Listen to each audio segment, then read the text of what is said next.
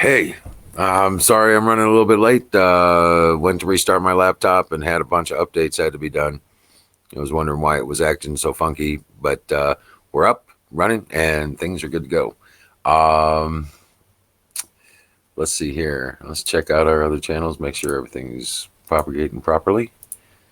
And let's see here. All right. All right, here we go. Let's get the link out there. All right, just a little bit of process here. And there's the link for getting in to the chat. Go ahead and grab the link and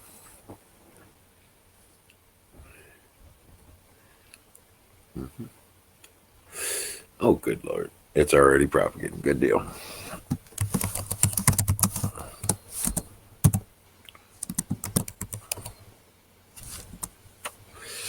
All right.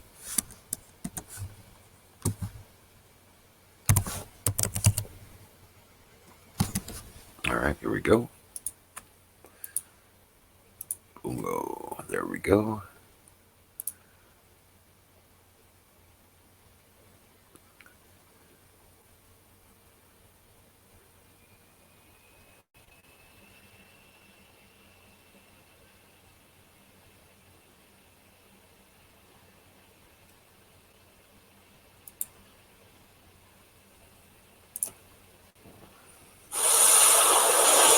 All right. Hey, Ryan, there you are. Yes.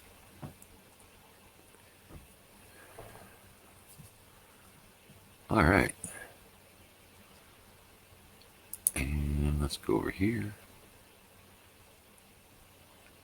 Okay, everything looks good there. Excellent.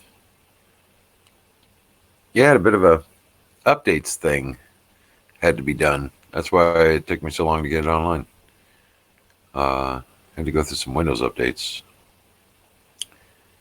And I'm just putting out notifications now. And there we go.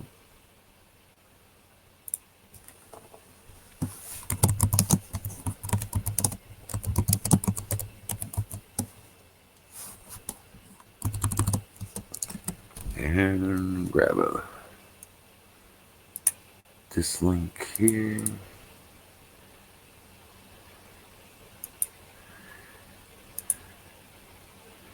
Hey Deb, how you doing? Aaron, what's up, brother?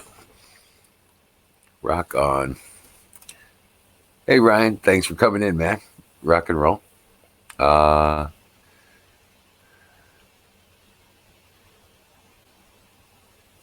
Rock on, Ryan. Thank you very much. Rock on. I was just putting it out on a couple other places too, just so we can rock on. All right. Oh, yeah. Well, man, you guys see all the stuff about Roger Stone in the news today? Oh, man. The left is going crazy. Trump ain't going to let that shit stand. He's got William Barr going in and reviewing the whole situation. They're even talking about sanctioning the judge in the case, which is really good. It looks like he's not just going to stand by and let his friend get railroaded like that. Dude didn't do anything wrong. They didn't let any information. This exculpatory information was refused by the court. Yeah. They railroaded his ass. Yeah. So yeah, I'm glad actually that this is something I've been looking for a while to see what's going on, that kind of thing. Just I didn't think he would let him just hang out there and win, but yeah, this is a big thing. This is a huge situation, and finally we're starting to see some retribution, or not retribution, but actual action, corrective actions, in trying to get this stuff going, get it all back to where it should be. 70 people removed from the NSC offices in the White House. 70 people. Not to mention the Venman twins and that Ambassador Sondland.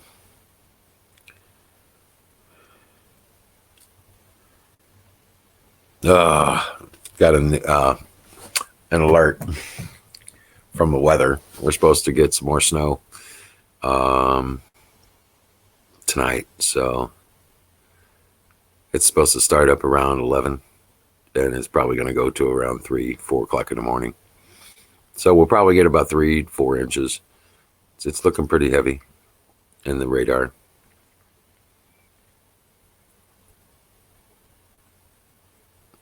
Just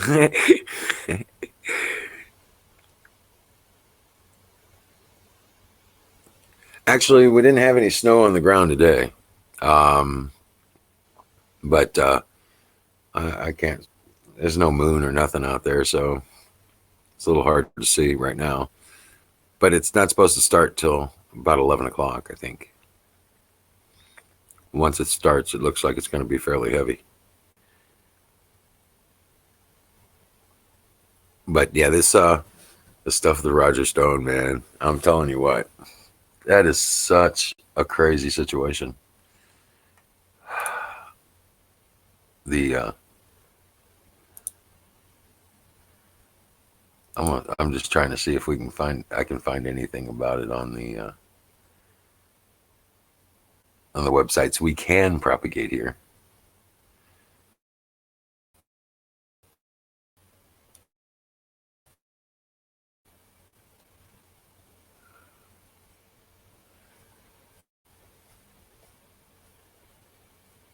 Yeah, I'm not sure that we're going to be able to see anything.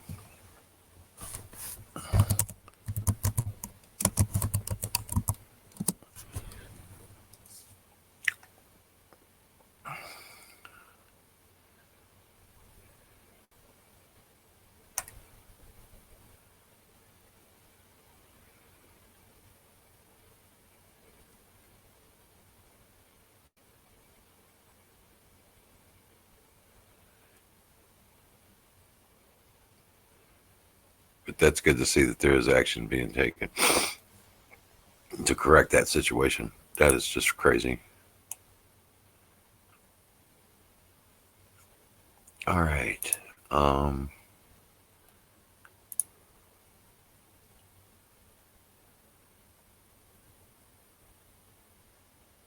goodness, Southern Belle.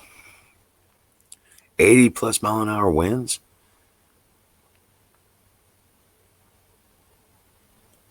Oh, okay. If you lose power, you don't have Wi-Fi, of course. Of course. Well, God bless you. Stay safe. I hope you're able to stay on. That would be great. But yeah, just be safe and awesome. Yeah, man. Tell you what. Let's see. We've got to be able to find something here. No, nope, nope. Can't do that one.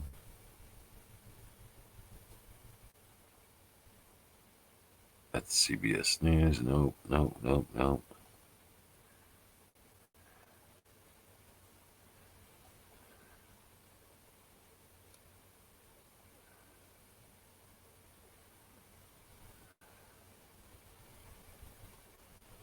Wow. There's no.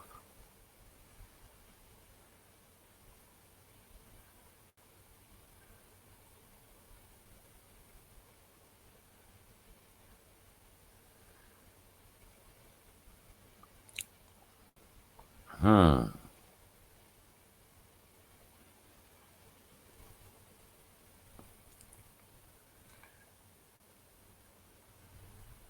Wow.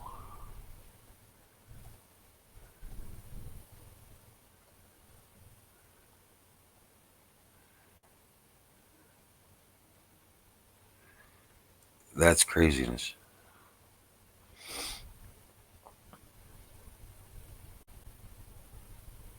Um, Good grief.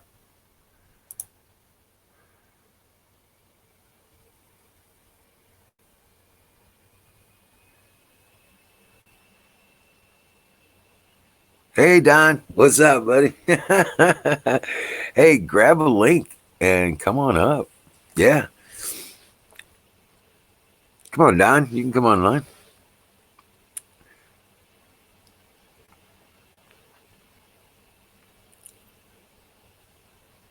Aaron, give it a shot, brother. Come on up. There's my Huckleberry. Thank you, Huckleberry.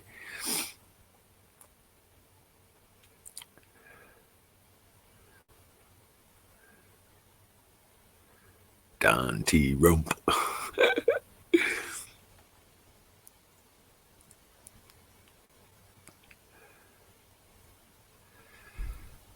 But yeah, we get. There's just, why is there nothing there? I mean, it's all this crazy banter out of these friggin'.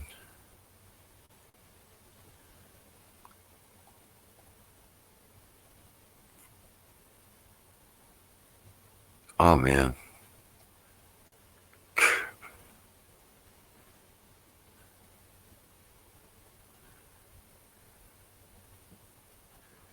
yeah, this is all. It's all old stuff there anyway. But man, there's just, why is there? It's got to be a YouTube thing.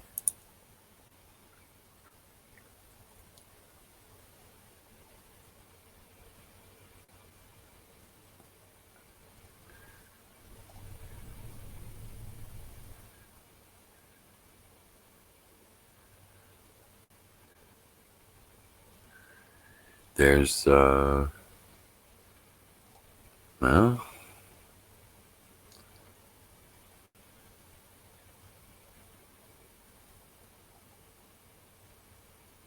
wow. No, not that side either. Good grief. Let's see what's here.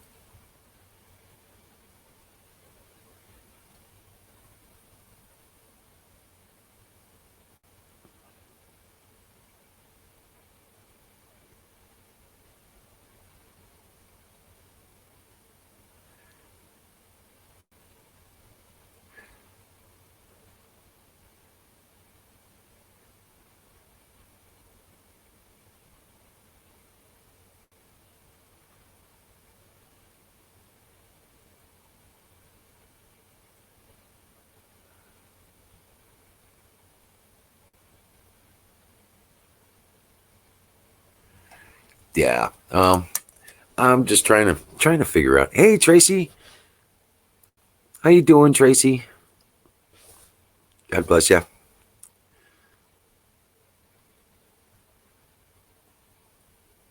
Oh, yeah, let me get that up there for you. Okay.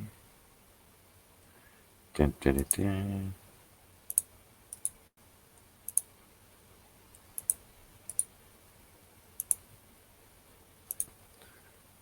There you go.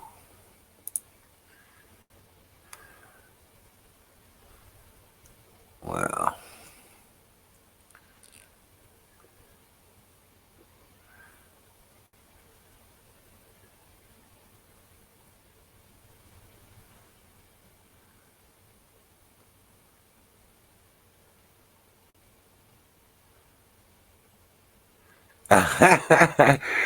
um,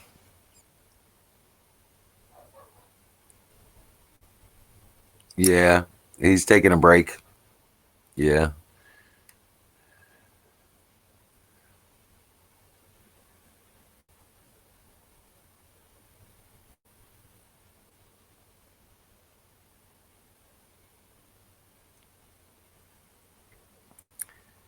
Hey, tow truck's in. Hey, there you go. Hey, Deb, how you doing? Welcome in. Yeah.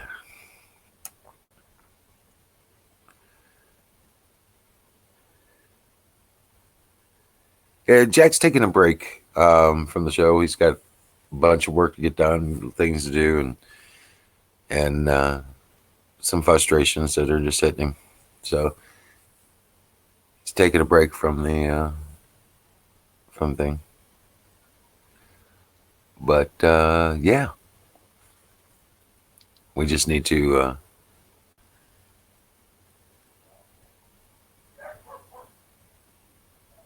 Yeah, he's at work. Canoes is still at work. But yeah. Now, I've been looking for some of this stuff, and it's just there doesn't seem to be much out there to grab onto. Let's see.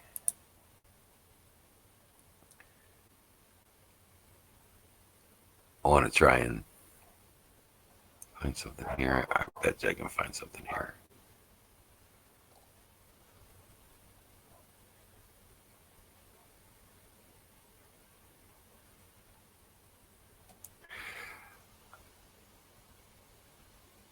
I got it. I got it. It's from the War Room, so I know we can rebroadcast. And here, hold on. You know, it's been a year of just constant piling on with this government juggernaut run by abusive, malicious, power-mad, crypto-partisan, corrupt prosecutors, persecutors. You know, it's been a year of... Hold on. Stop. All right. I want to share this out, and we'll go from here. Check this out. I finally found it. Now, this was a guy that's been on the War Room and Infowars with Roger Stone. He spent the day looking at Medicare options. Wow. Well, definitely, listen for your sirens and stuff, Zimbe. Just be safe, okay?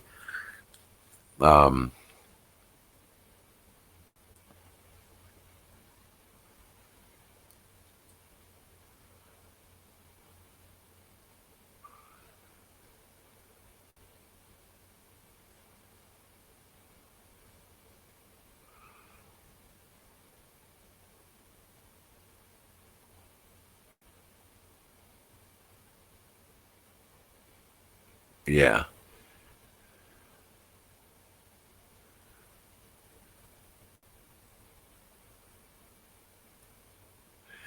Yeah, just keep yourself safe, all right? Head down and get to a safe zone if you get the sirens. All right. I'm gonna go ahead and start this this episode.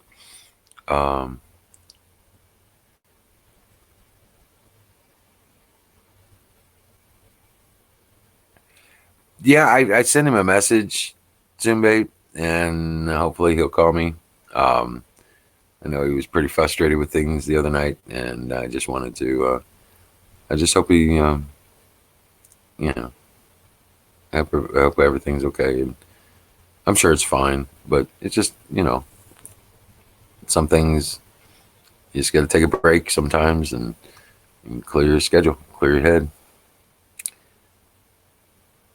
But yeah.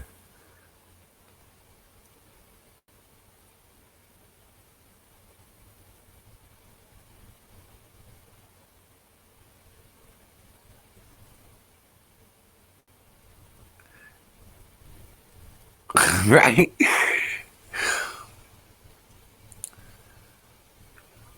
All right. Hey, check this out, guys. Here we go.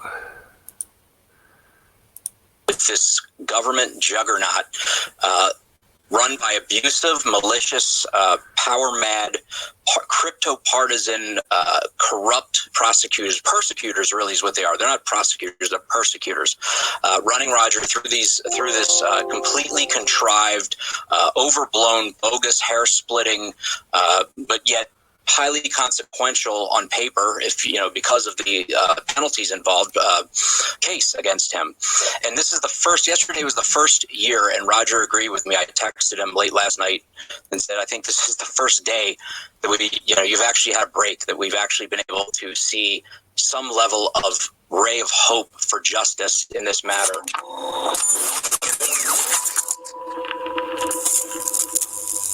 We are now into hour 2 of the InfoWars War Room, brought to you by InfoWarsStore.com. Lawyer and legal expert Tyler Nixon is joining me now. Let's get back into the weeds of the Roger Stone story. Tyler, I'm not sure if you heard my entire diatribe there in the intro segment to this, but I know you know how I feel about what's going on with Roger Stone and the larger issue. So either care to respond to that if you want to, or let me just ask you this as well. With the latest developments in the Roger Stone case, really, it's almost as if in the entirety of the case, this is like the first break. At least I measured as kind of a break for Roger, at least maybe some semblance of justice, or somebody who wants to see some justice here.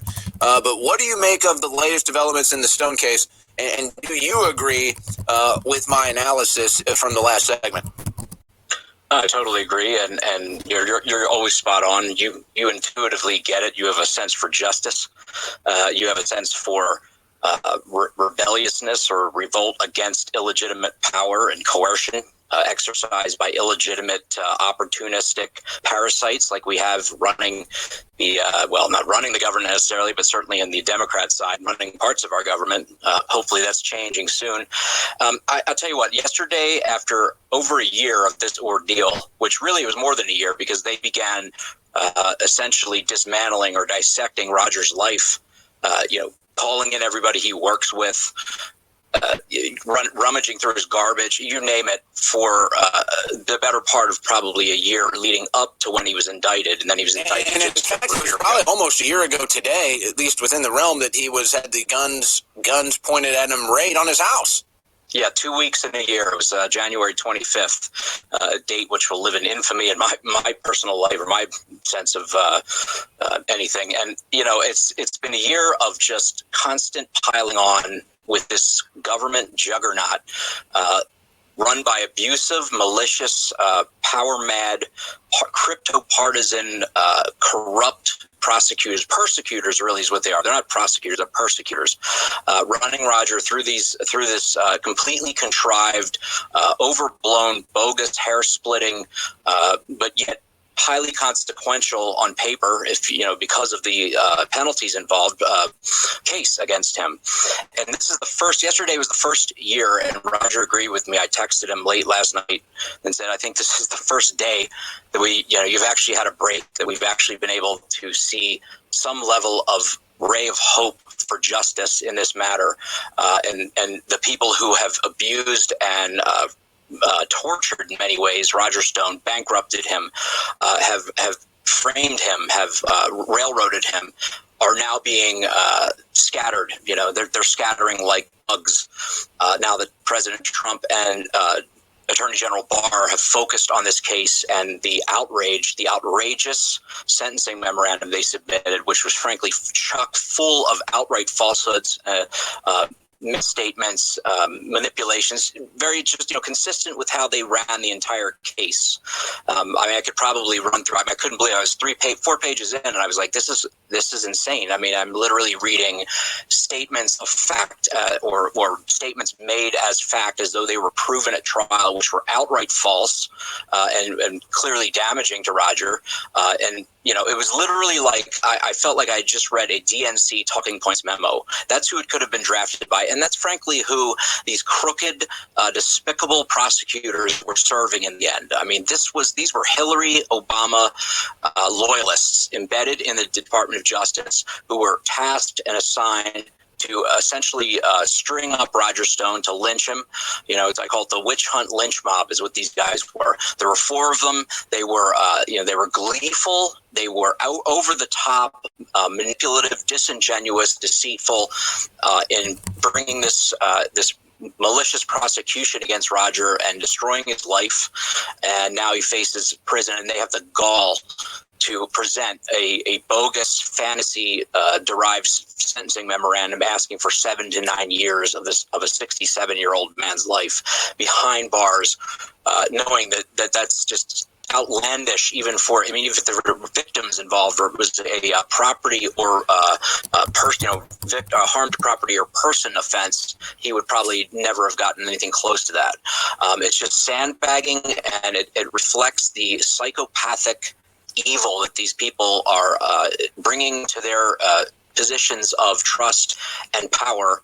And no one's safe, frankly, if they can get away with this. And it was just honestly so enthralling, but yet almost sort of I don't know, it's like the end of a 25-mile ruck march where you're glad to be slumped down and finally at rest for a moment, and it feels great, but at the same time you're exhausted of it. It's like even in a situation like that, you've actually made progress, you've traveled. In this, it's just been a complete and total loss, fighting and beating back these people, not knowing what's coming next, not know what maneuvers they're going to pull, going before a jury in D.C., a jurisdiction which consists of a 6% Republican voter registration, half of which are probably never Trumpers, before an Obama-appointed judge who was clearly hostile to Roger from the outset, who was absolutely, in my view, way outside of her. Let's actually get to that, because I mean, I guess what happens next is it kind of just lands in the judge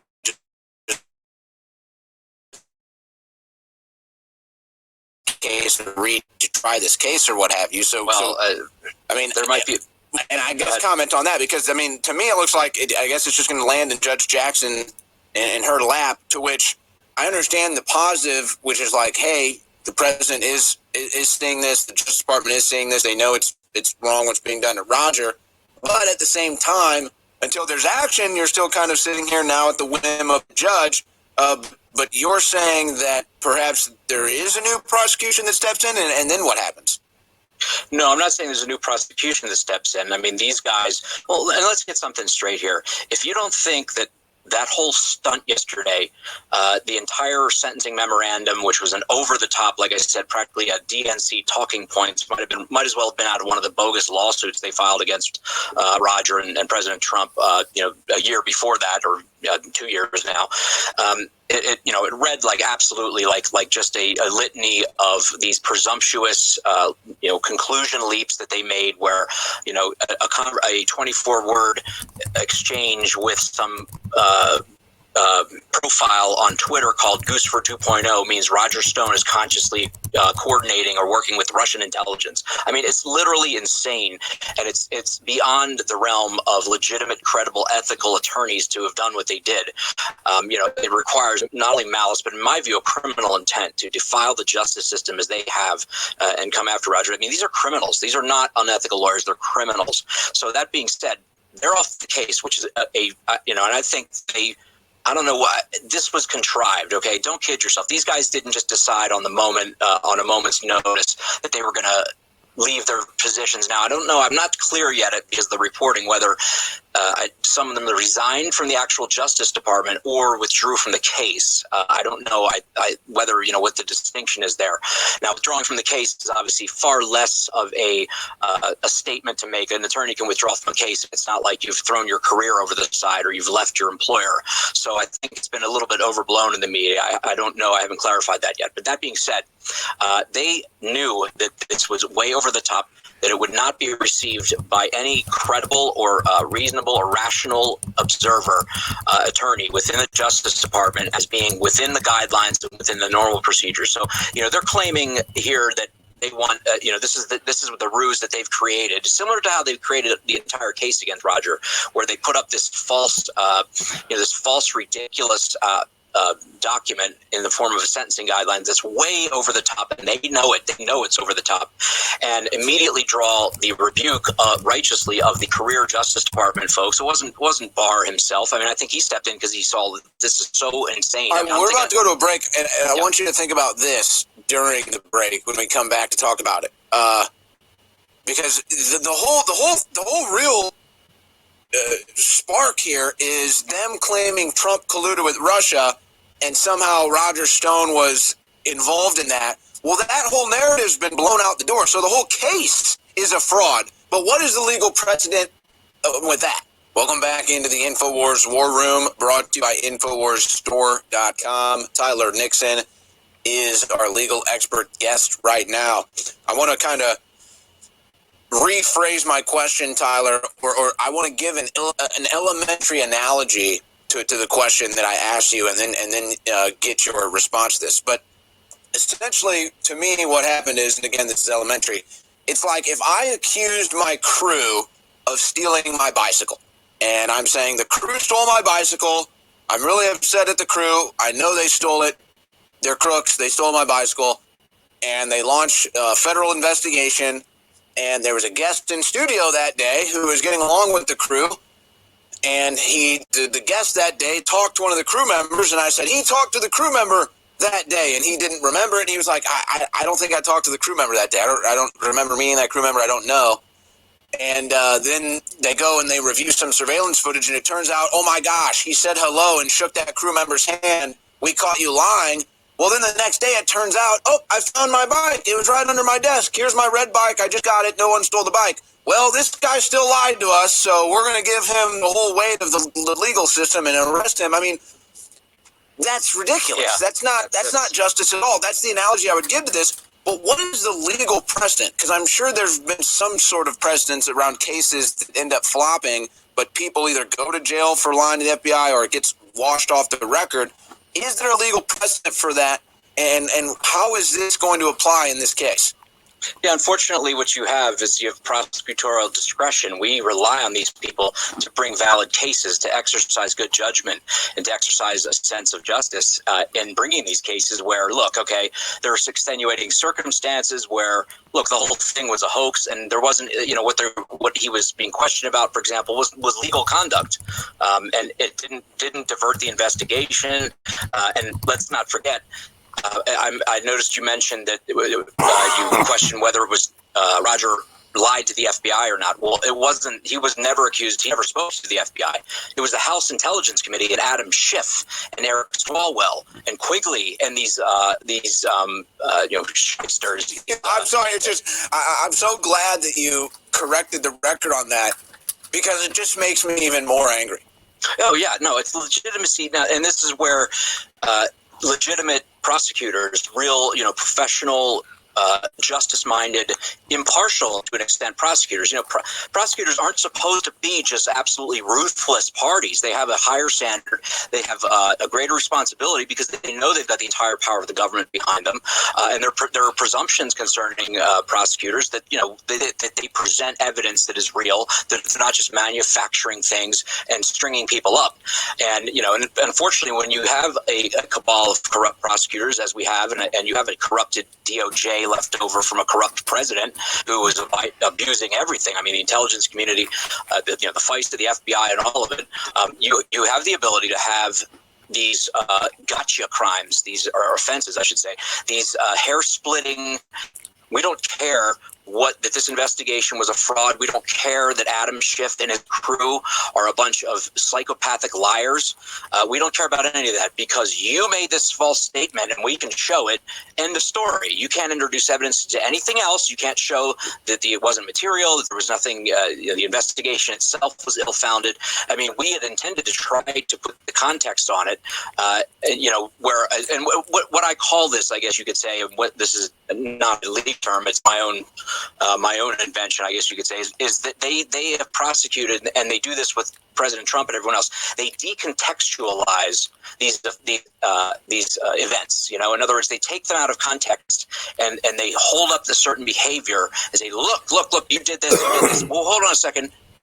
Other circumstances. That's why we have a trial. That's why we have these proceedings, so that a trier of fact, an impartial person can look at it and say, okay, well, maybe this statement was not true or it was erroneous or whatever, but it didn't matter. It was not material. It was, it was questions asked that were irrelevant, and clearly the intent of the people who elicited these was not good faith. I mean, they were partisans. This whole presumption, for example, that Adam Schiff and Eric Swalwell and Joaquin Castro and Himes and Quigley and Jackie Spear on the Intelligence Committee, that they are somehow converted into disinterested, ethical, good faith investigators because what? They assume the mantle and the cloak of the House Intelligence Committee? Give me a break. Well, if They anything, I would abused the say, House. if anything, it's been proven the exact opposite. That's right. They abused their powers. And there's no way for us to obviously be inside of President Trump's head or Attorney General Barr's head. But here's my common logic response to this. Because obviously they know Roger was railroaded. Obviously they're aware of this extent. Mostly, I would say, because it happened to President Trump. I mean, he's kind of the antithesis of the whole Roger thing. predicted that too. Right, exactly. The night of the election. The night of the election. Sadly enough. But I guess my question is, and I know that we can't even necessarily answer this, but it's like if you're the president's legal team.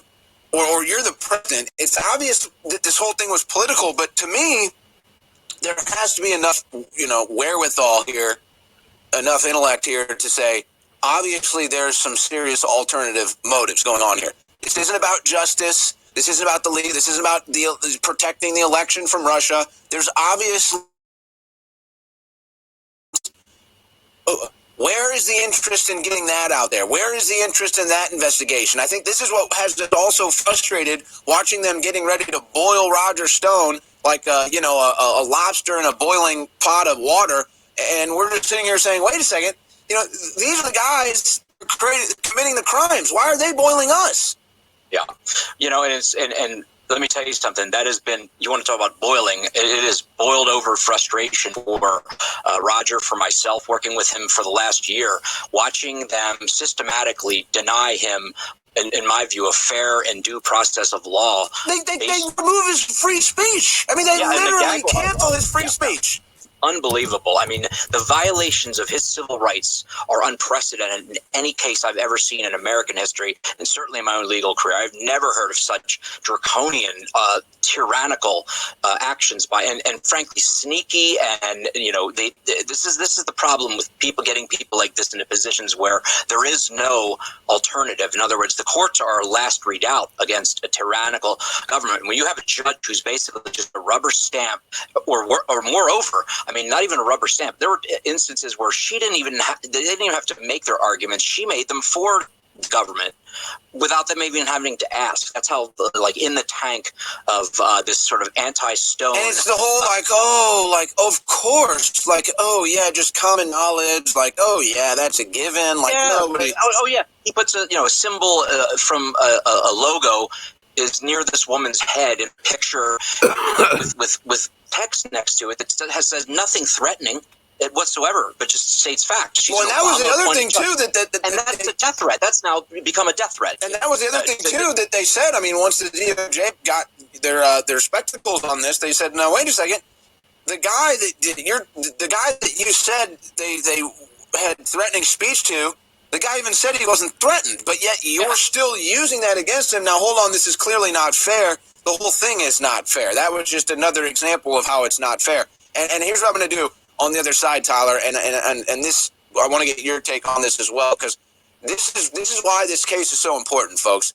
There's a reason why this case is so important, and it should strike fear into the heart and soul of every American.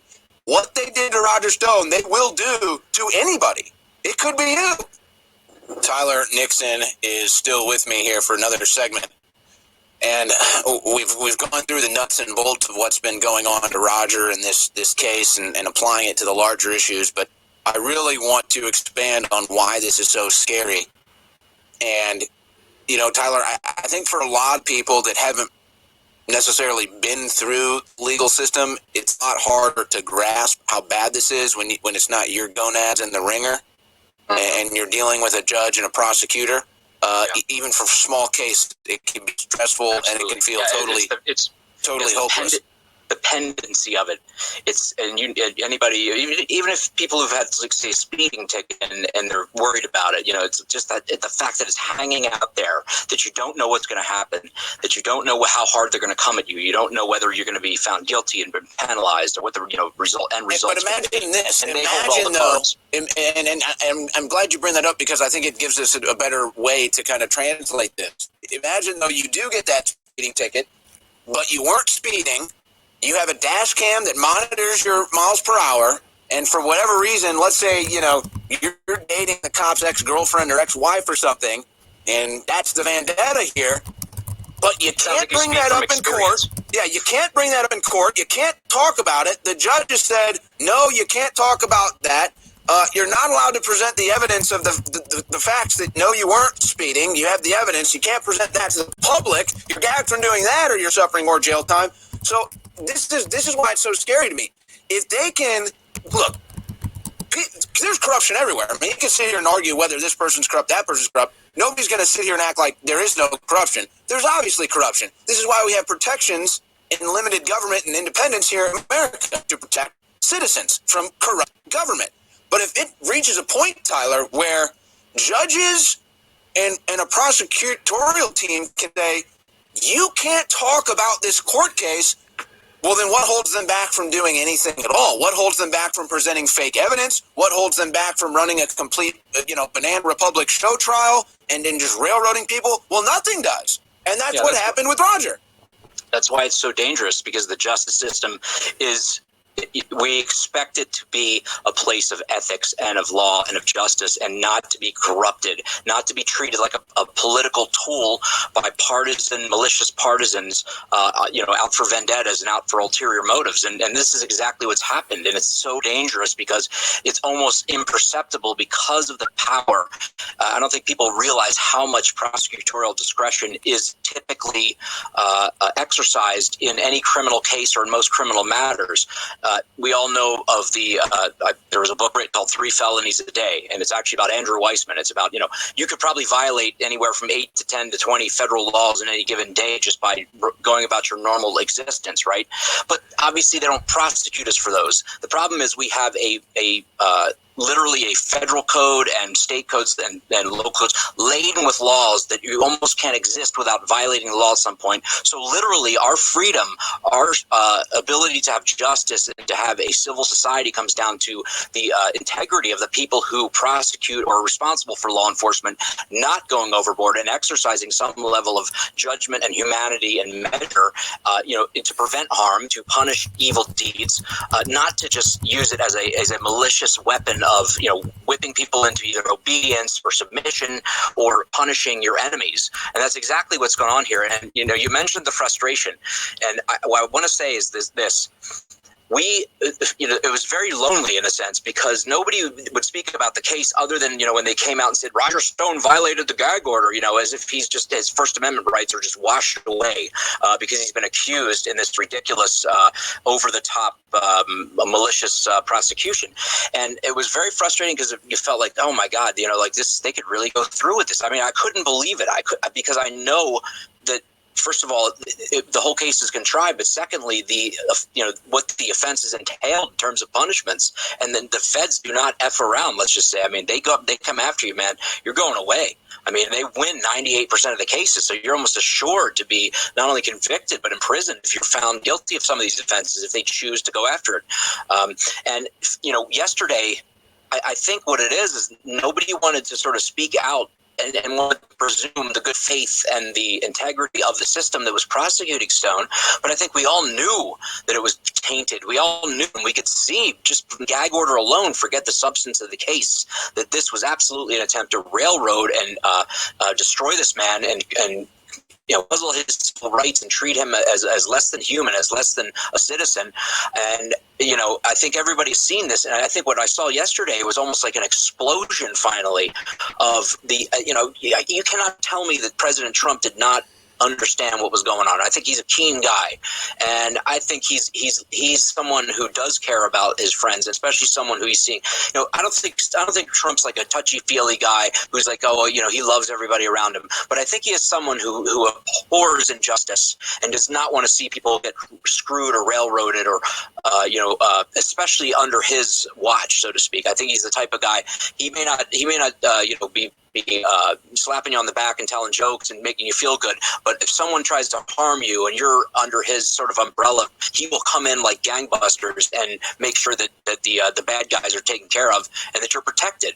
And I like to think that, and I think that's what's going on here, because I was shocked at how vigorously he came out and frankly heartened and just and like I said, really absolutely just enthralled, because I just felt like, thank God, Roger's been through so much. This is so unjust. It is so malicious and wicked tempered, and these people are disgusting, and they should not be in government, and yet they're going to walk away without a scratch, while all the criminals in their cabal run free. And this man, who's a private citizen, who simply was attempting, as a journalist, really, to expose the dirt and the corruption. Well, and that would be the ultimate ultimate political crime. masters, and for this, he's being lynched. And that is the ultimate crime, exactly, right there, is that the real criminals are the ones running this scam against Trump, against Roger, against all kinds of people, against Alex Jones, against InfoWars, and they need to be stopped.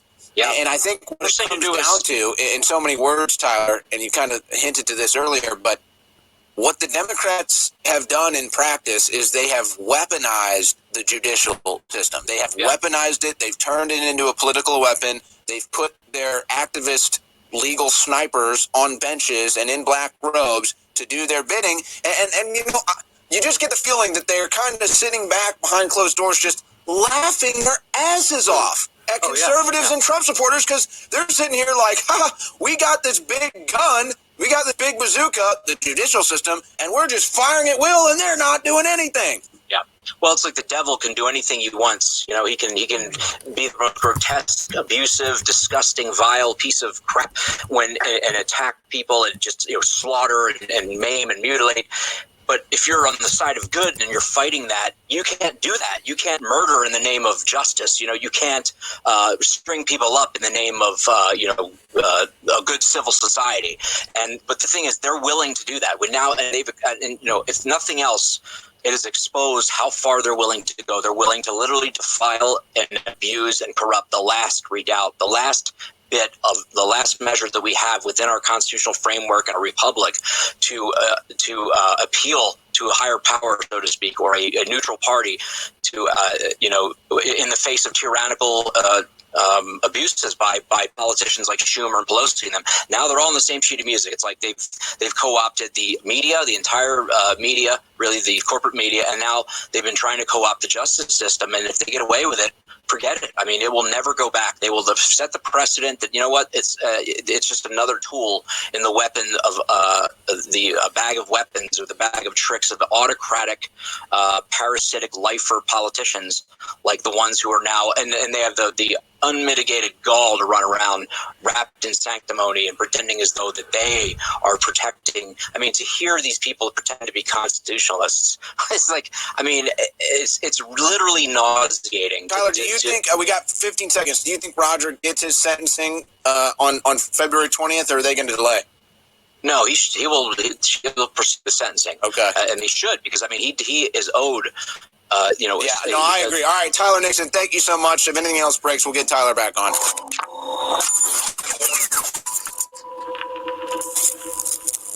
Don't be a victim. If you're worried about the coronavirus, exercise, but not too hard, because that can lower your immune system. Drink extra purified clean water so that no toxins weigh you down. You have plenty of hydration. Prayer and All right. So, man alive. Yeah.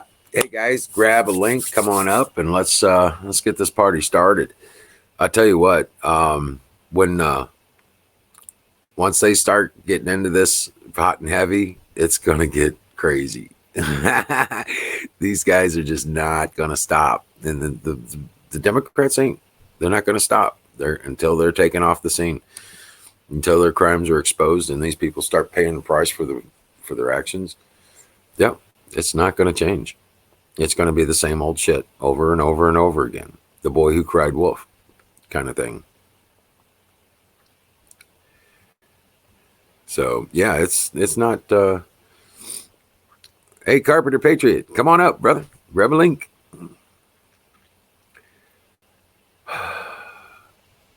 But, no, the things are as they are. And, well... like a fish, when it gets close to shore, it's going to start flopping all over the damn place. Well, they got the hook in their mouth and the line's dragging them off. Yeah, absolutely. Hey, Battery. How's it going? I just had a filling lunch. Oh, yeah? I got a box of food from my Patriot Supply Yeah, and made some up today. pretty Chicken good and stuff. rice. Oh, it's delicious. Really filling too. Oh, good deal. Good deal. I thought I brought 2 servings, but turns out I brought 4. I can't eat much of it. Oh, really? Well, I mean, that's a good thing, I guess, right? Yeah.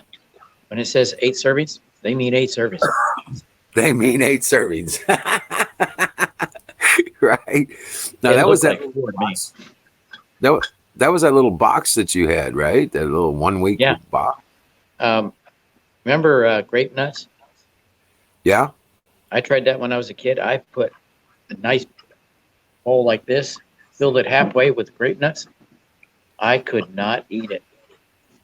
It was way too much food. That's like this Yeah. stuff. Really good. Next time Nice. I'm going to add some chicken to it. There you go. Yeah. Make it a meal all on its own. I'm You going bet. to ask him if I can buy a sample of that. Make something with that. I don't want to buy a whole box. $75 for the box, just to find out I Oh, don't like it. right. Right. Right. So, no, I wanted to put that. That article up about Roger Stone. Get some more Oh, detail. I was on Sensor Wars last night, and Ben's got a message on there that he's calling it quits. Yeah. Yeah. He's March 6th, I think it was, that he says he's going to bring the site down. He says it's just not. Yeah, that's too bad. He needed some help. You know, it's too hard to do on your own. He wouldn't. He just he wouldn't accept help.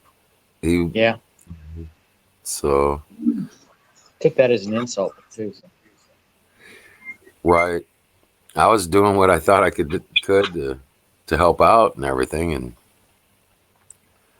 I just wanted to help him get it popular and stuff, and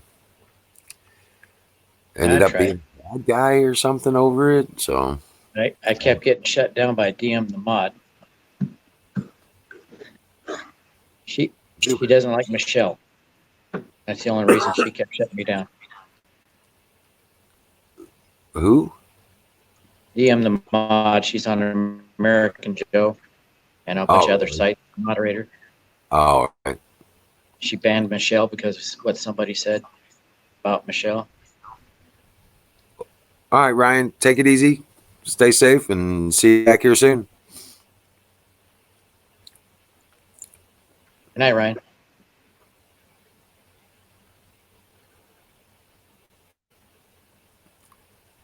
Yeah, I was learning how to use Sensor Wars. Right. You know, and I just I'd gotten a few of my kids over there to get sites up and stuff like that. I told my brother about it too. Yeah. So, and it's I just kept like, on everybody. I know, right? If DM was in the room, she'd put me in a timeout. I think, oh, come on. Because you promoted Michelle. Yeah, no, I promoted the website. And DM kept putting me in timeouts because she doesn't like Michelle.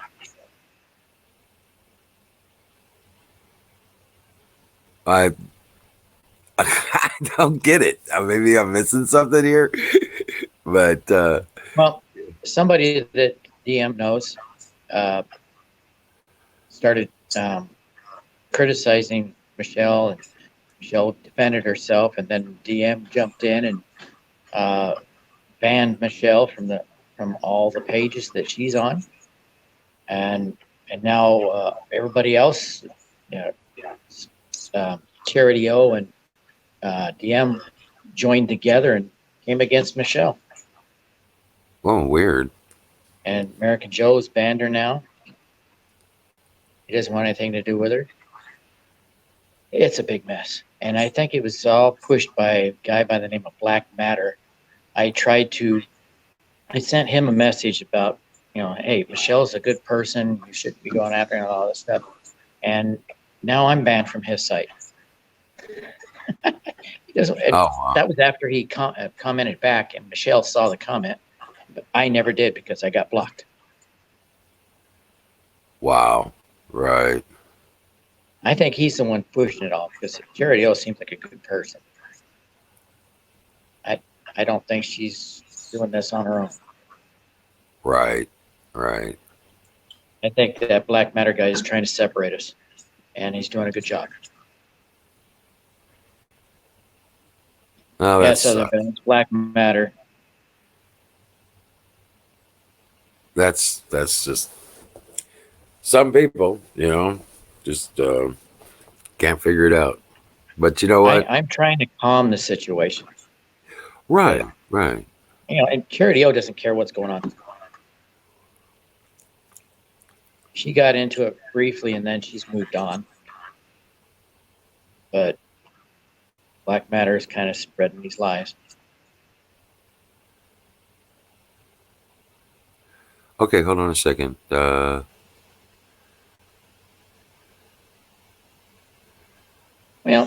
Michelle All will make. She's doing good. She's tough.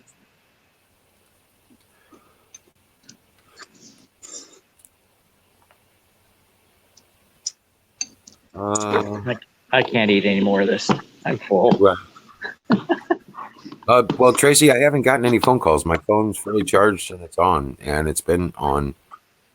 I haven't turned it off or had anything weird like that going on.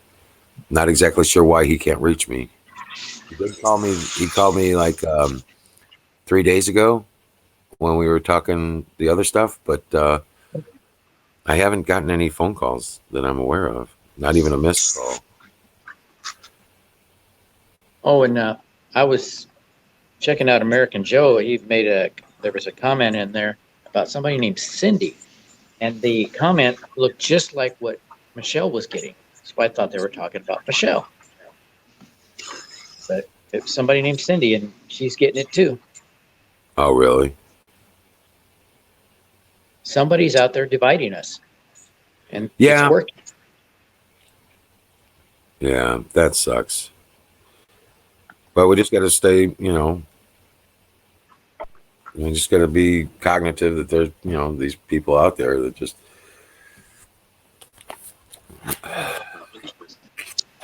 Look what I'm going to get. That coin right there.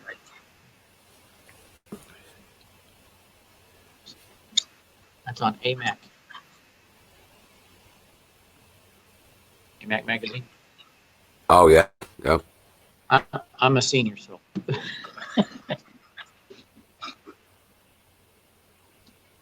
So I get AMAC. And they have good deals on coins. It's Yeah. an MS70 perfect. That is the highest rating you get, $35. Yeah. Yep. Awesome. That'll be $70 next year.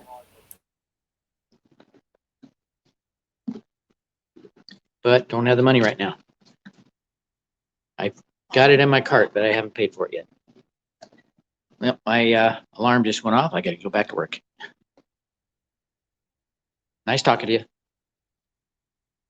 Take it easy, Patriots.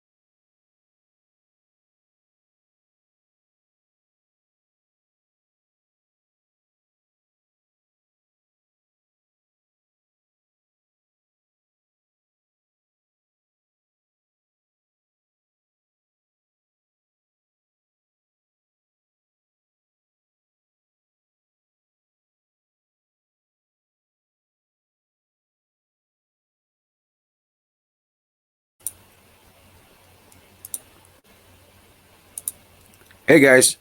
Hey Jimmy Bean. Holy shit. What's up, brother?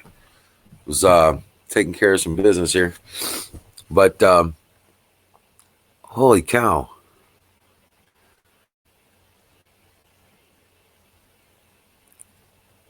Oh my gosh.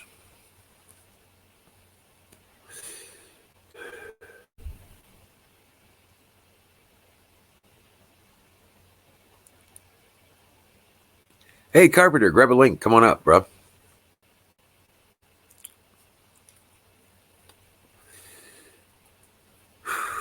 Jimmy Bean. Dude, what's going on, man? Just like I have to scroll back in the chat to see what's going on, I guess. But yeah, no shit. Good to see you, brother. Man, I switched my phone service over and they don't let me call down there anymore. So I'm like not able to get a hold of you. Hey, there you go. What's up, Carpenter? Oh my Jimmy's god. here. I know, dude. This is awesome. Uh-huh. We were just talking about him the other night, wondering how he was doing, if he was even still breathing. I know, right? Yeah. And Jack helped us with getting that connection, getting a message to him. Where's Jack? I caught the end of that, but I couldn't scroll back far enough. Yeah, he's pretty pissed. He's just frustrated and mad about certain things. We have people coming in and going off on him, and we changed over the channel. There were some of the people like Kevin, comes in and goes off and stuff. Fuck, if I wish I was there, I'd love to swing that fucking SWAT with that wrench. Yeah, that's what I was saying. I was like, block that shit. I'll just block the motherfucker as soon as they come in. I don't use that wrench much anyway, so when I do use it, I'm gonna make her quick. Yeah, so I've got I'm going to be talking to him tomorrow, and we're going to develop some protocols on this stuff. But for whatever reason, they're getting,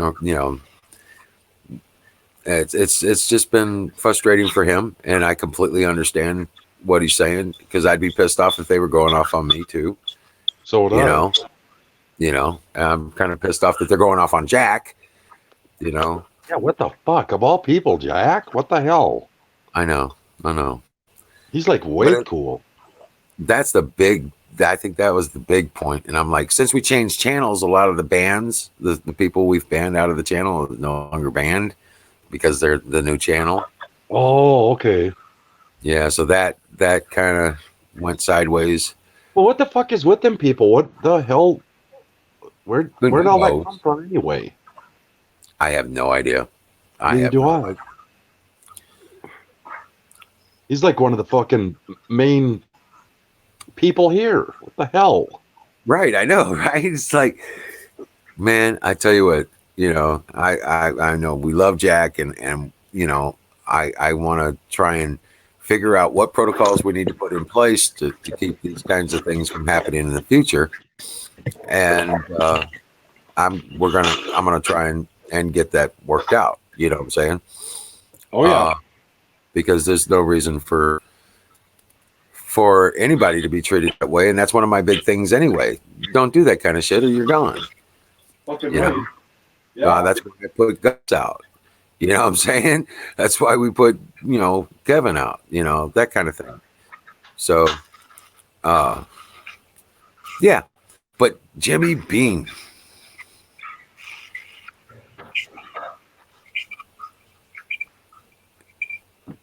I'm glad he's okay. How's the wife and kids, brother? How's the family doing? I just don't know if he's capable. I'd love to see him come up on the screen, man. That would be the shit.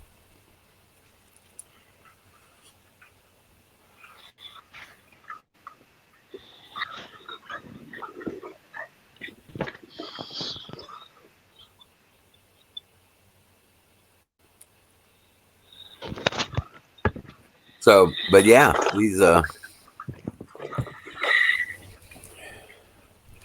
no, he's upset, and rightfully so. You know what I'm saying? And I didn't see what happened. Don't know who did it, but I'll clock them big time quick. You know what? And for any of you fuckers out there that are listening to this right now, if you think I'm fucking clock you quick with a wrench in here, you'd need to be standing next to me one time and run your fucking mouth.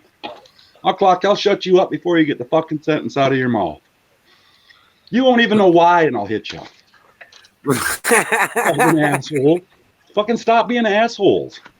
Right. Don't be a dick. Yeah, no shit. That's my big rule. Don't be a dick. I've been dealing with fucking people like that since I got in the trades 30 fucking years ago. Them big mouth, cocking off all the time, don't know what they're talking about, running their mouth. The only thing you can do with some of them is just knock them on their ass. Yeah. Well, I don't plan to put up with it. You know, I'm not going to let it go on. And that's why I was saying we need to develop a process or a protocol for doing that. And, you know, I'm kind of new at this too. Okay. So I'm like just trying to figure out what we got to do to make it better and to make the changes, you know.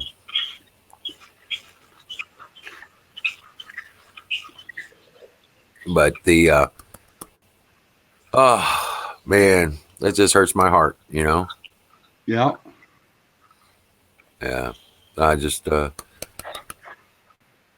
did Jimmy, you still there? I'm trying to keep up with both places. I know, right?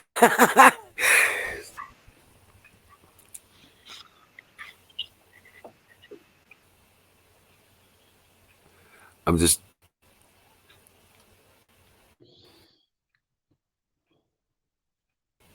I don't know at this point. There's got to be some things that we're gonna have to put some stuff in place and make a couple changes here and make sure that we get the protocols in place that so that this kind of thing is dealt with quickly and appropriately in the future. Yeah. Anybody that feels slighted about me around here, I have to flip back and forth to see what people are doing and then to go on the chat. So I get lost pretty easy anyway, but that makes it worse.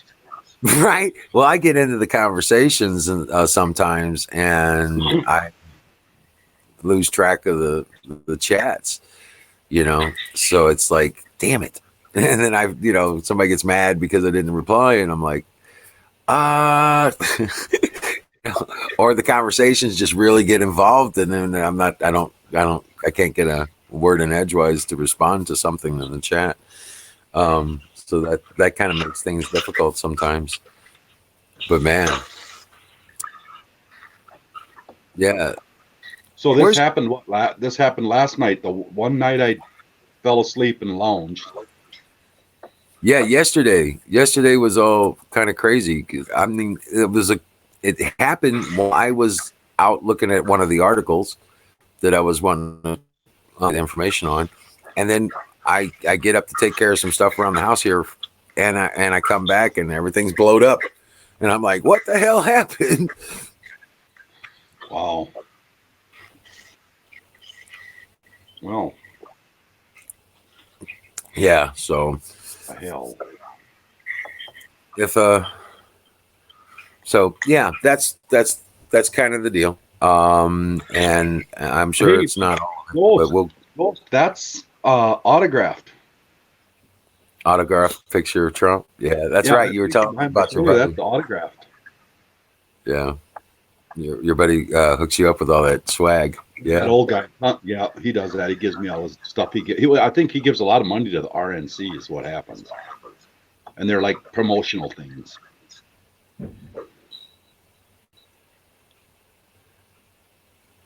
Wow, it's windy out. The hell? Be right back. What was that?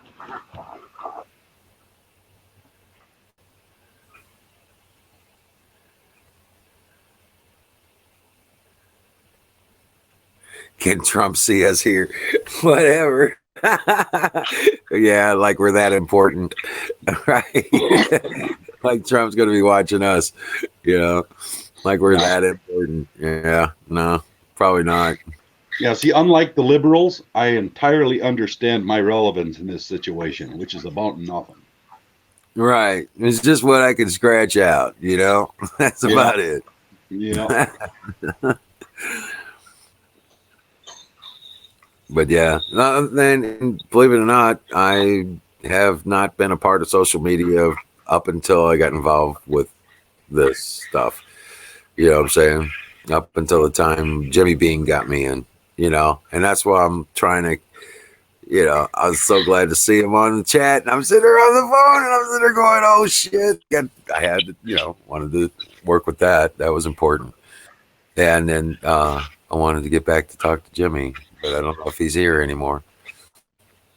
Yeah, Uh, Canoe was in a minute ago, but he must be working or he'd be on. oh yeah, he's at work. He's probably cleaning up right now, getting ready to his shift. Because no, he's an hour ahead of us, or Yep, okay, so it's yep, 10:44 there. yep. He's probably out at 11. He'll be home about 11:30 or so, Okay. and he'll come on and come up.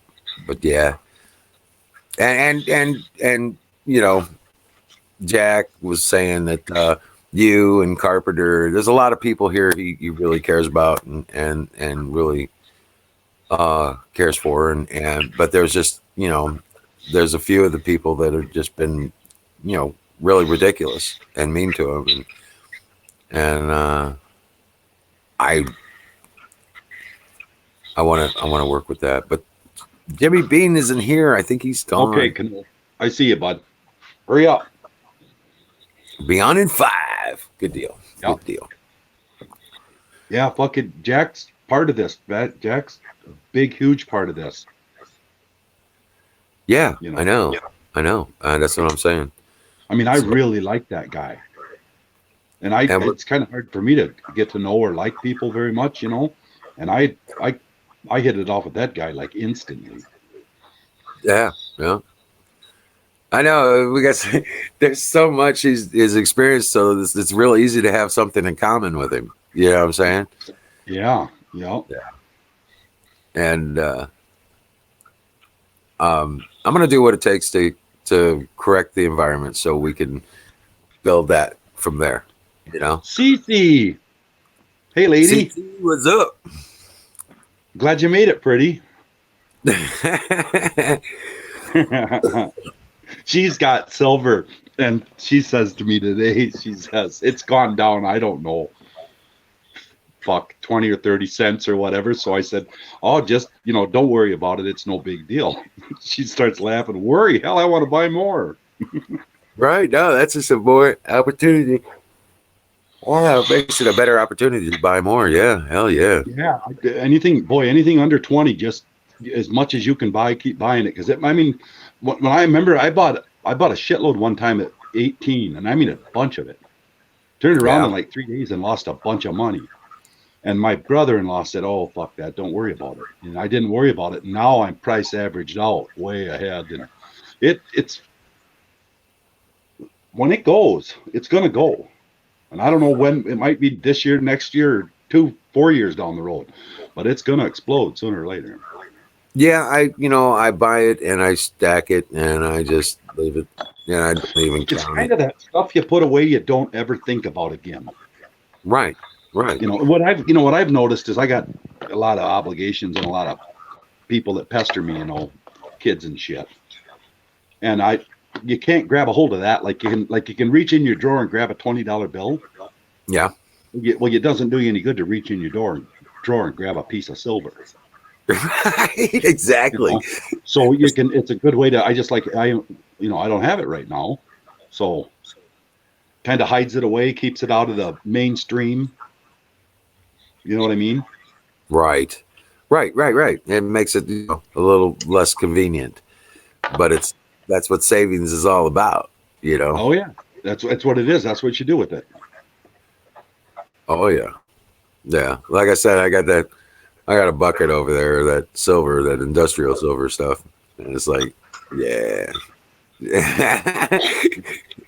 No, that's the thing. That's the thing I try to stress to people is it ain't gonna matter what form it comes in. Right. All it's gonna matter is how much it weighs. and you put it on a scale.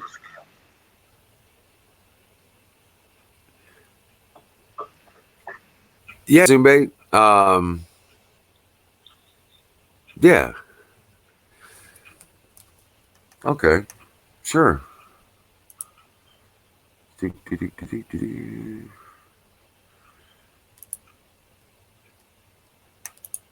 There you go, brother. Yeah. Yeah. But yeah. No, the like I said, I've got silver. I've been collecting for years. I don't even know what all's out there. I know that I've got dollars and silver dollars and Spanish $10 coins from back in the 1800s and stuff. Yeah. And that was really strange, though. The guy that I bought them from had a whole bunch of it. And you're welcome, Zoom. And I just, I just keep adding to the stack. Yeah. But that's what you do. That's what I've just done is just salted it away. And when you get a little bit, I pitch it away, and you get a little bit, you pitch it away. You just keep doing that. And I've been doing that for a long time. And just, I used it kind of as a hedge. I always tell the story about the dime my brother-in-law told me. That was just kind of how I've always looked at it. I haven't looked at it like such a wealth builder as a wealth, like a buffer. Right. That's how I kind of look at it. No, I don't like banks. I'm not a big bank guy. No, not a bank guy at all. I don't know. It's like the fucking Bitcoin, the cyber money, Granted, people have made a shitload of money. I understand that, but that's light switch money. You can flick that shit off with a light switch, Yeah, exactly. Yeah, that's a good way to put it. Nervous as hell, you guys. I killed myself for what little bit I have on the face of this earth, and to have somebody just flick a switch, oh well, you can't have it. No, I don't think so. Right. Oh man, but that's no. They took my house back in January 2012. They took my house, $60,000 worth of equity, put me off my property. I wasn't even late on the payments. Yeah. They just refused to apply the payments to my account. It was sick. That's the only reason. All that political stuff is the reason they bought my mortgage, and just to destroy me. It sounds a little paranoid, but it's true. Tanya, it's hard to keep up with when we're up here and we're talking on here. Sometimes you get to looking at each other, or heaven forbid, which gets to be show and tell night, and somebody gets something, and we're looking at stuff, and then you trying to go back and watch chat, and then go on, and you just lose track of what's going on sometimes.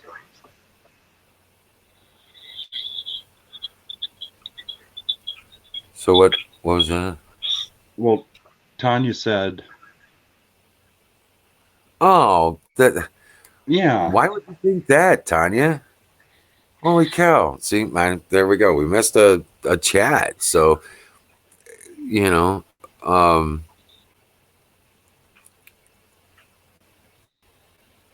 that's not right. I just, yeah. I don't know what to tell you, Tanya. I'm sorry, but yeah, you can't. We get into talking and into the conversation, and I'm trying to catch what I can. Yeah, especially when we get laughing. Right. And then it's like you lose all track of everything that's going on,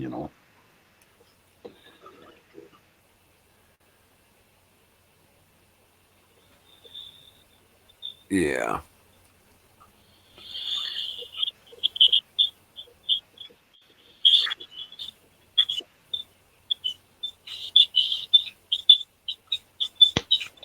Oh, well, okay.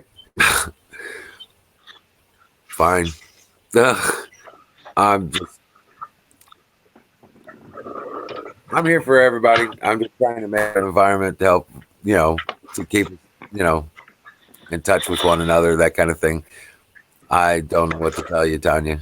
I'm sorry you have a issue with that. Um,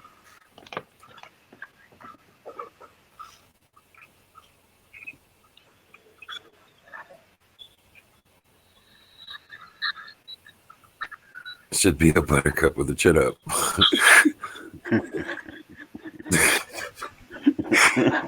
Oh shit! I mean, hey, I think Canoes is coming in. He doesn't have a picture yet.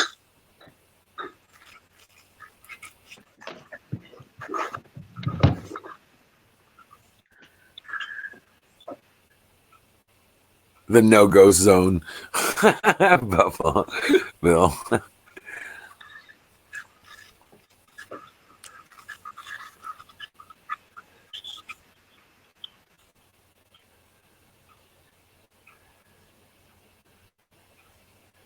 Not nice.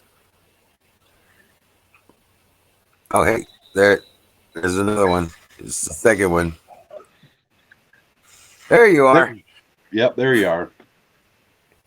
Rock on, Canoes.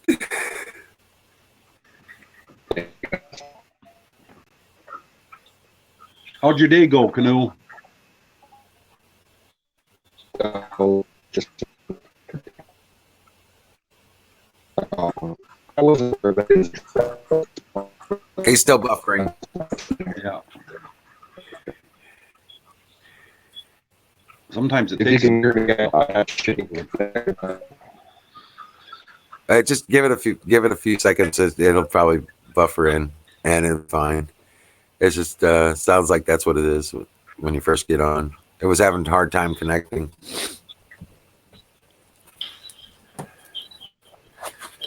But No ghost zone. There's no ghost zone. You're stuck, ghost. Glad you're one of us now. There's no getting out of this.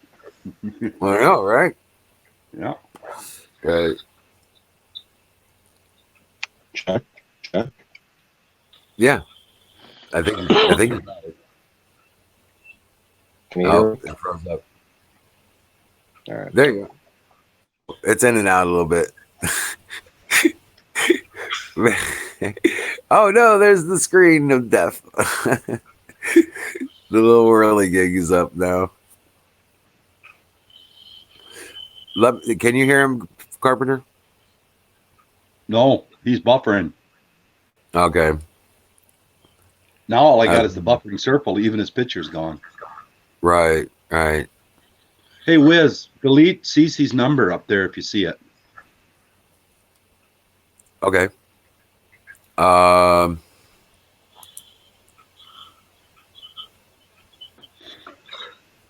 fucking nose. Just a second, you guys. I gotta blow my nose. Trying to see it. I didn't see it up there.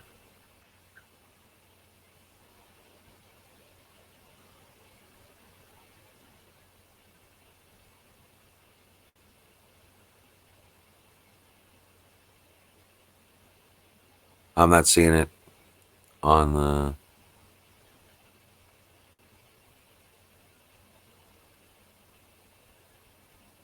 Oh, okay. She did it herself. Okay. Good deal. All right.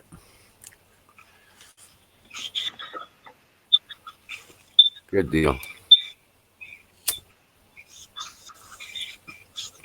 But yeah, now this stuff with Roger Stone today. That's something, ain't it? I am just. I always wondered. What do you do if you find out that this whole thing, which we've all known for a long time, this was all a charade to begin with. Right. Okay, if this is all a charade to begin with, wouldn't anything that come out of it be irrelevant and be void? You can't get like illegal surveillance and then use that against somebody. I know, You know right? what I'm saying? Yeah, that's the whole point of that is what I was thinking. So, yeah, don't that makes anything that comes out of this, any of these, if they find out all these warrants which they are, I mean, they already admitted like half or 3/4 of them were shit anyway. Anything that comes from them is it's legally has no leg to stand on. Right. So if the initial charges were wrapped up in fraud, Yeah, that's exactly. it Doesn't should that involve make? Yeah, don't that make everything invalid? I would think so. It's called mistrial. I Yeah, they think. had a name for it. Can't remember what they called it. Like something. I had a name for it. They were talking, but looks like he's going to get out of that too. So is Flynn. They're going to walk. Yeah. Malicious prosecution. Yeah, malicious prop. Yep, that's it. Yep. Yeah, can you hear us, Canoe? Yeah, I hear you. Do you hear me? Yeah, you're smooth. Okay. I've got a real crappy connection tonight because we got a snowstorm going on. So if I fade out, that's what's going on. Okay. I'm only getting like 1 or 2 bars. Yeah, we're supposed to get snow later tonight. We're just catching the tail end of it, though. You know, I'm on the north end of it, and the forecast, it depends on who you listen to. One person will say 1 to 3 inches. The other person will say 6 to 10 inches. So who knows? Right. Oh, geez, 6 to 10 inches. Yeah, it's possible. So right, especially up there in Ohio. Yeah. It's shit blowing, snowing out there tonight. Yeah, up in Minnesota. It's howling. Yeah, it's howling windy. I mean, slam your door in your face wind. Oh no shit! So you got the jet stream over you. Oh yeah, it's beating us right now. This is typical Minnesota in the winter here. Right. This is why you keep your boots and your Carhartts and shit in your vehicle in the winter when you drive around here, just because of times like this. Because you couldn't make it 2 miles if you were wearing like just regular street clothes and a jacket. You couldn't make it 2 miles without scarring yourself with frostbite. Right. It's like scary kind of cold shit. Yeah, it's cold that kills people, you know. So when you're in chemo, they give you a bottle a week. Huh? Holy shit.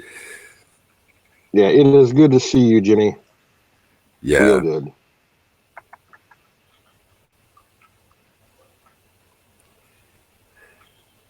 Man. Oh, there's Toes here too now. Good evening, Toe. Jimmy, as far as Sick Pat goes, Aaron DeTires got in touch with him last fall, back around November, and apparently Pat was going to try and get online in December, but it never happened. We think that he's got computer problems, but no one really knows. Yeah. Yep. See, that's about when everybody kind of lost track with him, when he got in that big brawl with that guy, stabbed him with a pen. That's when, and nobody knows whatever came of any of that. Yeah, and I had looked into the prison rosters here in Ohio, and I couldn't find anything about it, with his name in it. So unless he was in a county jail, but the state and the federal prisons here in Ohio had no current record for him. So not sure exactly what's going on. Yeah. Unfortunately. But yeah, his father was dealing with some health issues, so it may be something to do with that as well. I'm not sure. But just like you, him and you are always in our prayers. Always, brother. Yep. Always thinking about you, Jimmy.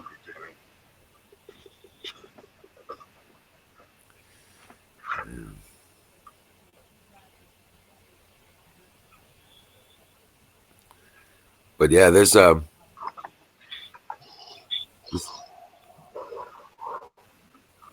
I just tell you what, man, this just to having something done, seeing some of these people get put out. Exactly. Has been at least a little bit of a, I mean, Lord knows we want to see handcuffs. I want to see perp walks on Nancy and Nadler and Schiff and Comey and all this other shit too. Yeah. You know, I want to see the perp walks on those people and see them get Oh, hauled off. absolutely. But a person too, you got to kind of understand what you're dealing with here. This shit didn't happen overnight. It ain't getting fixed overnight. You know, we know, but a lot don't.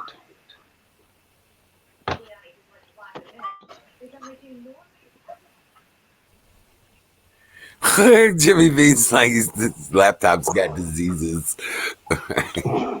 Now they're throwing a fit because Barr's getting all of Giuliani's information and he's vetting it. He's vetting it all to see how true it is. Right? Well, you know, It ain't false. It ain't fake. No. It ain't bullshit. It's backed up with affidavits and all of that. Yeah. And Lieutenant Colonel Vindman could face Pentagon probe. Well, he's going to get court-martialed. Yeah, that means the military's checking this cat out. Look at that mushy fucker. Well, that's it. UMCJ. He would fall under UMCJ. He is military presence. Absolutely. Doesn't matter. CIA. Yeah. I think isn't a lot of this is going to fall under military, though, isn't it? All of it. Well, that's what I would think because it was sedition and treason. Yep. And those are the people to start with, and it's going to trickle around from there. Well, you know, the frustrating part is we're not going to be part of it. We're going to see it after it happens. You know what I'm saying? Man, just to have a camera in on that shit when it goes down would be so satisfying. Yeah.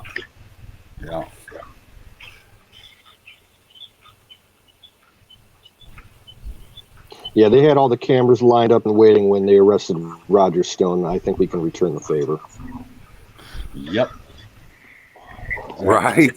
Exactly. That kind of stuff. Exactly. Hey, Jimmy Beam, the antivirus that I use is the AVG free, and I pair it up with Spybot Search and Destroy, and I don't have those problems. I don't have the problems with the Trojans or any of that stuff. So just so you know, and they're both free. They don't cost anything. Use the free stuff. I don't pay for those. But yeah, you can use those and that'll help keep you protected. Kali is mentally quarantined, or so it seems. They're self-quarantined. Yeah. There's Giuliani speaking right now on Fox. Can you guys hear that? No. Okay, good. I don't want to get anybody in trouble. Right.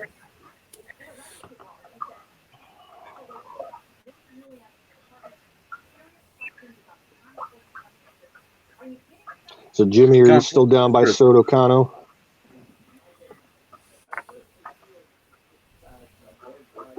Say what? I was asking if he was still down by Soto Cano, the airbase down there. Right. Last I heard, he was living real close to in one of the basements. Yeah, Task Force Bravo.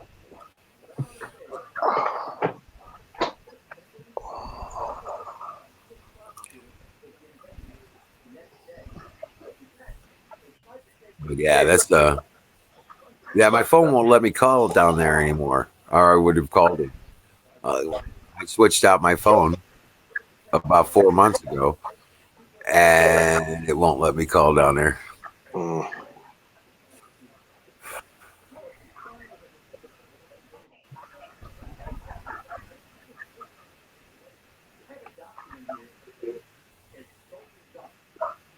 Oh yeah.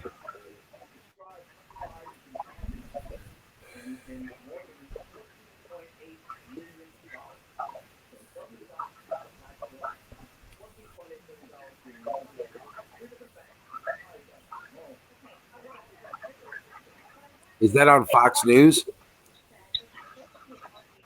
What's that? Is that on Fox News?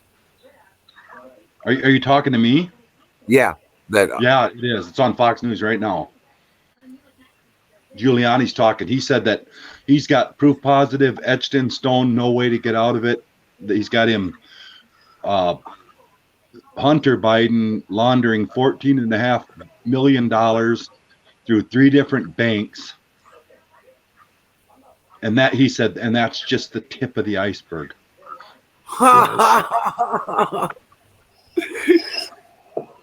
Oh my God! Which means Giuliani's got the source money and he's got the bank records.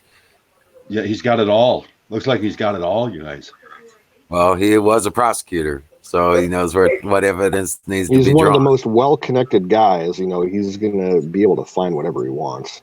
Well, I mean, and you don't think he's going to go on nationwide TV saying what he's been saying and not be able to back that up? I mean, they do that all the time. They go on there and they make the most outlandish claims, and then you look at it and there's absolutely zero documentation to prove anything they're saying.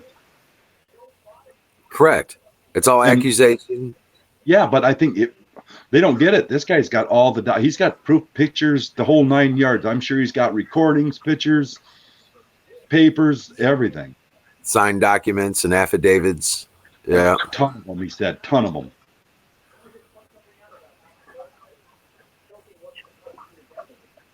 Yeah. There it goes. Yeah. Yeah. There it starts. All right.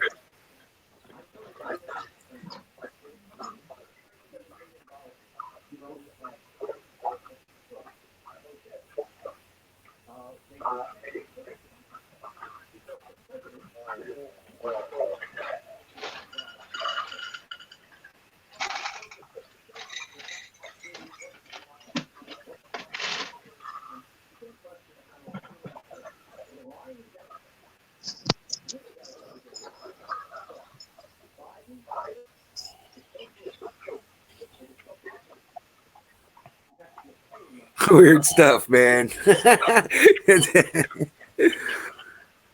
Oh my gosh.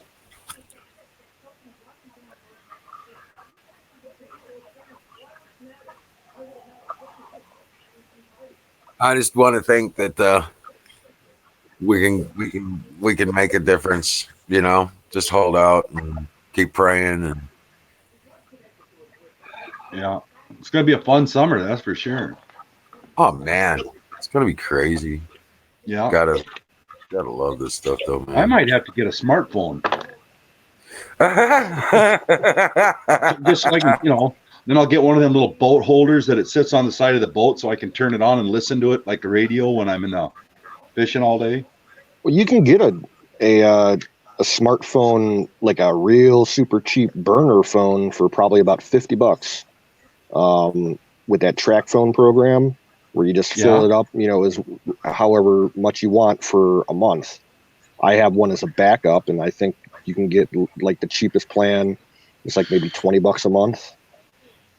I should get that. Just to, you know, that way. It also too, if you drop it in the boat or whatever, you ain't all freaked out. Exactly. Wow.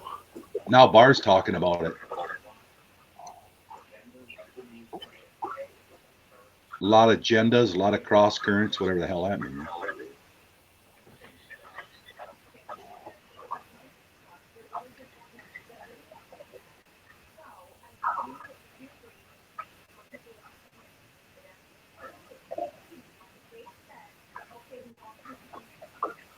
Yeah, I can't make out what they're saying, but yeah.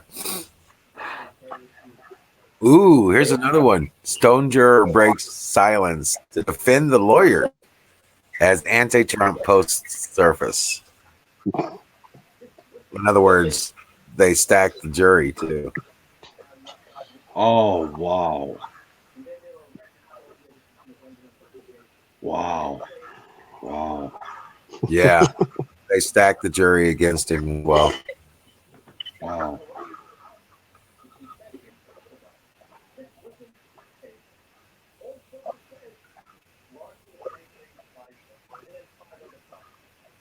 wow.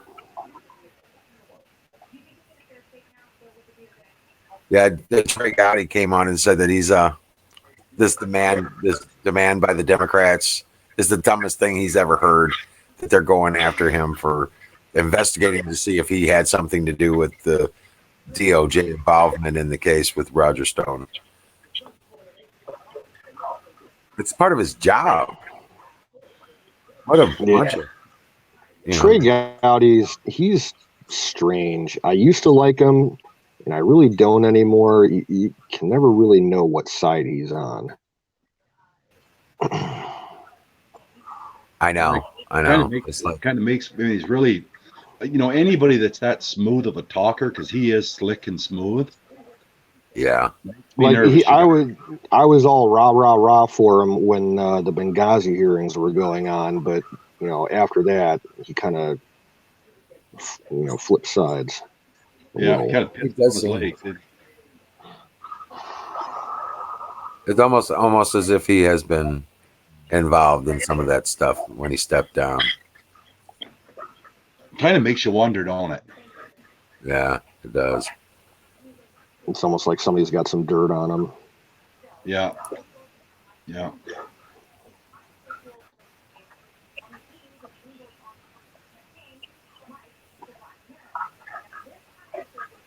Mike Bloomberg for Black America. You've got to be kidding me. He's put more black people away than most black people know. God, he's full of shit. All these Democrats can fall for this crap is just beyond me. These wow. Well, they're mostly low IQ, so they're going to fall for his little ads with the puppies and everything.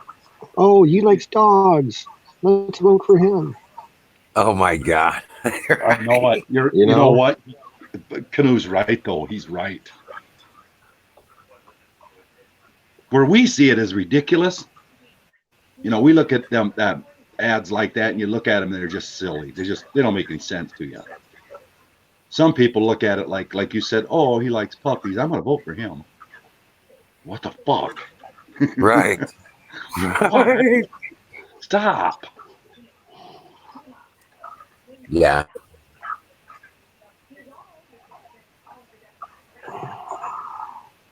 And then some lady got up and stole his mic when he got off the stage. She started, I don't catch what she was hollering, but they had to usher her off the stage.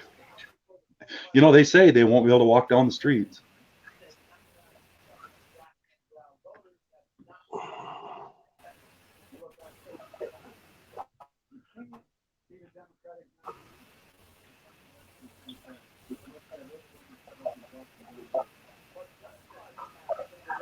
Yeah, CC, if you ever want to jump in, you just have to show your camera to whoever's running the stream while you're backstage. And once you're let into the stream, if you don't want your camera on, you're more than welcome to shut it right off. Yep, you can turn off your camera like this and put up a little circle. We just have to make sure it's, someone who's not running around naked or doing inappropriate things. And like the first time that you come on, just use the same name so that we know who you are. And then, after you come in a bunch of times, you can, fuck around with your name like I do.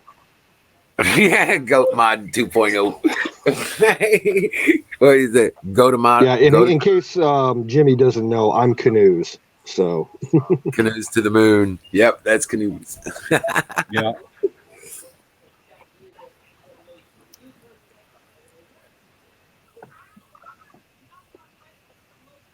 Yeah, it was that Bernie Sanders guy. Yeah. He was all cool until his buddy got on the screen.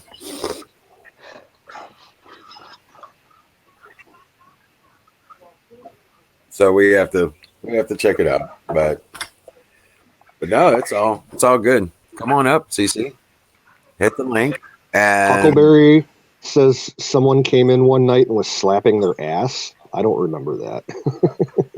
Yeah, I think you were probably at work at the time, and we had a couple trolls come up, and he got on camera. He was talking. He seemed cool enough, and then his buddy got on the screen. Then he dropped his drawers, started smacking his ass, and yelling "Bernie 2020." Yeah, actually, he was funny at first. I wasn't sure whether he was just making fun of Bernie or what, but then it, kind of just one of those dumbasses playing games. Right. Yeah, Social. That'll tell you something. Whoever that is. Yeah. Anybody that votes for Boney. You know, another one that, what's that guy's Joe Rogan? Yeah, Yeah, he's well, strange. I don't Yeah, that's particularly really care for him weird. all that much. No, I never did either. But I mean, I always thought he was like a patriot, like a real true patriot. I was really amazed that that guy's. You cannot back Bernie Sanders unless you are a communist. Exactly. So you right. can't do the two. There's no way of hiding that. If you say I back Bernie Sanders, what you're saying is I am a communist. Yep, same time here, Jimmy. Yeah, same here. Oh boy, everybody wants a goat. 1 minute warning for the goat. 1 minute warning on the 20s in honor of Bear. Yeah, Yep, on the 20s. Yeah, Bear ain't got nothing figured out yet. Has anybody talked to him? I don't know. I haven't been able to get a hold of him. I think Aaron might have talked to him within the last couple of days, but I'm not quite sure. Hey, Carnivorous Rex. It's kind of hard to figure out Aaron's text sometimes. It depends on what time it is. Right. Survey finds people who identify as left wing most likely to have been diagnosed with a mental illness. Imagine that. Oh, sure. Yeah. Easily programmed. Yeah. Yeah, I mean, that's socialism and all that shit's right out there for you. You can look right at it. If they don't hide it, and that anybody would follow that ideology is, I'm fucking speechless. They're either corrupt or mentally retarded. Uh-huh. Yeah. Oh, they're for the working man. My ass. Look at it. Look at socialism. Nothing to do with the working man except rob him. Right. The hell. What cracks me up is all these people that are going along with that shit. They all own homes and own businesses, and they don't realize you can't own personal property. You can't own your business. No, it's everything's state owned, state run, state delivered. I mean, when that just don't make any sense. It just doesn't. I don't know, but whatever. I guess people are what people are. I'm not going along with it. I know that. That's right, Carney. I like Ann Coulter too. Yeah. She's a little forced, but you know what? She's on the right track. At least she's reading the right pages.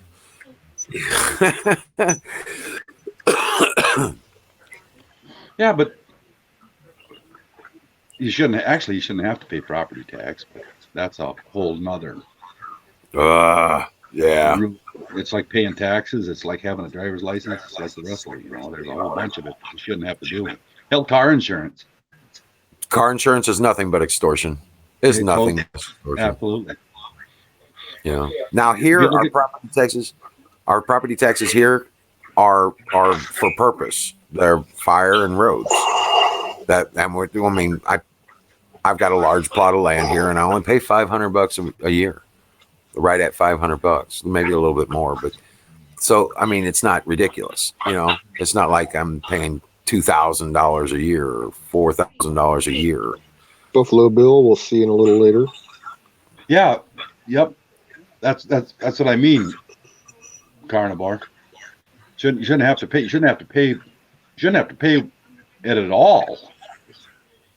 And what you do pay needs to be, the way I understand it, it's voted on yearly. What the hell? Now I've got an echo. Right.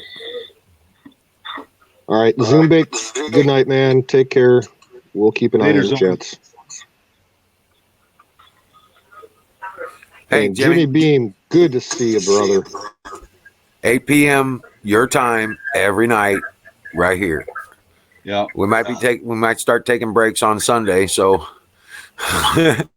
but yeah, Definitely. We'll be here tomorrow night, brother, 8:00.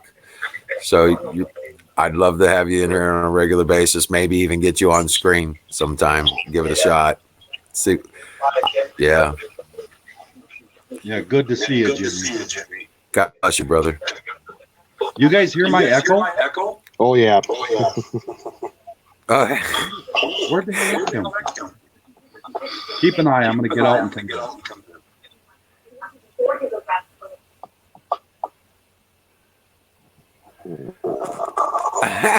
No. I'm hearing an echo on you too now, Wiz. Okay. I'll refresh. Well, let me get him back in here first. All right. Yeah. But I'm echoing on you. Yep. Okay.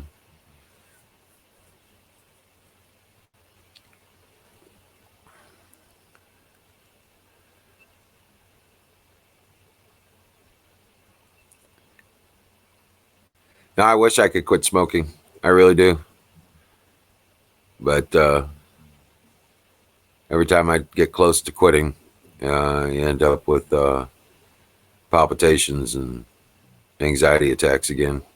I don't want to go down that road. Yeah, I tried quitting cold turkey about 4 years ago. It only lasted about 3 days.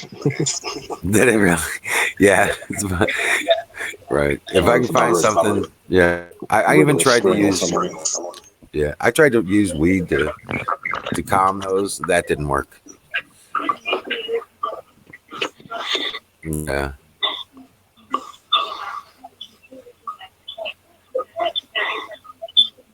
But yeah, it's good to see Jimmy, man. For sure. So good to see him. I'm so happy he's still okay and everything's good to go.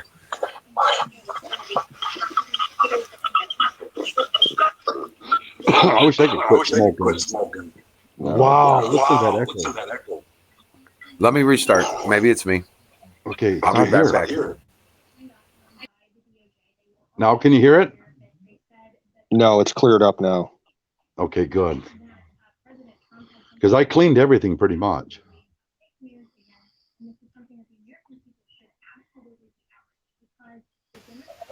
All right. Is that better?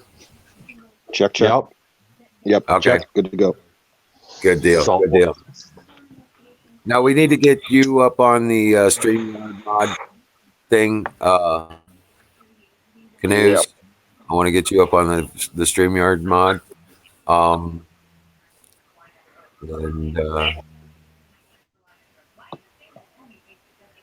Oh, chocolate. I got 2 chocolate brownie cookies from the gas station. Oh, did you? Yeah, I know it. I gotta, they put the bunkers right up when you go to the counter. Yeah. They got the whole great big huge table full of called suggestive selling. Well, it's a very common practice in retail. Yeah, they beat me. We do it all the time. I got donuts and beef sticks and 5-hour energy shots all around my cash register. Yeah, rubbers and cigars and rolling papers, Oh, you keep all the necessities right up front. Exactly. That's funny as hell. Yeah, it is. Hey, I'll be right back. I've got to switch over to my battery set. Right on. Okay. Well, Hi, Grace. How you doing? You can run this now, can't you? Not yet. Just like what Wiz was saying a minute ago, he's got to make me a StreamYard admin, but I can't do that through my phone. I have to get hardwired internet at my place so I can use my until I get that. Oh, yeah, that's right. That's right. We tried it with your phone and it didn't work. Yeah. Good evening, Grace.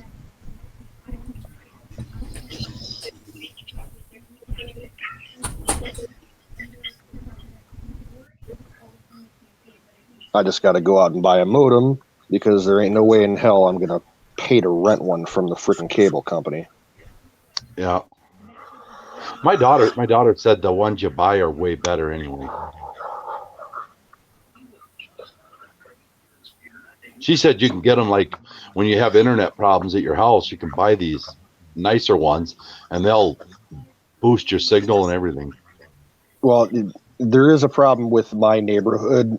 We have very old phone lines in my neighborhood.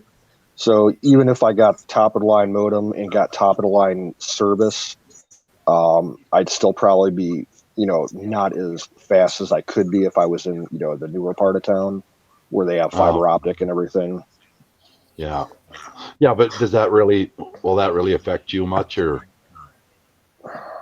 Well, if I'm doing a lot of, stuff all at the same time, or if I'm trying to, like, when I was running hardwire internet here 2 years ago, I couldn't watch anything live on YouTube at the highest resolution because it just would, not buffer correctly.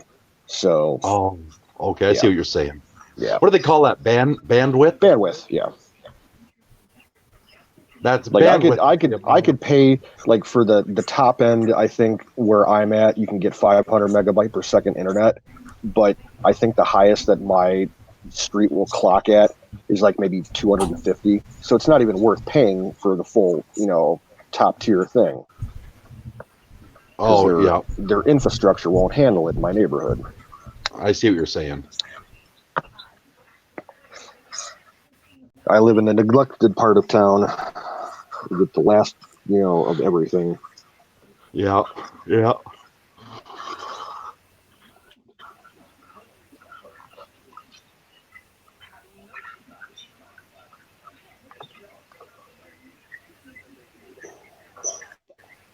Well, Carnivore, the problem is, even if I had access, I'm right now on my phone, and StreamYard does not like my phone.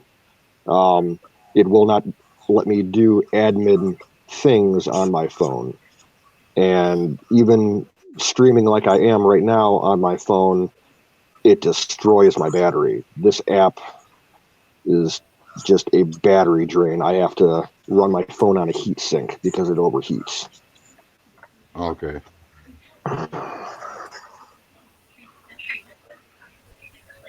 Hey, does it help maybe to plug it in, or does it just overheat? Oh, it is plugged in, yeah. Oh, okay. Yeah. It's just now starting to snow out there, guys. Fun, fun, fun. Oh, yeah. It's funny, working the kind of job I have, you get all these people, as soon as, they hear a forecast 6 to 10 inches of snow, they run to the closest place, got to get the milk and the bread and the eggs and all that shit in case it gets really bad. It's like no one preps, no one keeps food on hand, Yeah. Where'd Cece go? Oh, wow. Hey, Grace, welcome in.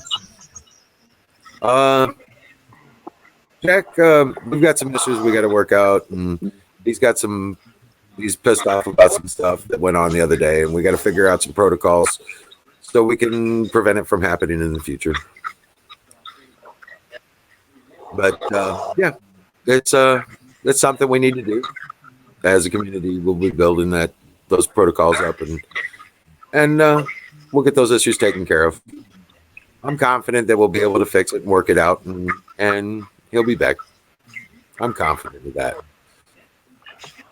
But yeah, and Carnivore, my phone does not allow me to tether.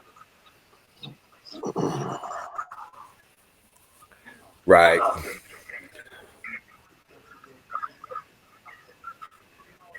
And my backup phone will let me tether, but the data plan that I have on it, it'd be pointless for me to try and use it. I would use up my monthly allotment of bandwidth in one night. I ain't going to do that.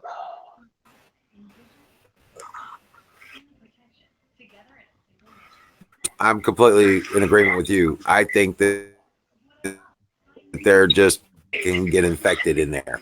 There's no reason why anybody else should be catching anything if they know they've identified individuals that are.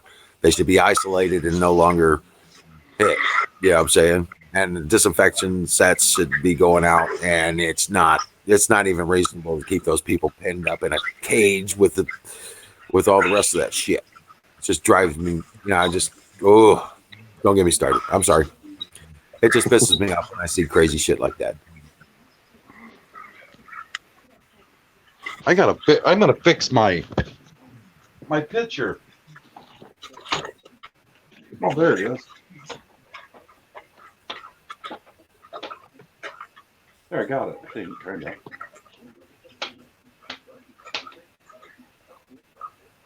Looks a little better. Say what? My picture of Trump had kind of. I must have to tape it in there, but I didn't want to put no tape or nothing on it. I thought just, oh, here you go. Holding it, just holding it between the glass and the backing would work. There. I might have to secure it in there. Try this again.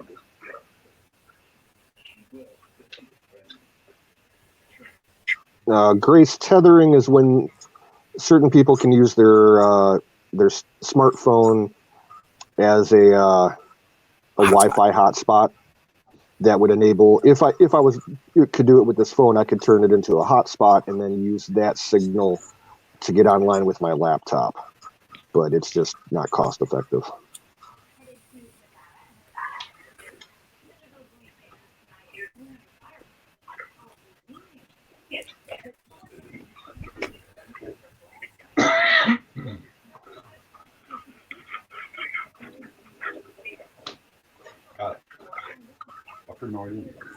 Exactly, Carnivore. You cannot trust any numbers that the Chinese government gives out.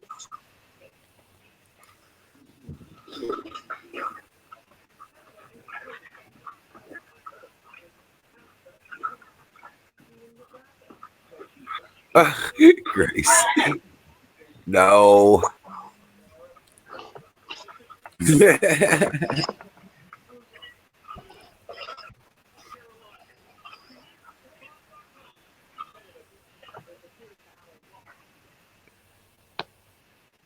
Now, but yeah, this is the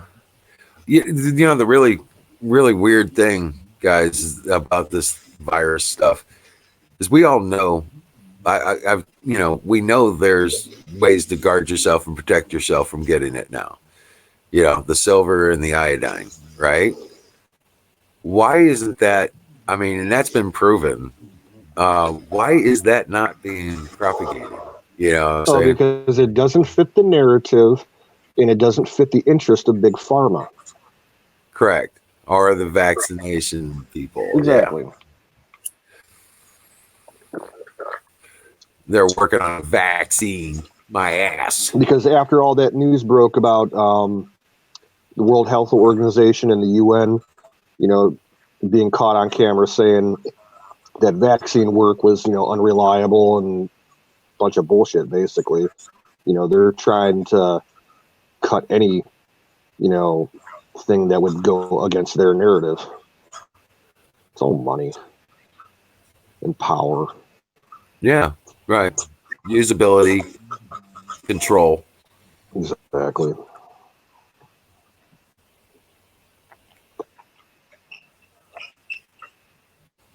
The eggs is the billionaire, right?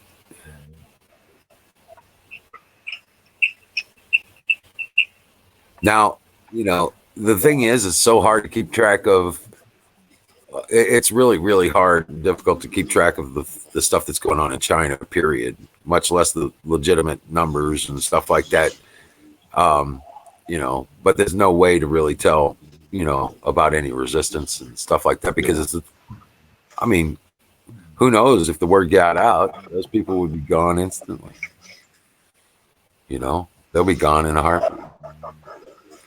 So there's no getting around that. I'll be back in a minute. Okay. All right. Okay. I think I got it fixed. You did? Yeah. My Trump picture was looking a little ill. He's getting mad. Lopsided. What's that? He's getting mad. That's what it is. He's all pissed off. Like that dog that starts growling, turning its head sideways as it walks at you. Yeah. Just before they fucking tear into your ass. Right. Get out there and kick some ass. What you sit there for? You know? I think they're finally. I mean, and you know, they might have known it before, but they had to just get it to a certain point. I don't know. I'm not in the White House. I'm not privy to that. But I would think at this point here, it'd be pretty obvious this ain't going away. Right. You know, they're just going to keep it up. And if it ain't this, it's just something else. They're not going to stop until they're removed. That's all there is.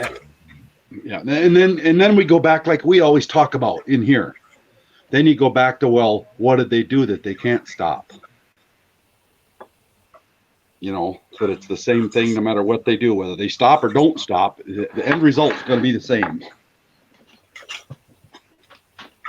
Yep. End result's still the same. Yeah, so why not just drag it out and, you know, keep your fingers crossed, I guess. Sure be hard to live like that. Yeah. I got that bookmark. Thanks, Connivers. I got it. Yeah.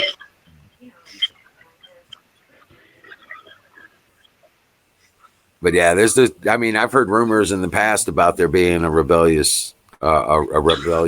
inside Chinese government. A lot of those bigger wigs, they don't, you know, they don't want to be in it either like that. So, you know, there's rumors of that there's some kind of rebellion going on inside of the government. So, but you never can tell. You know.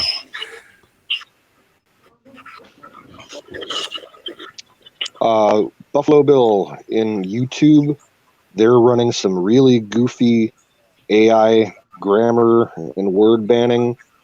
Something to do with the word monkey. It does not. I had that happen earlier. Would not let me put the word monkey in. Yeah. For whatever fucking reason.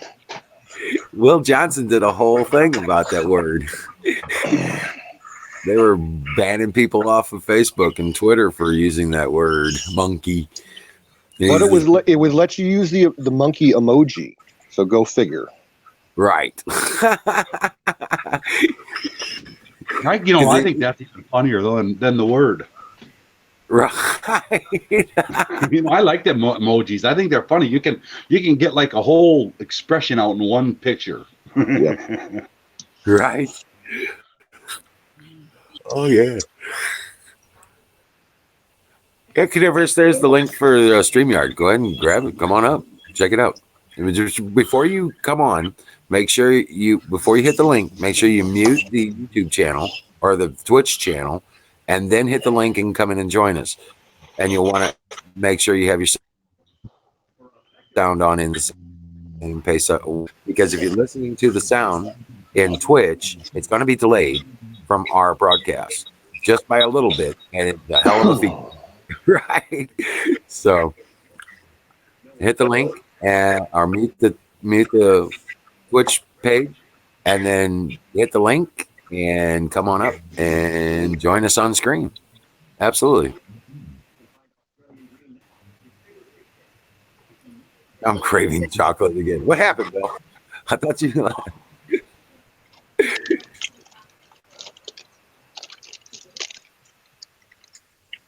Well, you better hurry, because if Cece gets there first, she'll eat it all.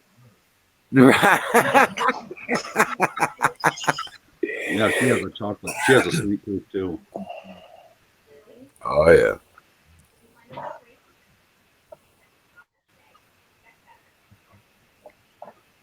I do too. I love chocolate. God, that's my Achilles heel. Yeah, Grace Race, that stuff was based partially out of the NDAA amendments back in when the Patriot Act was enacted. There was also some of the stuff in HHS in their Fusion Center paperwork about that stuff, and then it bleeds into FEMA from there.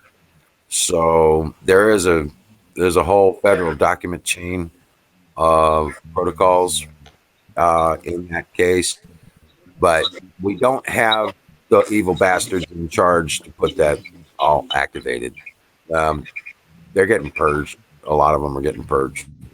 probably as we speak. Probably as we speak, and then they'll come up on charges. Yeah, yeah. They'll let the fallout blow over from, the initial shock that they're pitching them all out the door. They'll let that all calm down, and then they'll just start knocking at their door one at a time. Hey, can we come talk to you for a little bit? Why don't you come with us? Yep. Need you to come in, sign the final documents. Yeah, could you stop by when you get a chance? We just want to talk to you a little bit. We got your final check here. Come on in. Yeah. Right. What do they call that? The paper, the thing when you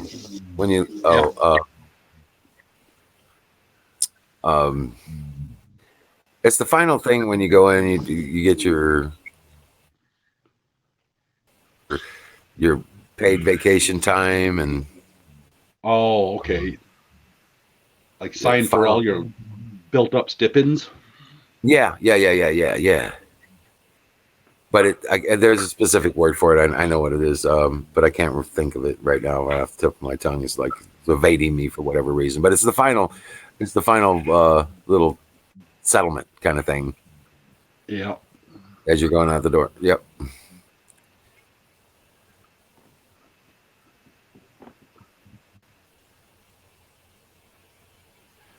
But instead they show up and uh-huh. Yeah.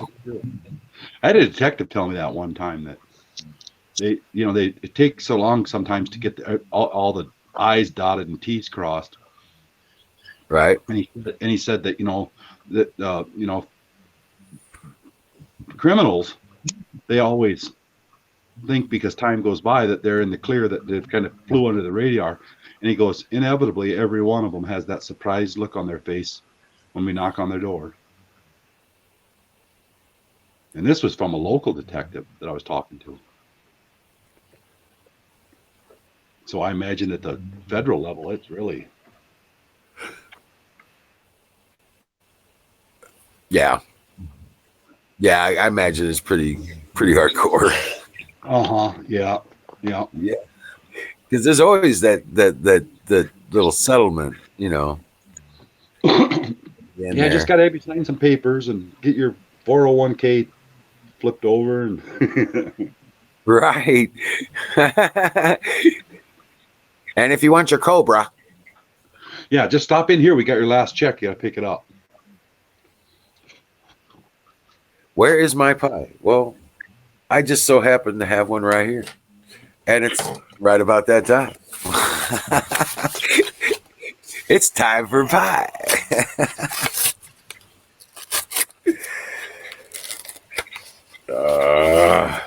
And of course, it's blueberry. Hell yeah. Dude, this stack is getting so big. I got all these pie pans I got now.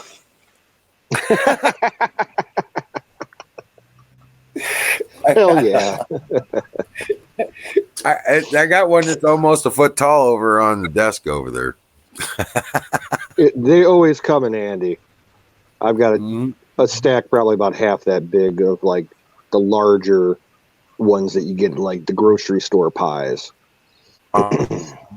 Yeah. Hi, Michelle. Michelle in the house. Howdy, howdy. I use them for like when I'm working on things and I'll need to keep the screws together specifically. Mm-hmm. I use them a lot for that. The real thin ones that are kind of flimsy, they're really good putting them out in the garden and, just taking one and lightly nailing it with a tack or a brad or something to a tree or a fence post nearby. The wind catches them and they do that ping, ping, ping noise. It scares the birds away, keeps them out of your garden. Yep. And if the light catches them, and bounces the light back, it'll spook birds too. All right. I do like to use them I can use them to make new pies. Yeah. Okay, number one, but I also like to use them as epoxy dishes. So I can epoxy stuff and set the stick in it and I can just Exactly. Get rid of it when I'm done.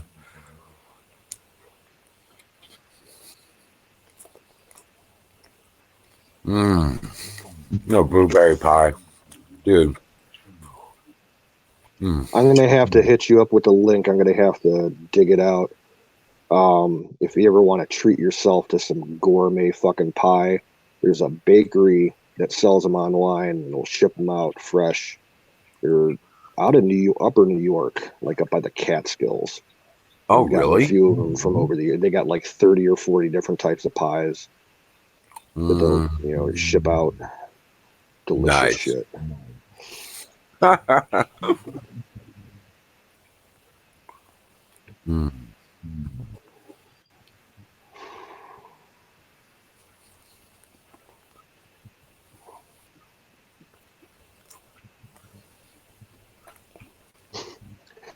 I don't know if you guys follow Caitlin Bennett on YouTube at all with Liberty Hangout. Occasionally, yeah. She's in a battle right now with another guy on YouTube. They're going back and forth against each other. It's kind of funny.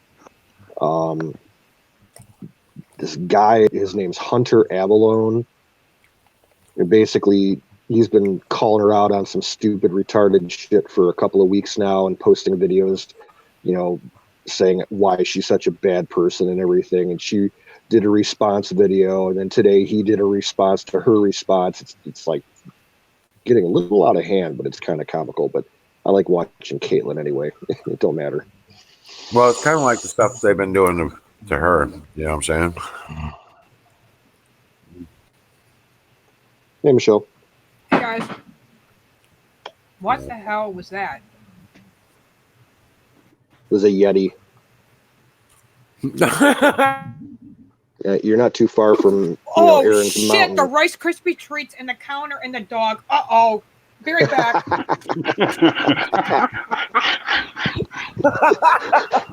Her face when it clicked in her brain. She's like, "Oh shit!" Rice Krispies on a tray on the counter and a dog. And the kids are going to be so disappointed. I had a problem with that years ago with a cat and some blueberry muffins. And based upon that, the cat's name became Nuisance. Right. We didn't have her for that long. Yeah. Pops basically said, I ain't putting up with that. And he took her for a drive, dropped her off at a farm somewhere. Right. Yeah. Mom made a dozen blueberry muffins, and cat got up on the counter and basically took a bite out of every single one of them. Oh, what? That sucks. That's right. That was my husband. He tipped something over. I was like, oh shit. Oh, good. That would have been so much dog puke. I wouldn't have been able to handle it. Whew. Oh, stinky too. It'd been gooey and snotty and. Well, yeah, because I just made them, so they're not hardened yet. They have to sit for at least a couple hours. I told Anna, so she fell asleep before she could try them, and so he stuck them in the oven. So yeah, I kind of like mine all dried out and super chewy. I don't like the soft ones. Yeah. Yeah. Same here. Yeah. I was like, oh shit, that would have been bad. That would have been very bad. So, are you getting a lot of this snow too, Michelle? Yeah, I think that's why my Wi-Fi, my home phone's still out. Yep, it's still out. I called and complained. I said, look, I got to go live tonight. This is my job. Yeah, because I was looking at the radar a couple hours ago to see, what was heading Aaron's way, and you're pretty close to him, so.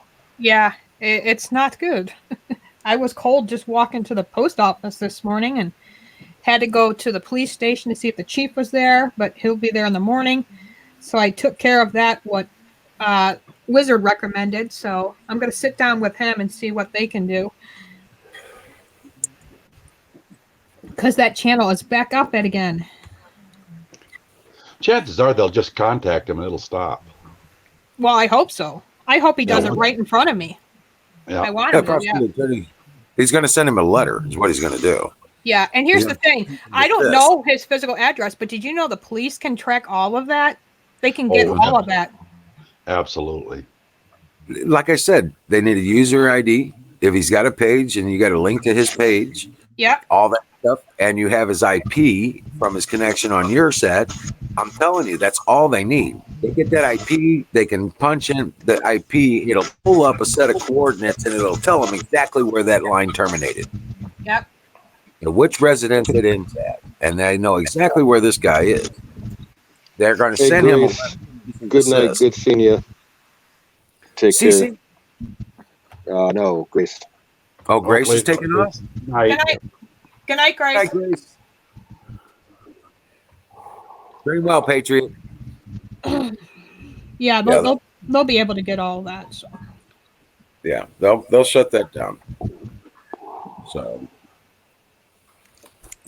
now, That's another thing they don't get too. They'll type that stuff all over, whether it's on their phone or the internet or whatever, and they don't realize that's absolutely no different than catching you saying it. Yep. right. That's why I always said IP addresses don't lie. They don't lie. Yeah. That's right. I remember a guy come on one time and he was talking about shooting Trump and how he had all this, and I'm like, oh, I remember that. Yeah. Yeah, this was on a sidebar thing, Oh. them little things at the end. Uh-huh. And I just texted him. Bud, did you just say what I think you said on the open internet? Yeah. We've had a couple of people here do that in the chat. Yeah, on Center Wars, remember? Yeah. I think it was back when we were still doing the stream through Ben. Yeah. Like a month and a half, 2 months ago. Right. Oh, okay. It might have been one of those mixer people. I think it was one of the mixer crowd. Yeah, I mean, that just don't even make sense to me. That's stupid. Did you hear that Ben shutting it down? Yep. Yeah. March 6th. But what happens to all those people who bought that extra membership? They're going to be refunded. Yeah, he's sending out refunds. I was just going to do that Pop, this month. I hope he starts something else and something new, something better.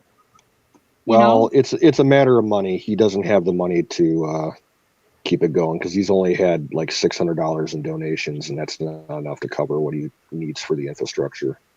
Right. Yeah.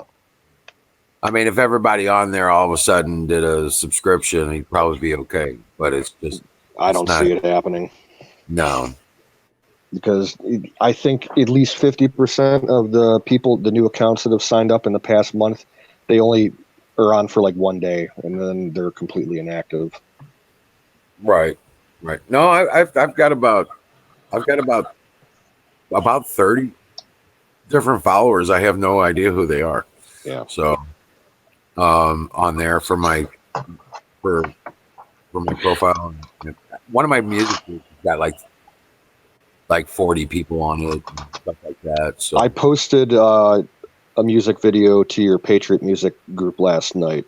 You'll probably like it. Awesome. I love it. I know I was going through those things earlier. I'm not a country music guy, but I get occasional country music songs that pop up on my suggestions because they're patriotic, and that's what I watch a lot. And this dude came on the other day, and I saw him like, damn. Yeah. It was shit. Oh, here's a new video of Roger Stone. Yep, the Roger Stone stuff. I put up a whole article thing on it off of the War Room earlier. You think Trump's going to pardon him? I don't think he's going to have comes to that. Yeah, it might not even come to that. Yeah, that's what we were just talking about. Go ahead, with it. But let's put it this way: if it comes to that, it'll be after the election. It'll probably be like the day after the election when he wins. Okay. I just don't understand how can he be charged for a crime that never happened?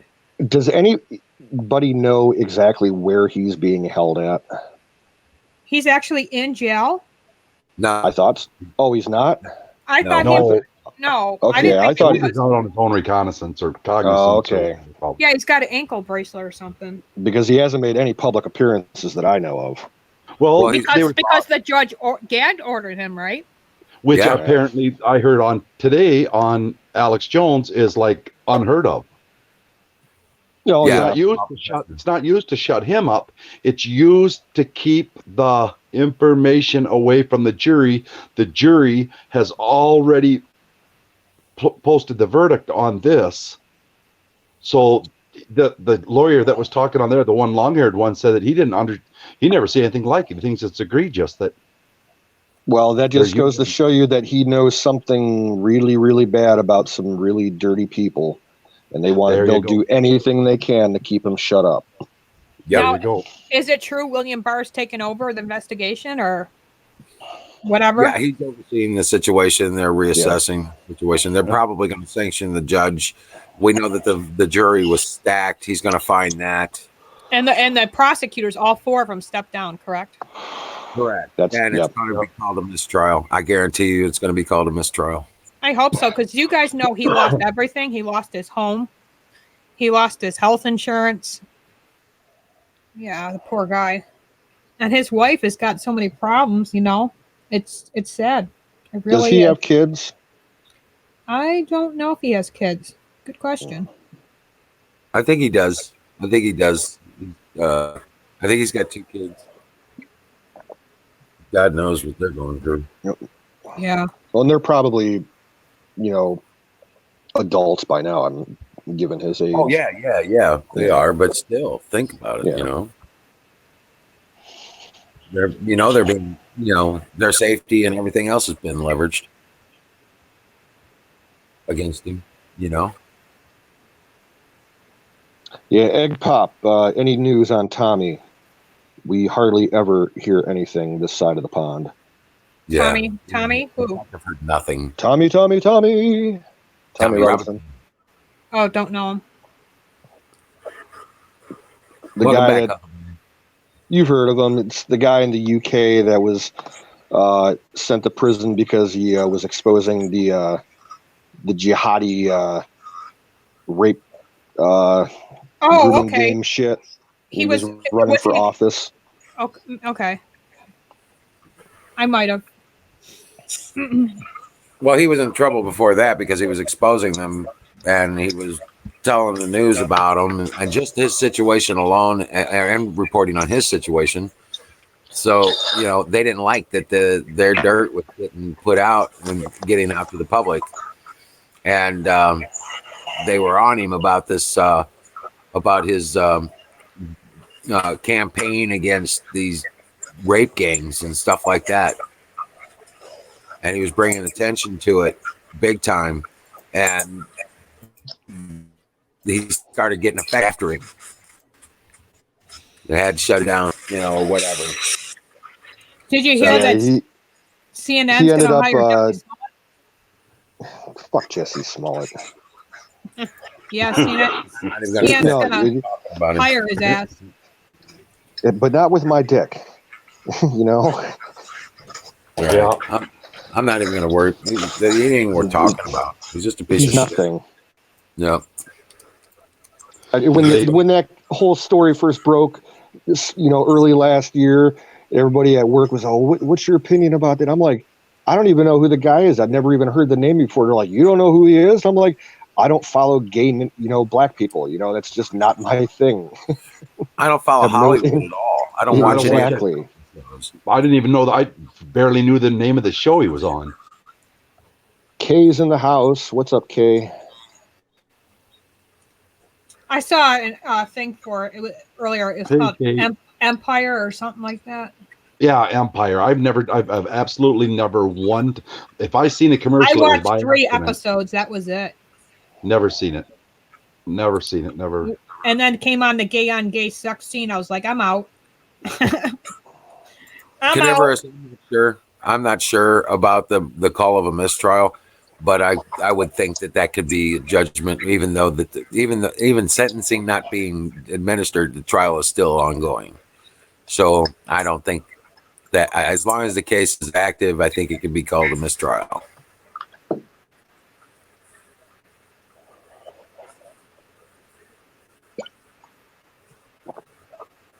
I just watched somebody ate a live rat. Oh my So god! then what do you do then, carnivore? There must be a remedy to go. I suppose that's what they're doing right now. There has to be a remedy to go back and rectify it if you find out after the verdict or the judge's verdict. There would have to be some remedy there to fix that situation. And I suppose that's what they're doing. I suppose you're right. That's what they're doing. Maybe you're right. Yeah. But I mean, I'm sure it'll be recalled. I mean, even in an appeal. And even if they have to appeal it, then it can be. I mean, the Well, verdict can be. just wait in a couple years. Watch Stone and Flynn, after they're free, file civil suit against everybody that tried to fuck him over. Yep. He'll make it back, everything he lost, and then some. Exactly. We can only hope.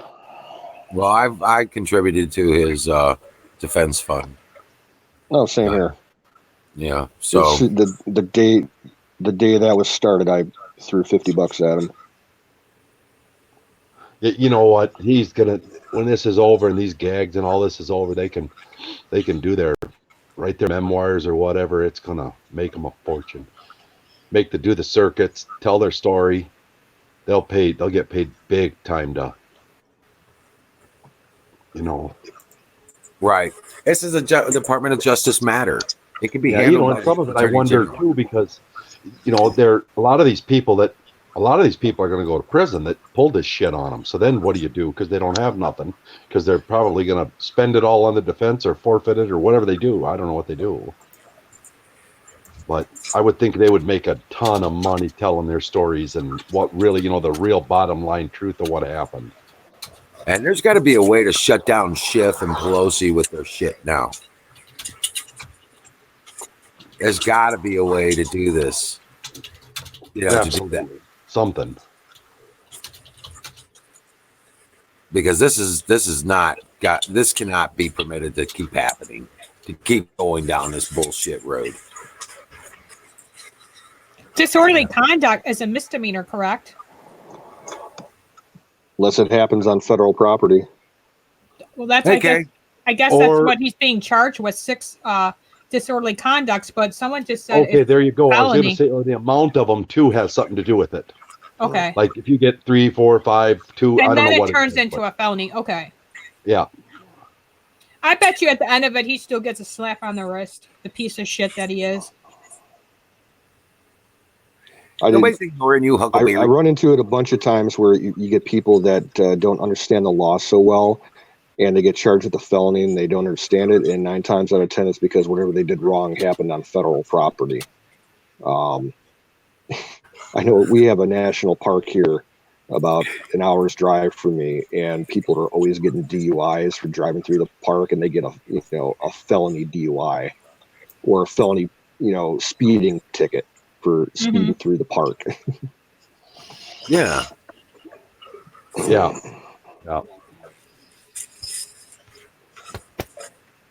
Man, it's just crazy, this dude.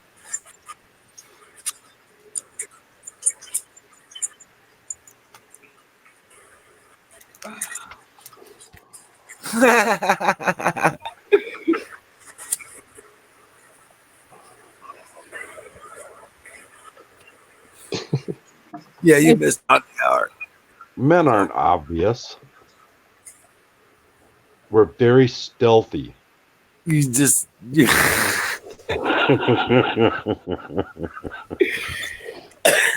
under the radar.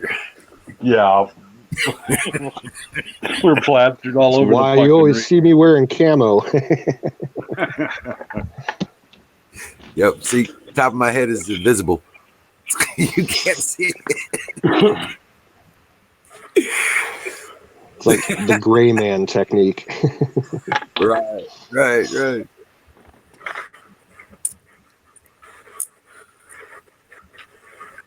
You see like those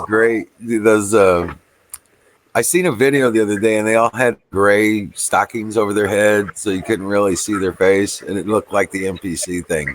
And they were you know what I'm saying? And they put the slash across the mouth, and that thing. It looked like the NPC character. Yeah. Orange man bad. Orange man bad. Orange man. Orange man. Orange man bad. Yep. It's crazy. Yeah, it got insane there for a while. Now we're on to them, so it's they thought it was they thought it was effective. Like, love trumps hate, and no borders, no wall, they're all little chants, they're retarded chants. Now I just find them hilarious myself. And as soon as someone says them, I can't help but bust up.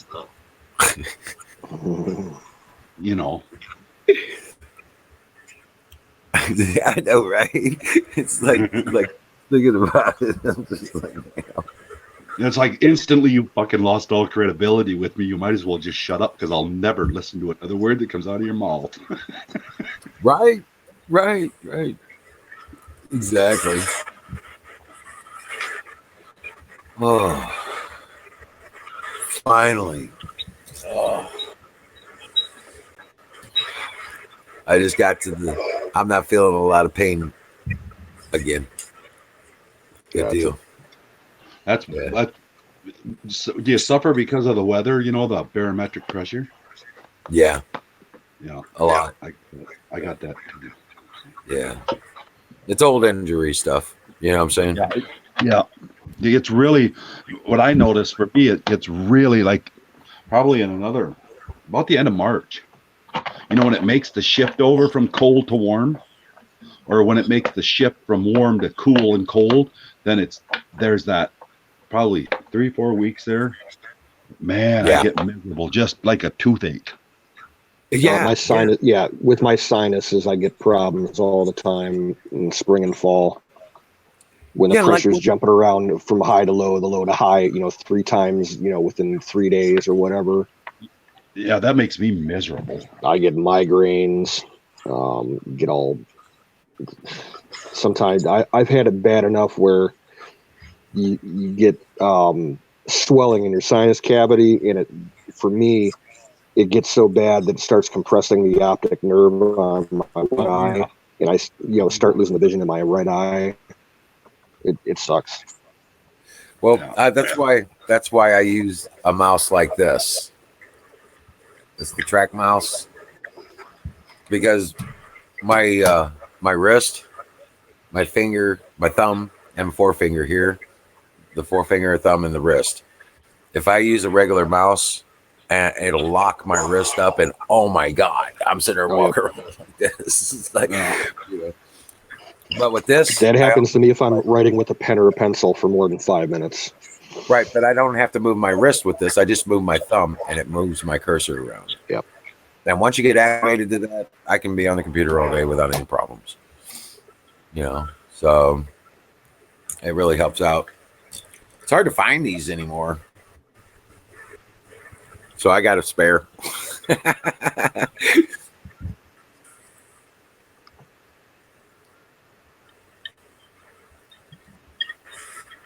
Yeah, it's Logitech. I got to go back and look at that. Just a minute. I'm stealthy as a cowbell. As a cowbell. Ding, ding, ding, ding, ding, ding. Well, all the deer on your wall there speak otherwise.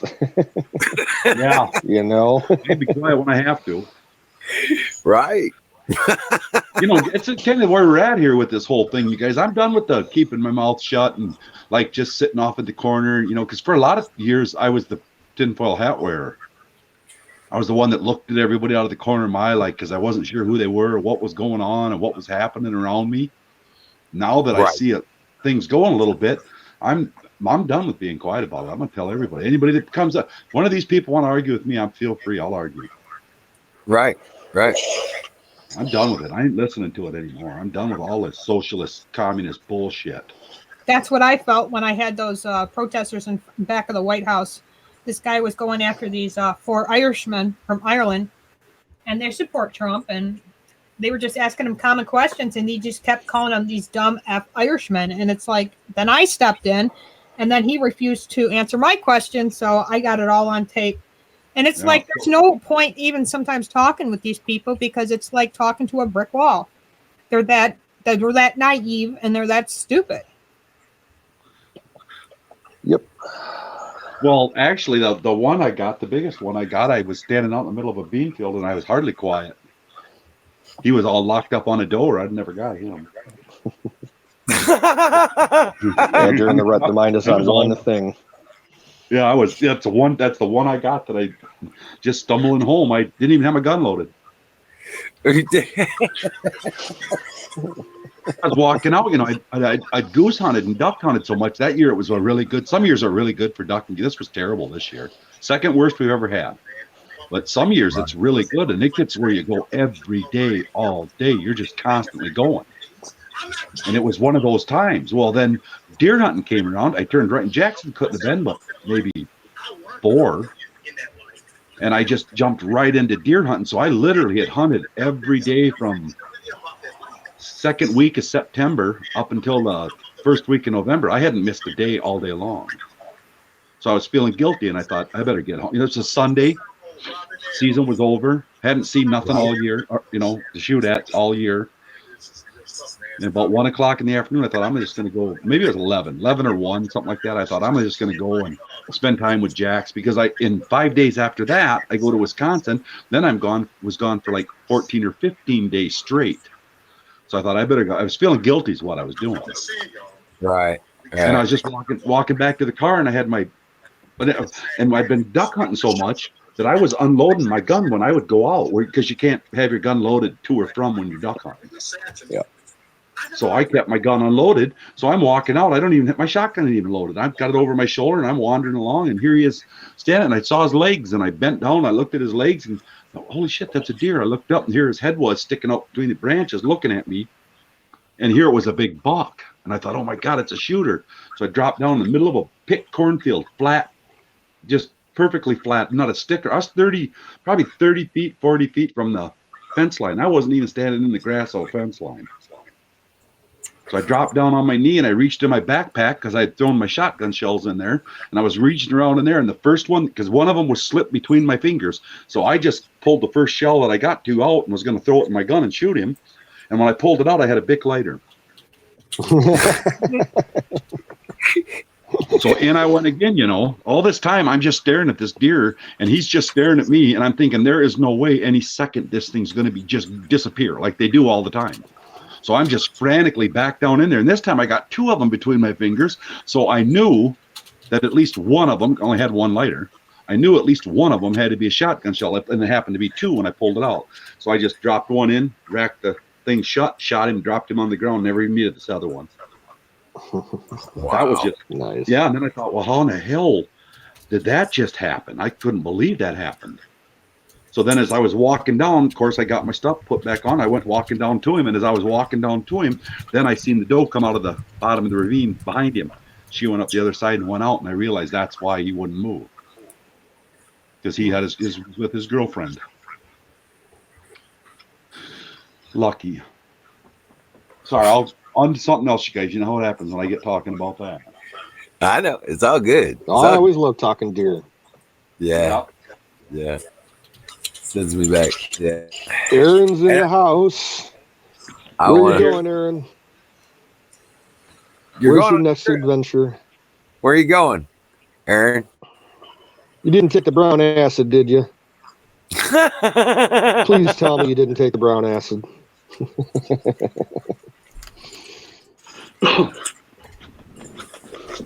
Oh, is he going to go down to see Florida? It's a possibility. Hey, Kay, good to see you.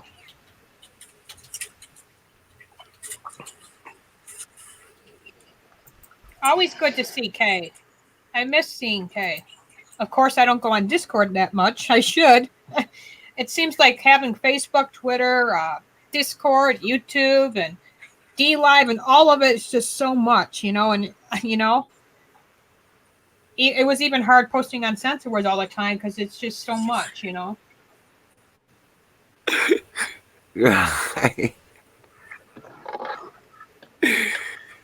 I think I spend more time on Twitter than anything, though. I mean, that is one of my favorites because you can just say a short and sweet tweet and get to the point and send it out. Yeah. Aaron's going 40 miles away to a Yeti party. A Yeti party. No, I just added that. He's going to visit an old friend, he says. Mm-hmm. Her cave's about 4 miles away. Oh, Florida. You're drawing a Mjolnir. Awesome. Yeah, I'd like to see that when you got it going. Thor's hammer. Old friend. Oh no.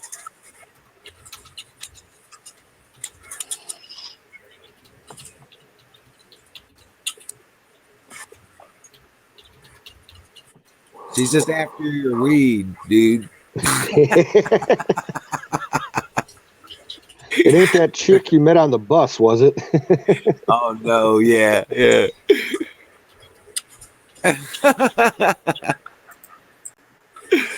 Yeah, you can do better than a crackhead, you know.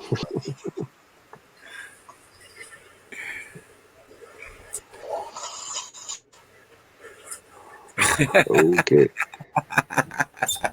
1 minute warning. Oh shit. Yeah. Aaron's probably smoking hash.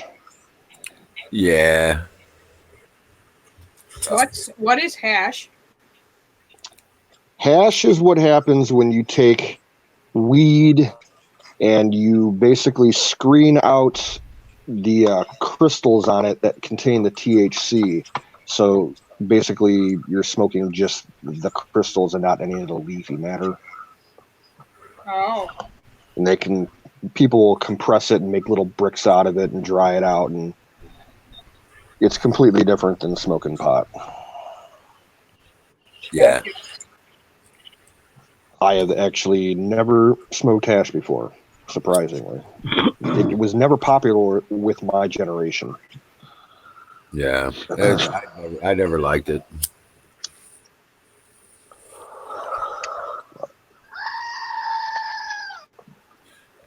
Rock on. Sounds like that goat's being raped. No, it was kicked. We kick goats. Nah. No goats were harmed in the filming of this live stream. That's awesome. You might have a boot print on them, but they ain't gonna get harmed.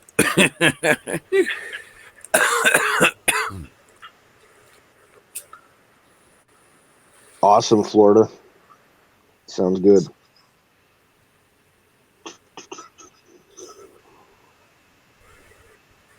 Crazy. Excuse me.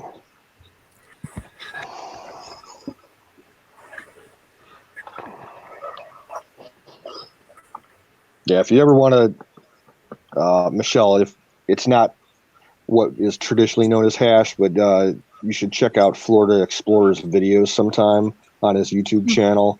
He has a press for extracting resin from bud. Mm-hmm. Kind of the same principle, but it's a liquid, highly concentrated, very nice. Oh yeah.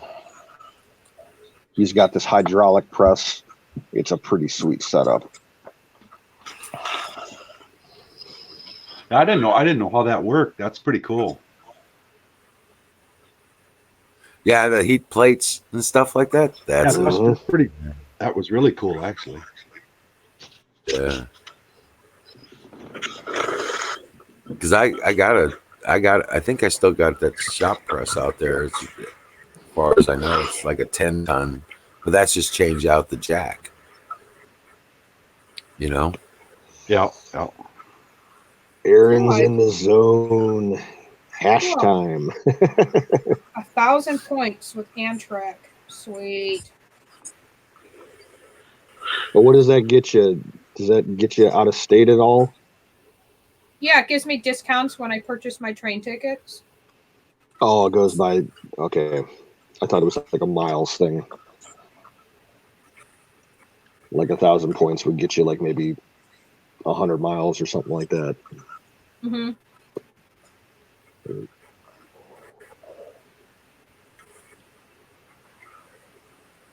What does it do, ProLife? What's that? What can you get with your 1,000 points? I get like knockoff prices on ticket prices. Like instead of full prices, I get discounts. I don't know what else entitles to that, but I don't mind discounts at all. Right. Yeah, I was a member of their program like 10, 11 years ago, and I only rode the train like 2 or 3 times, and I accrued some points, but I haven't been on the train since. So I think I lost all my points because the account went inactive.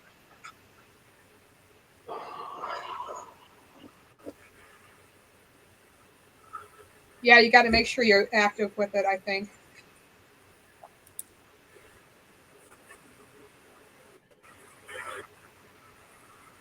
Yeah, because I only really traveled out of state the last 10 years to go to concerts, and I kind of stopped doing that. So The thing is, the weekends are more money, but if you plan your trip like months before, you oh get it yeah, it's a really lot.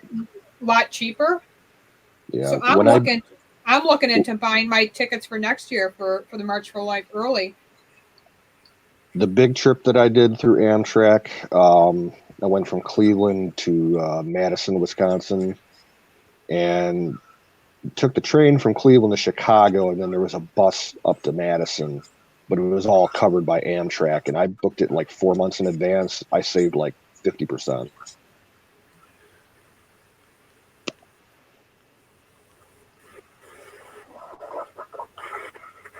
I would say Roger Stone knows he's going to get pardoned. Just the confidence in his smile Yeah. when he talks. He knows he's getting pardoned. He knows that he's not going to he's going to end up in a much better spot when this is all done with. Well, I'm glad to hear that he's not sitting in a jail cell somewhere. I thought he was, not being released all this time. Right.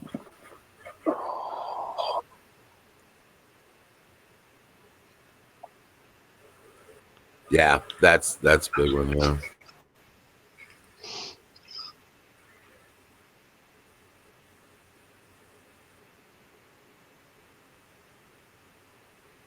Yeah, I'm just going through this stuff.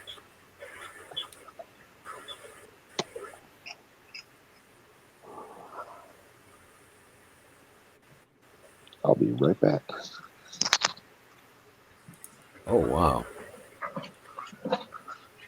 But Egg Pop, has been any more?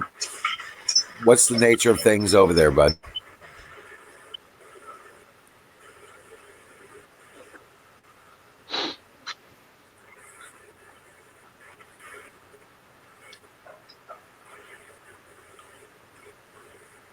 What's that? I was asking Egg Pop what's actually in the news over in England or in UK.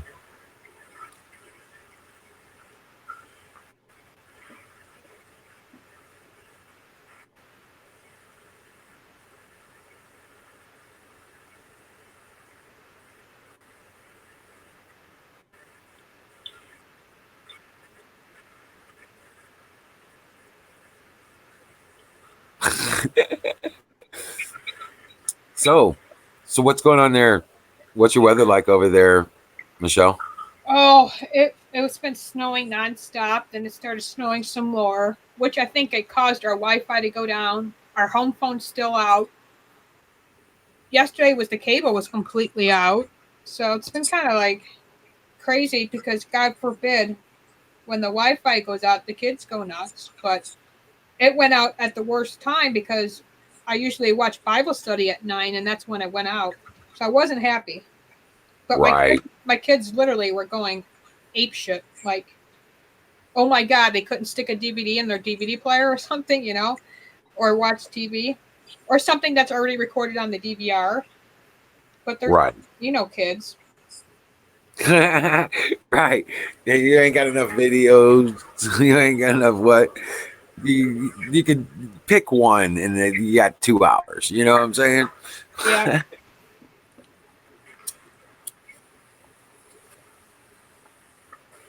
Yeah, no, just craziness.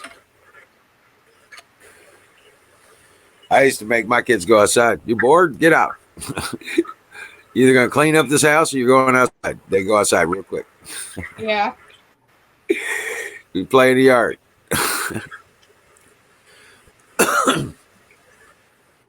What are we supposed to do out there? I don't give a shit.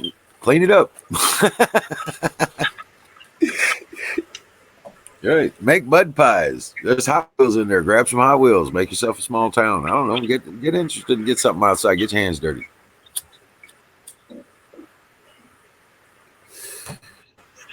Yeah.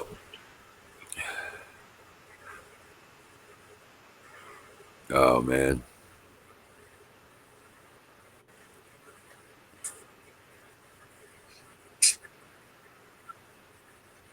Oh, what I would do for a hot tub right now.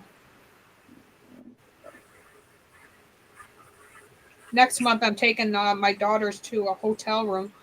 It's near a really big mall, and it's literally only about a 40-minute drive from us, so it's not too far. But it's got a pool and a hot tub, and take Sarah shopping, get her a couple stuff. She thinks she's buying $50 jeans. She's not going to be buying no $50 pairs of jeans because that would be it, and that's it. And she knows that. So. Right. But I try to get the kids out of the house just to do something, you know, at least once during the winter. And then on the summer, I take them to Six Flags, which is pretty cool because we live near Six Flags. Mhm. I enjoy that. I've got And season passes too. yeah, Yeah. so do we. Egg Pop. You said the Climate Assembly in the UK did speeches and Boris is for it or something? Are you serious? I thought he was conservative against globalism.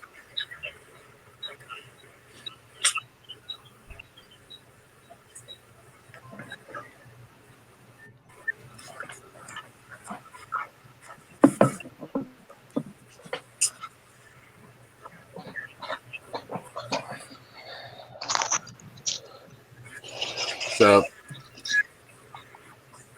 yeah, I didn't think. I thought Boris was. I mean, he actually forced the exit, right?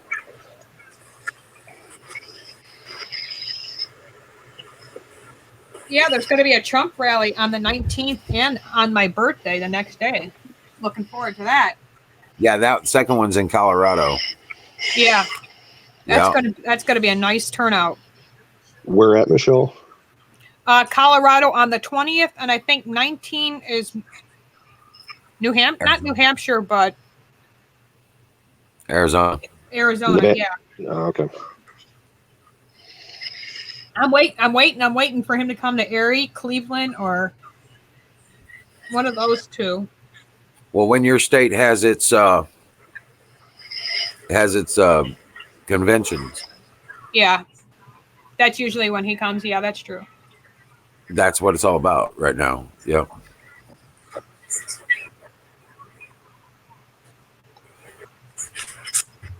Because that's what he's been doing his rally point for the conventions at these friggin' stadiums, and then they go from there to go to the convention. When he comes to Cleveland, it ties traffic up in half the county. It's No, ridiculous. Oh yeah. And Like it's if not he has blocked off streets. It's just people in blocked the off. No, street. it's basically blocked. They do a rolling roadblock on the freeways around here. Like Yeah. they set up police departments from like 20 different agencies help out. And when the convoy leaves the airport, they send out advance units to shut down traffic on the freeways and all the entrances and exits. And they just bring, a 40-car motorcade through downtown, and they just, leapfrog back and forth as they're Right. working their way towards downtown, and it Yep. screws traffic up like you wouldn't believe. Right. Well, especially And the funny thing is, usually one of the first vehicles in the convoy is a tow truck. So that if there's any obstruction, like a broke down car or something they need moved out of the way fast, they have the capability to do it. Oh yeah, of course. Oh yeah, and all that stuff's on. Mission. All right. Did we lose? Michelle's got her mic off, and Carpenter is still there, I think. Yep, I'm here. I'm just Okay. watching TV, half dozing and dazing. I was just wondering. It's like all the tweets are coming from over Oh, at you mean the chat. yeah. So I was wondering if we lost. I was like, no, we didn't lose it. It's Battery's there on YouTube. What's up, Battery? No battery. But yeah, I just yeah. So that's two things I've been looking for. Just kind of not following the mainstream thing. I'm just with the Roger Stone. That's one of the things I've always been looking for information on because they haven't let anything out recently. Yeah. So, and now they're finding out all this stuff, man. Corrupt jury, corrupt judge, corrupt prosecution.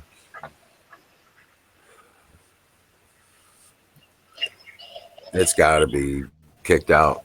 Well, I can't wait for the day when he comes back and does a live thing at InfoWars. I know. Have him just show up one day out of the blue with Owen on the War Room. That'd be amazing. And it's going to happen. It's just a matter of when.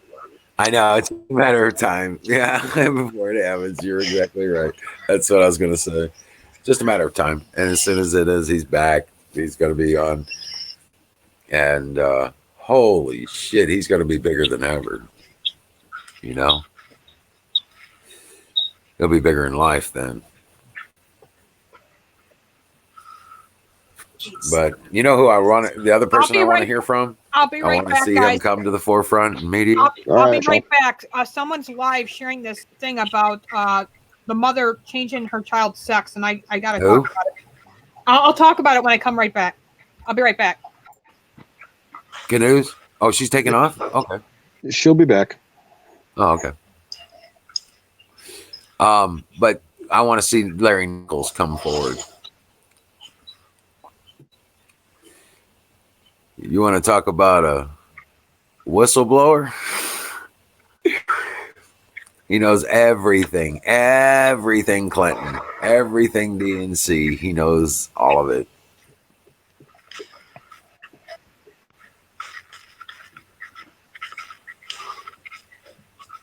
Passes a piece to you. What are you passing a piece of? What?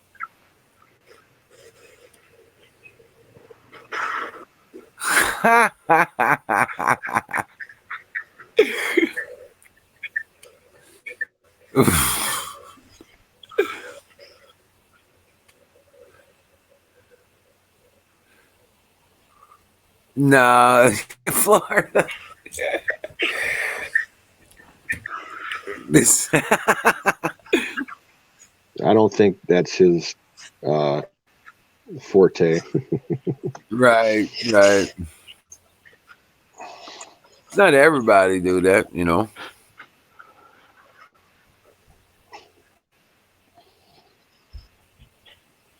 Holy shit! Now you're talking. That's some messed up. Get some peyote tea. That's some getting messed up. That's something I've never had any interest in trying. Well, yeah, I only did it once, but I did it under supervision. Yeah. Under cultural guidelines. Yeah. Spirit Quest.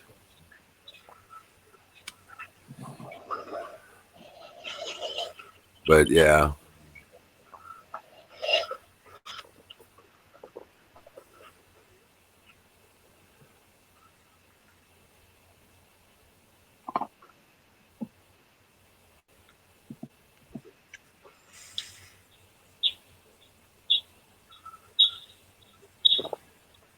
It's a state car. So I'm wondering what's going to happen next. I'm just thinking the indictments for Pelosi, Nadler and Schiff, all the people that took money from that fund, the ones that Bruce Wayne ID'd for us about a month ago. Yep. We know that the indictments are out there. I wonder if that's going to go next. It would cascade from Comey, McCabe, and all them getting arrested. You know what that is, too? That's basically a RICO. Yep. Racketeering. Mm-hmm. Yep. Conspiracy to commit.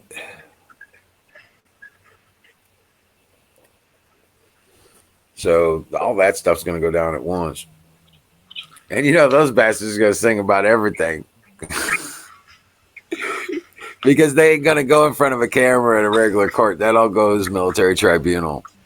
That's treason. And they're office holders. Public trust. Oath of office. Violation. Yes, sir. As far as just primal, justice goes that I want to see served, I want to see Maxine Waters get the shaft so fucking bad. Yeah, she's one of them, ain't she? Yeah, she's one of them, bro. Her and Dianne Feinstein. Oh, I guess so. And Beto. I mean, how do they expect they're going to get away with any of that stuff? I mean, it's public knowledge she had a Chinese spy in her employ for over 20 years. Mm-hmm. And they're going after Trump for a possible meeting or a phone call? You know what I'm saying? How do they expect that's not going to come back around on them? Joe on video in front of the CFR bragging about how he quid pro quo'd the I know. And guy. they act like it didn't even happen. It's ridiculous. Like nothing's wrong there. Yeah, that's conspicuously something you never hear about.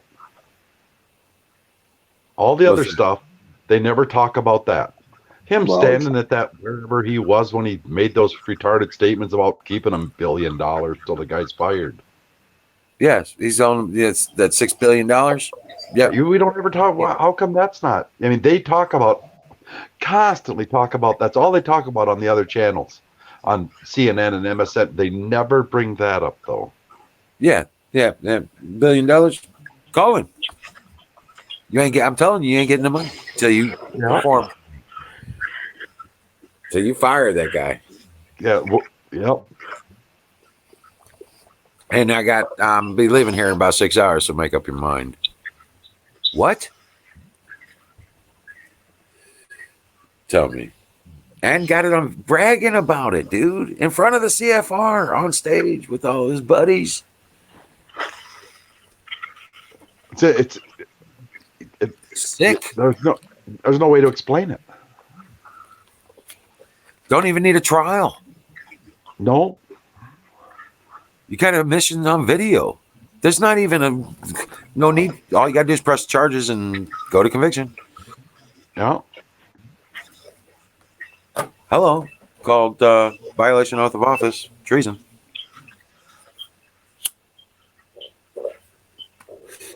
It's just bizarre.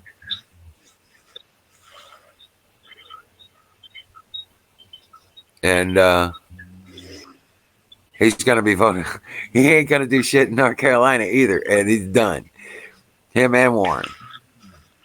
They're both done. It's over. Yeah, I think that's obvious. I think that's obvious. They're gone. Right. Then you got Did Bernie. anybody catch the results from New Hampshire? Yeah, Bernie won, Okay. and Buttigieg was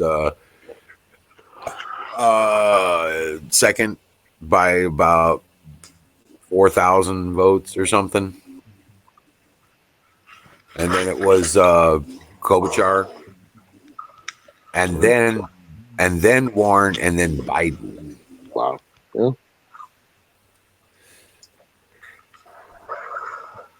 It kind So, of makes sense that Sanders would win because Vermont's right next door to New Hampshire.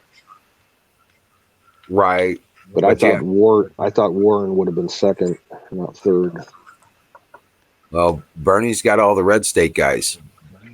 I'm not talking about Republican state. I'm talking about the red arm. Yep. And they're all the Antifa and all that stuff. That's who they are. Okay. They're all the red, they call themselves red state when they're not calling themselves Antifa. And these groups of people, you have to understand they're the same group of people. They just go by different names depending on the cause of who they go after. And they're mercenaries in a sense.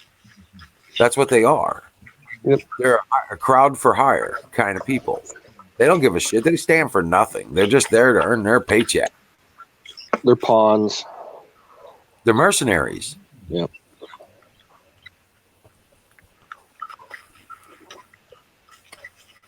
And it's just crazy.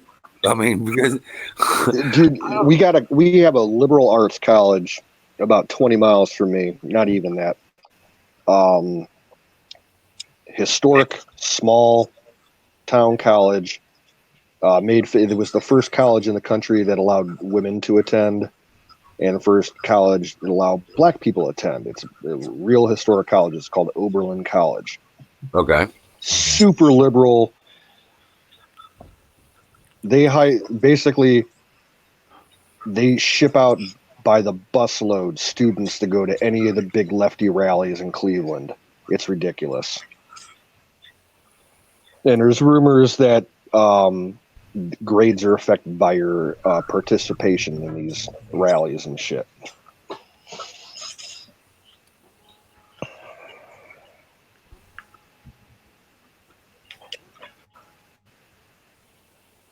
Yeah.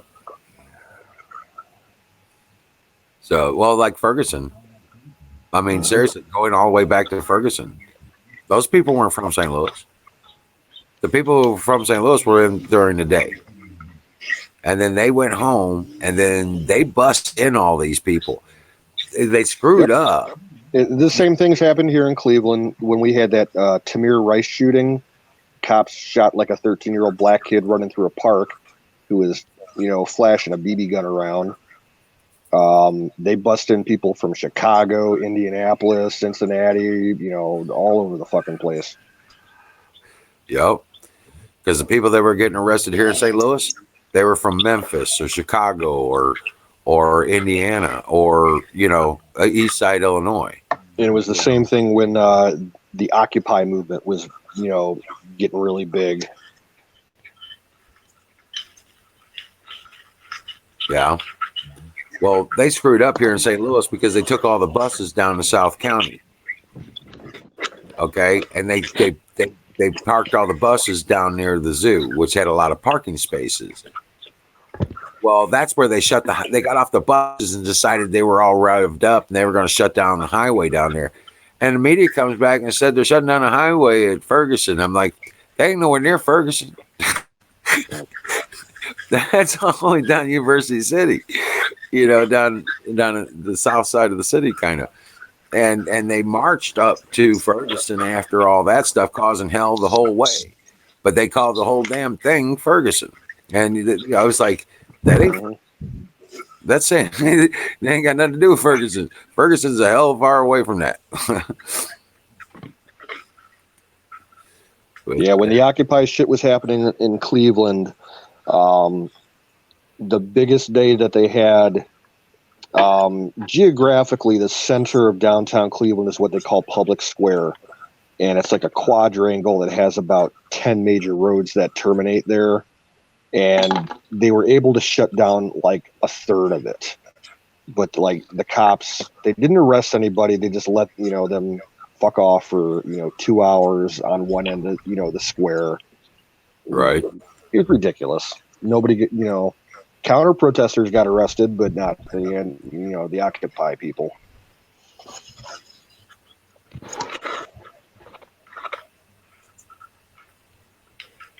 Right. No, they were catching these guys that were setting the fires. They were coming up in black suits and black hoods and then taking off. You know what I'm saying? Yeah, I remember seeing the video from, it looked like a suburb outside of Ferguson where someone had torched a car lot, and there was like 30 or 40 cars on fire in this car lot. But it didn't look like it was anywhere near, that the terminus or the epicenter of the violence. No, it was down further down the same road that Ferguson that same road where they were. It was further down towards Jennings. Yeah, the car dealership is further down towards Jennings, across from the shopping center down there. And that's like, because they took over that shopping center parking lot to make it the federal observation point or whatever. That's where they staged the National Guard. Yeah. Yeah.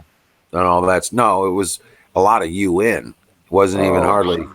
There was some National Guard, but there was a lot of UN stuff there because they were bringing in the Attorney General. They were bringing, everybody that wanted to be part of the cause. And they had a media center set up in that parking lot. Yeah, my company's at the time I was working for this place called MTI, and they sent me in to fix the damn. Yeah, I remember you telling me about that. Yeah, I was like, "You want me to go down there now? Can we do this like maybe in a week or two?" I don't. Was that the Radio Shack? Yeah, Radio Shack. And then 2 weeks later, I had to go back and rebuild the Verizon store. That was in the same parking lot. They still had the boards up on the windows and stuff like that. That place was trash too. Look at these. But yeah, that's just crazy. But yeah, that's what I'm saying. These things are all manufactured, and we know who's behind it. Fucking Soros. Yeah, there you go. His Open Society Foundation and all of its fingers. All these crazy bullshit people that have been put in place. The State Department's where he needs to clean out a few thousand people out of there. State, defense, labor, commerce, you name it. Well, he's already started the action. His budget eliminates all that. Health and human resources, veterans, across the whole cabinet. Yep. Get those bastards out of there. And then the diplomatic corps, all the ambassadors that, won't toe the line.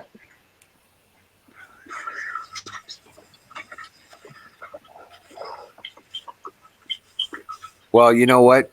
The ambassadors are kind of responsible for the actions inside the country that they represent, as far as it goes with American diplomats and politicians. They know everything that went in and out of that country. I don't care fuck who they are. You know what I'm saying? Because all that paperwork's got to go through that ambassador. Okay? So that's why the ambassadors are the way they are. And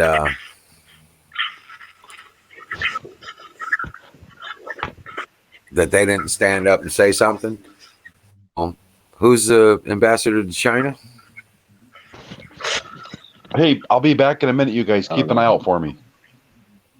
Oh, okay. You bet. Who's the ambassador to China? I couldn't tell you. I think it's Huntsman out of Utah or something.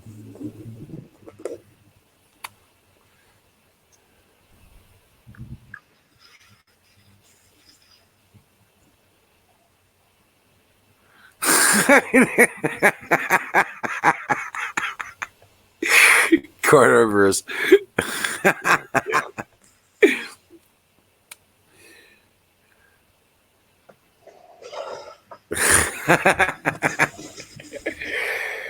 Oh shit!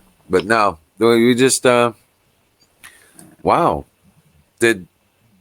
What happened to the stuff on YouTube? I mean, did they just? Holy cow!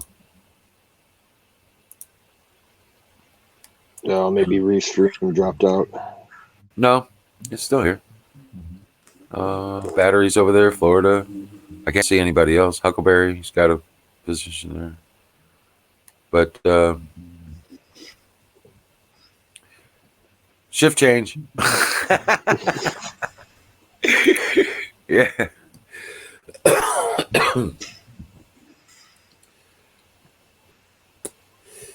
But no, that's all. That's what I was getting to. Was all that stuff's got to go through the ambassadors. So when that happens, we're going to be getting all that information too, because those people are going to be replaced.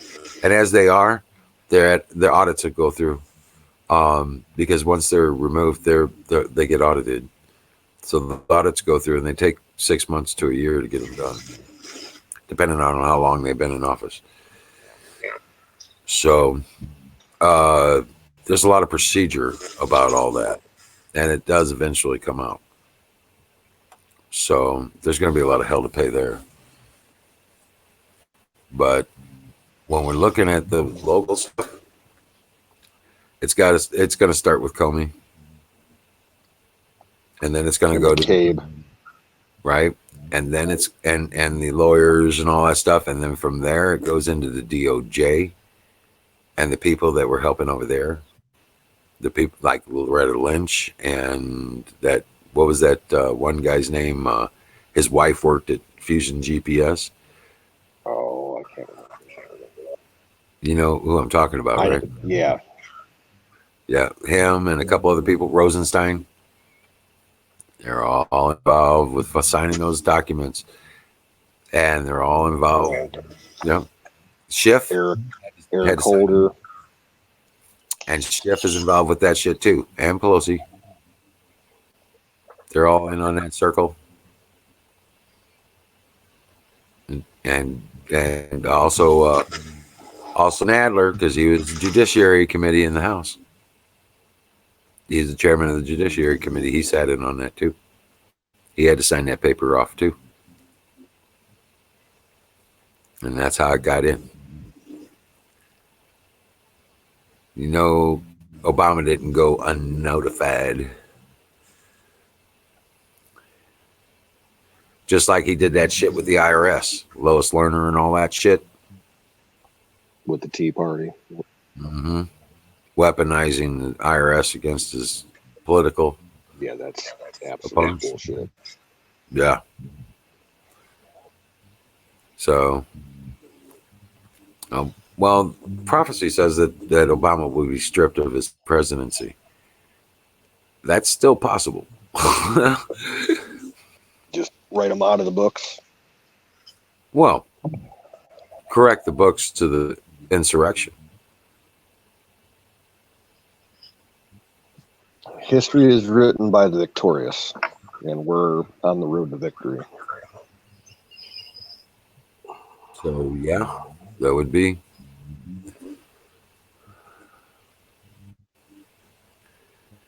Sipping the tequila. He's getting trashed.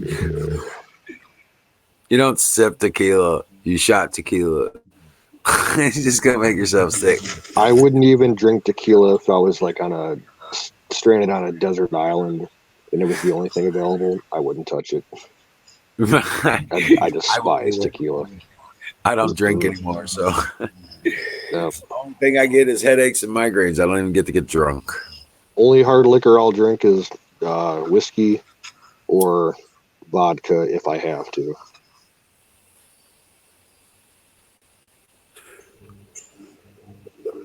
Yeah, kick that goat. Yeah. You convinced me.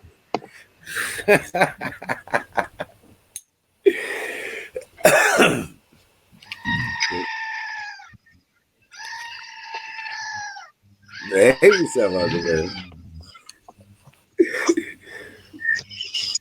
That's why Huckleberry's not allowed to drink tequila.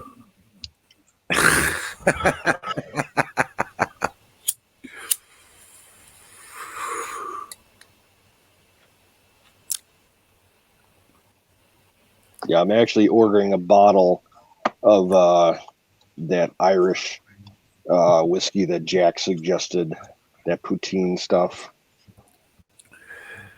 I got to put a special order in with my state liquor agency.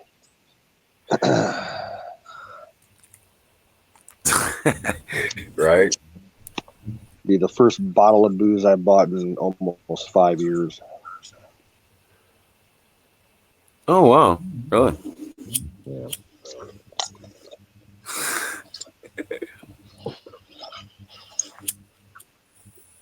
Yeah, last bottle of whiskey I bought lasted me almost 4 years.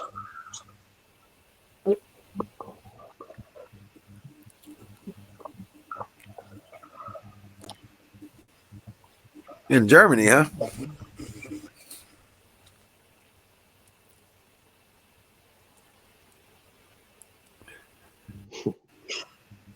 In Germany, they drink schnapps. And I know Wizard likes his schnapps. No.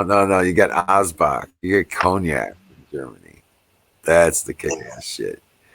Osbach cognac. Oh, yeah. Cognac's the shit.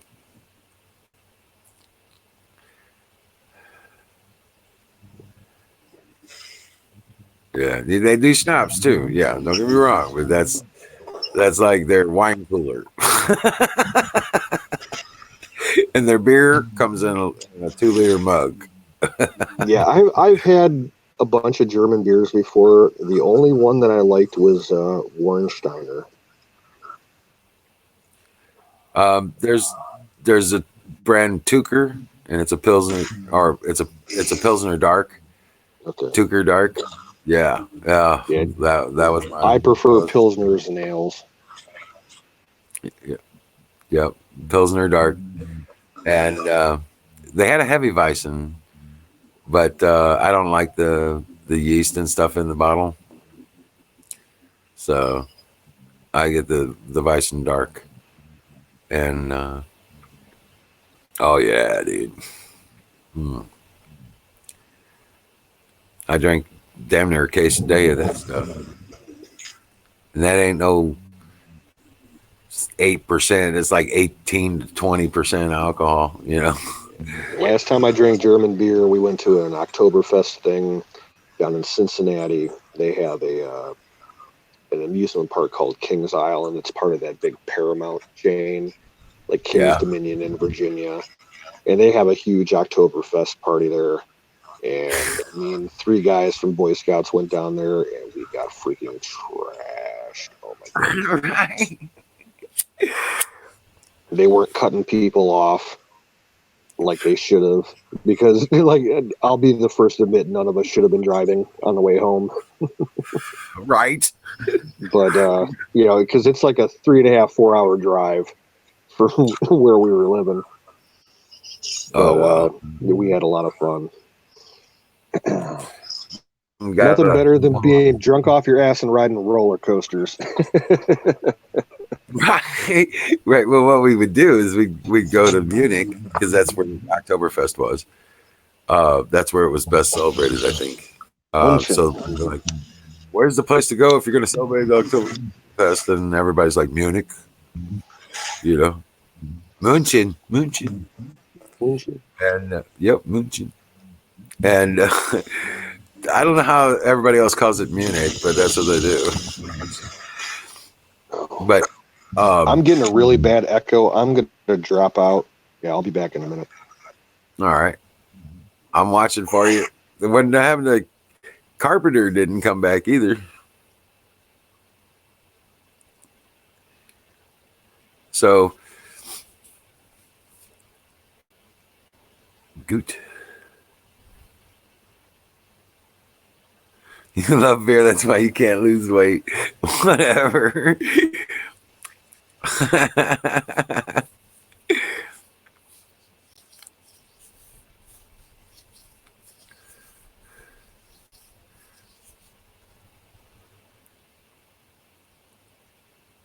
Here we go. There you are. You there? Yeah, yep. All right, good deal. Good deal. I'm just listening to Hannity too, you guys. I'm not ignoring. No, that's all good. That's all good. He's talking about Biden's boat sinking, the ship sinking. Yeah, it's funny to see that. It's actually quite. He was talking today, I guess Biden was talking today or yesterday or whenever, about the Democrats have to have the black vote, you know, Right. in order to stay relevant. And right now, the black support is just falling away big time. Right. it's That's what he was. estimated, it's estimated that Trump's already got like 40%. Yeah, Yeah, I knew those. I knew the black. You know, they ain't nothing different from them than us. We just caught on a little bit sooner. They didn't quite. You know, they just lately haven't been putting the effort on us like they did, like they are them. They've done the same thing to us, though. Yeah. Yep. And I've heard that the Hispanics are 55% towards Trump. Now that's another. I mean, it's like all of those so-called minority groups, whatever. They're just Americans. Americans look like all kinds of things to me. I don't mean nothing to me. But, and the rate they're deporting all these illegals, at the rate they're deporting them, they're going to lose even more numbers here. And then they expected. They thought the American or the Mexican people that were here, you know, through whether they've been here for, you know, generations or they're just migrating here, whatever. The ones that all did it legally and are here the way you're supposed to be, they thought, well, they'll jump on their side, you know, and they don't want nothing to do with it either. No, they don't, because they're like, no, we're here, right? They're not, and they're assholes. Get them out of here, you know. Yeah.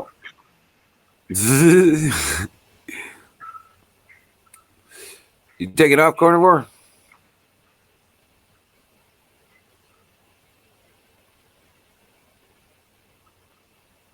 Oh, Huckleberries. I'll be back. Oh, okay. Hurry back, Huckleberry. But yeah, like I said, it's gonna get better. It's gonna get better and better and better.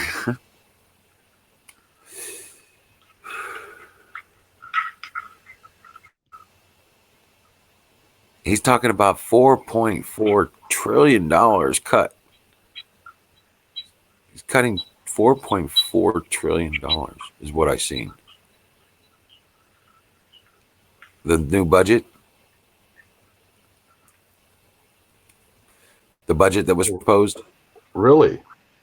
Yeah. Somehow he's cutting out $4.4 trillion. I would think, you know what, there's a couple of different ways. There was two ways where you could eliminate our deficit. One was eliminating all foreign aid. The other was evening out trade. Right. It wasn't that you had to put them both together. Either one of them that you did would eliminate our national debt. Well, if he does them both, we're a filthy rich country. And the money's coming from the tariffs.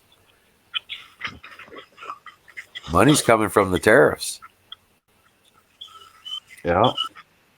Yeah. Oh yeah. He's a tons coming off that. It's like they always say about, oh, it's gonna. I mean, what did they really think that like the Mexican government was gonna write a check? You know, the United States Wall Fund.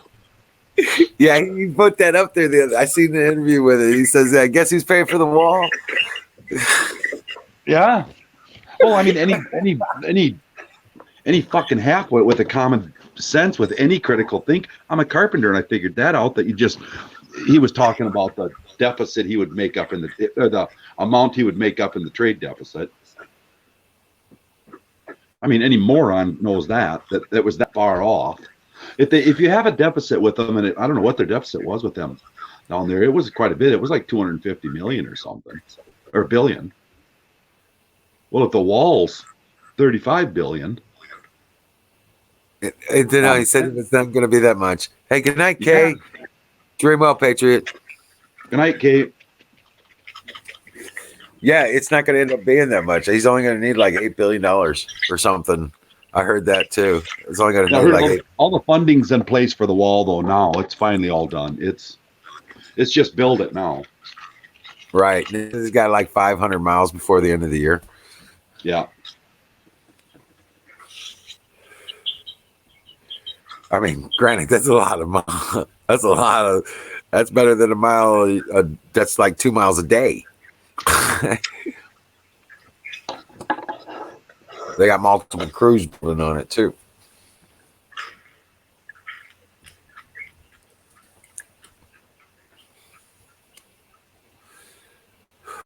That's badass. Yeah. I used to like that when they were, how's your wall going? How's your wall going? Well, I don't know. Get the hell out of the way and maybe it get built. Right. My God, they've been fighting them. They've been fighting them for 2.5, 3 years to get the funding put together for something that was guaranteed to have happened back in the 70s. I think it was 70s or 80s, wasn't it? When that wall's supposed to have been built a long time ago. Yeah, they were.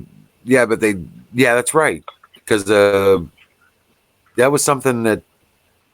But you know what happened?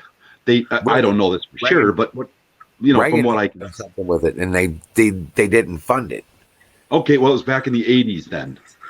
Yeah, I think it was Reagan. Well, I think what happened was this is just my gut feeling. My gut feeling is because it was all passed. It was like legislated. It had to be built. Yeah. How much you want to bet? All the funding was put in place and it was just siphoned off, and the wall wasn't built. The money was stolen. Yeah. Because that's what we're finding out. That's what we're finding out with all this fucking foreign aid. Excuse my language, you guys. That's what we're finding out with all this foreign aid. These are all just money laundering schemes. Almost all of them. Yep. Yes, it is. I mean, it's all the foreign aid. All the foreign aid. Yeah, I mean, I would say you've got to be right at 90%. I would suppose there's some foreign aid that goes out that's in pretty good places and goes into the right hands and does the right things. But I would think that big percentage. I don't think. Yeah, hardly any. It's like donating to a charity, especially Clinton Foundation, and 5% of the funds actually go to the country, but it goes into the country as an investment for your foundation into a company that your buddy runs. Well, exactly. But by the time it gets down to the person, there's literally nothing left. What they say they built out of that, I don't know how many billions they took off of Haiti. It was a garbage load. Like $2 billion. $2 billion. They said they built like 23 houses and 2 small schools. And they put in like $240 million, and that was into the phone system that was being built, that was contracted by them to be built from a buddy of theirs that they paid in to do that, and he kicked back a bunch of money to the Clintons to make it happen, and they got a shit's phone system, and that was the only money they put into the country. They didn't build any houses, they didn't build any hospitals, they didn't build any roads. They just built that phone company and then told them fuck off. Exactly. They probably put just the phone the phone they needed for them to use their phones. Right. Just the infrastructure for them they probably got over there and said, hey, our cell phones don't work. Right. Right. Oh my gosh. But that's the deal. Trump said in one of his earlier speeches, like it was either right when he decided to run or right after, that America doesn't realize how rich it is. Right. Oh, we've been suppressed for more than 40 years. Yeah, that's what he said, that people don't understand how really rich this country is and how really rich we are. Well, stop and think about some of these foreign aids. What did they say it? It's like they figured it somewhere between 50 and 180 billion a year goes to illegal aliens in this country in whatever form it goes. That's where it goes. Okay, to fix, and that this guy that I read said that your insurance rates would be, you instead of being 90-10, which is nobody gets that anymore. They used to years ago. Now it's like 80-20, and you got to pay a bunch of co-pays on shit. Right. You know, it's insurance going to hell. It would be 95-10. There'd be no co-pays, and it'd run people about $17-18 a month. Right. Hey, Bruce, welcome in. And it would cost like $26 billion. But we're funding all these other countries for $26 billion, and our healthcare system, you could just take 26 billion of that, and ours is all, everybody in this country can afford really good healthcare, and everything's done. I mean, yeah. I mean, it's just, these are basic business 101, you guys. This is like how many lineal feet of lumber you need versus how big is, you know, when you bid a job. Well, it's real simple. It wouldn't even cost us that kind of money. It wouldn't even cost the taxpayers much of anything. If once it got up and running, he was talking about, you eliminate the state line restrictions, and you open it up nationwide, and then you know what I'm saying, the competition alone, the free market will take care of who's going to be in charge of their healthcare. They will, because they got all these companies now. They can shop around. That's what the socialists seen, though. They seen because we do still, but at one time it was way, way better than it is now. The medical in this country, they looked in there, seen all these coffers full, how well this place run, and how much money this medical system cost. Okay, let's socialize it. Let's get everybody to pay, give us the money. We'll divvy it out where it goes. Well, you know how that goes. Off to your friends, off to your pals, into your little whatever, right? Right. Clinton Foundation shit. Oh God, yeah, I know. I just want to see that. It's frustrating. It is really frustrating. It's really frustrating to see, the people in this, and then the ones that back them are the ones that would benefit the most if this ran right. Yep. They're downtrodden. The people that are working the lower wage jobs, you'd totally be able to afford your insurance. It'd be like pocket change every month. Right. Yeah. And Cyrus entered the city and lifted the burdens of the people. There you go.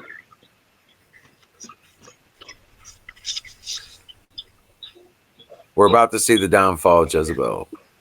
It's all getting ready to happen. And it's just so interesting to see this, man. And prophecies, it's all setting up. These people are going to destroy themselves. Really, honestly.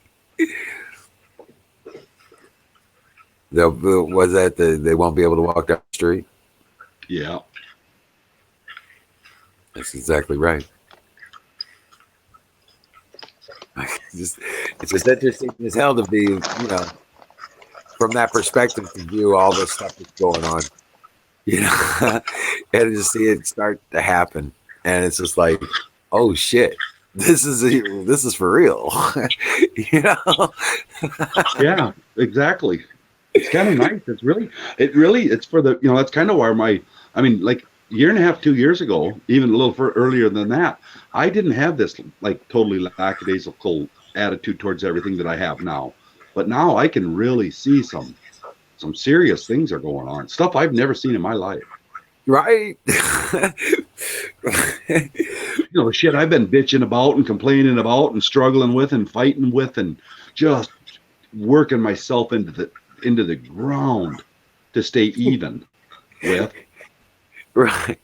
Yeah, I mean, just half killing yourself, and now all of a sudden it's really coming around to where now the truth's coming out about all the money laundering, the I don't care if it's local, like in your medical, or if it's overseas aid, or if it's the trade. You know, they say the trade deal too. If it gets the trade stuff straightened out, it'll eliminate our national deficit too, or debt, or whatever you want to call it. Right. Although, how do you have a national debt when the very foundation of the debt itself You is start unlawful and unconstitutional? You know, then you go to that. Then you start thinking, how, you know, for one thing, do we really even owe these? Like, well, we got to do our national debt. Do we have a national debt, or I don't think we do. I don't think we will. Yeah, I don't think we have one. I think they might Yeah. have borrowed money on our future, but I didn't. No, we didn't authorize any of that. Exactly. Yeah, that's all. That's part of that system I was telling you about with the signature and the corporatization of the birth certificates and the social security numbers and stuff like that, and all those things that you are your birth certificate is valued at the potential life earnings and tax payments. Yeah, what is that worth, that birth certificate? I read somewhere what that was worth. It's your total estimated gross tax payments over the course of your lifetime. Yeah, I can't remember what they said that was worth, but they had an actual number on it at one time. Yeah, they got general numbers for it depending on your conditions and family and stuff like that. You know, and that's what they base their financing on, and how they work financially, and what they do is, what are each of these? We're cattle. Yeah, you know what the American Register is, right? No, not really. No, it's the non-public books kept in every city and state. Oh, yep. I know what you mean. General fund. I know. I thought it was really weird when I found out that when you're born, and in the paper they put in there the birth announcements. Yeah. That lawfully, under statute, not lawfully is constitutional, but legally under statute, what that is a lost and found. Yep.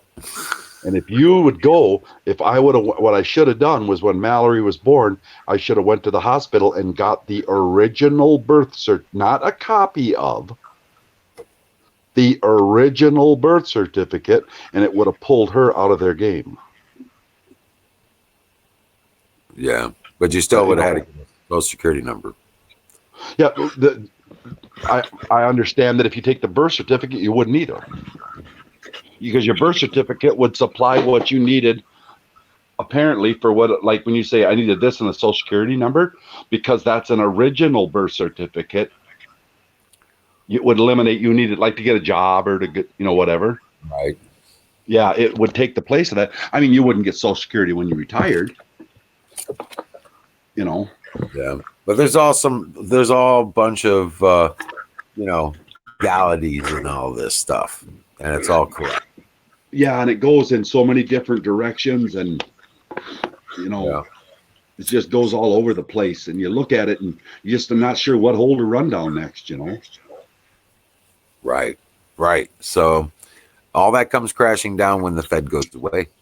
Mm-hmm. Goes back to the gold standard. Someone else was saying that something about loans and credit scores.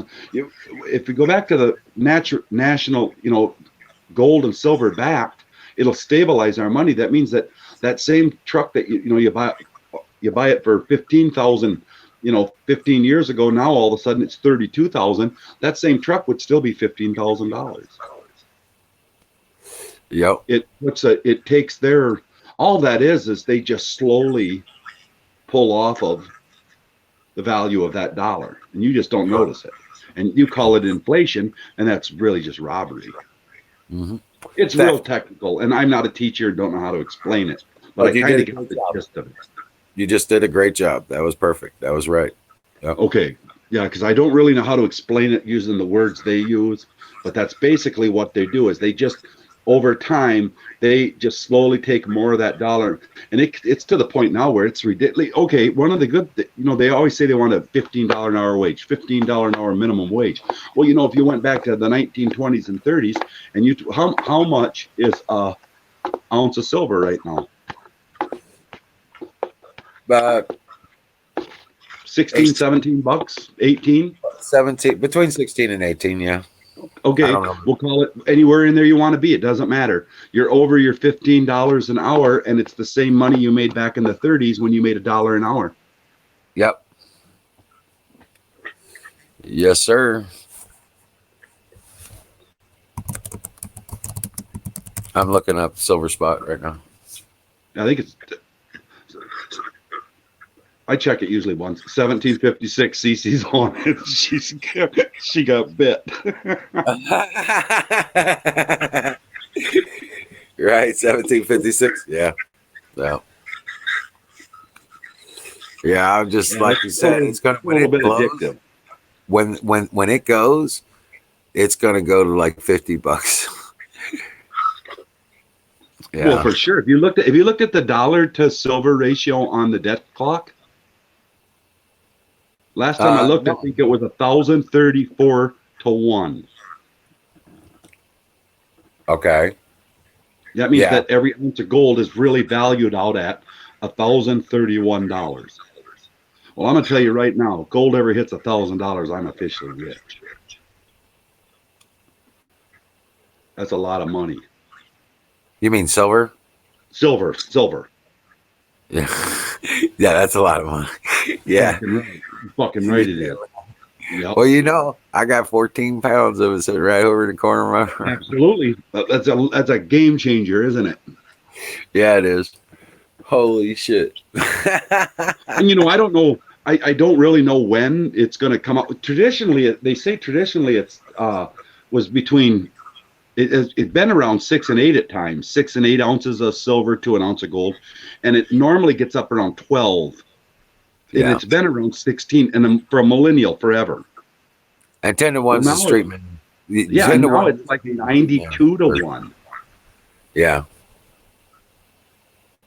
So if you drop back just to the standards that have went through a millennial, through eons of history, going back as far as time can ever people know, you're talking garbage. I mean, that's a lot of. Wait till you see what's going to happen to the market next.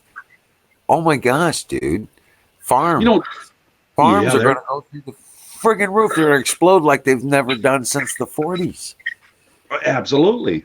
What they just got, this whole new deal with the USMCA and the China deal.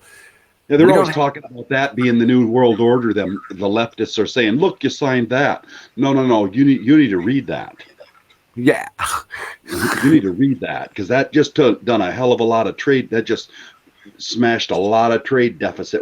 Our farm community's been running under. Right.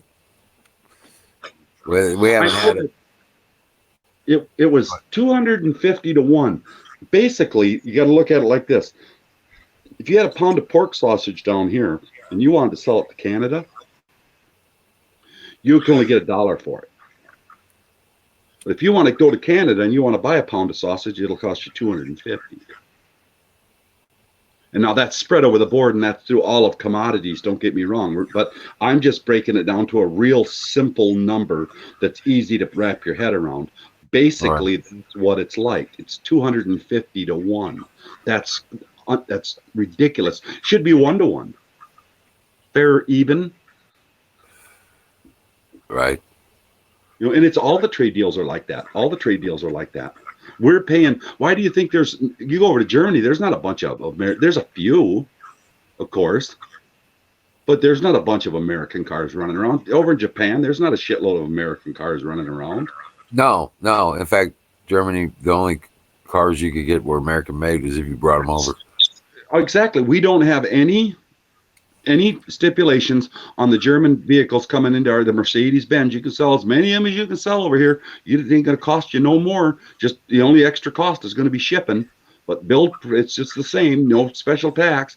But if we send ours and sell ours over there, a lot of these countries won't even let us sell our goods, much less would they let us compete with them in their markets. No. And these fucking morons are following along with this shit. Excuse me. Sorry about my language, people. Well, not anymore. Yeah. Not anymore. Finally, you know how that's going to trickle down to guys like me and you, though, Emerald? Yeah. That's going to trickle down to every single person sitting in this room. Every single person you walk by on the street is going to see a gain in their life that they didn't even realize could even be. Exactly. It's going to be awesome. And if you break it down and you look at it, because I've done so much contract work in my life, when you break it down and look at it, it's nothing but a business deal. It's no different than, basically the same thing as me ordering materials for a garage or a concrete slab or a basement or a roof or whatever I'm ordering materials for. It's just a business deal. Mm-hmm. Yep. That we're getting just fleeced. You know? Well, there's a lot of kickback thing going on there too. Oh, yeah, absolutely. Palms along those lines. Yeah, and that's what has to stop. Yep. Even up the trade. And then, I mean, I'm not saying if a country, if we got, I know there's times when there's corn piled in the streets here and they move it with bucket loaders. By all means, pack it up and ship it out and give it to someone rather than let it rot in the streets. Yep. But, you can't just, I don't know, they've just blatantly stole our wealth for so long. No wonder we're all struggling. No wonder we're all fighting every day. We can't hardly fucking make it, am I not true? Every time you get a cent in the bank, something comes up. Right. Fucking car insurance, car tires fall off the cars, hot water heater goes out. I mean, list goes on. It never stops. It's the story of my life. Didn't matter how much money I had. I could have $500 in the bank, or I could have 5,000, or I could have 15,000 in the bank. Never felt like I had a cent in my life. Right. That's true. I know. I'm just speaking from a grumpy old carpenter's point of view, that. Well, I was a businessman. Yeah. I had damn near $1 million a year business. And I mean, I had credit cards that were $30,000 a piece. You know what I'm saying? I had a signature. I could sign off $100,000 with my signature, and stuff like that. And I had points in time and all that stuff in the position I worked my business into. And as soon as they saw you successful, what happened? Well, yeah, yeah, exactly. Yeah. Look at this guy. He's making a good living. He's working hard for his. I want that. I'm gonna take that. I started getting invites to all the fancy eat dinners and meet and greets and all that stuff, right? Yeah. And I went to a couple of them and then realized what it was. And they were plotting your demise. Oh yeah, you either join the crew and be part of the club, or get the fuck out. Mm-hmm. And since you're not with us, guess what? We're not going to give you a chance to be with somebody else. That's right. They poked around in your head a little bit. They found out a little bit about what you were like. This guy ain't going to play. Let's just take everything he's got and ship his ass out. Yeah, scratch his name off the list. We don't contact him anymore, and put him on the shit. Yep. It's exactly what happens. Yep. And it's nice to see that finally it's starting to. They took me a piece. They took me apart piece by piece, brother. Piece by piece. I'm sure they did. Dismantled you. Mm-hmm. Took out my customers. Went after my customers. Oh, absolutely. Because why wouldn't you? You could just step in with your company that is a $1 zillion year company, step in there, undercut your prices just long enough to run you into bankruptcy. As soon as you hit bankruptcy, boom, the prices go back up to where they were before. You make all your money back. Plus, you got your business too. they had to go after my customers because my customers were loyal like fuck because I was the one that did everything for them. Yeah. From get go. It was my Yeah, but prototype type of you know, business. they cut them a big enough deal. Even your customers, even the most loyal customers, if they get enough of a discount, they don't have a choice. So they step Yeah, in, they cut your throat so that you can't operate. And as soon as you go under, they just raise the prices back up where they were before. They just gained all their money back of all the business you made, plus they own your business now too. in a sense. Yeah, yeah. But they went And after. They destroyed. yeah, They that's they a little more. That's a pretty. customers. I That's felt a so pretty. bad. Yeah, that's a pretty, you know, simple way of look. If you look, I just try to look at things real simple. Simple's better for me, Yeah. and that's what I see them doing to guys. I've seen them do it to guys like you a lot, especially in the building and trades. Technology. I was bringing technology to small business. Yeah.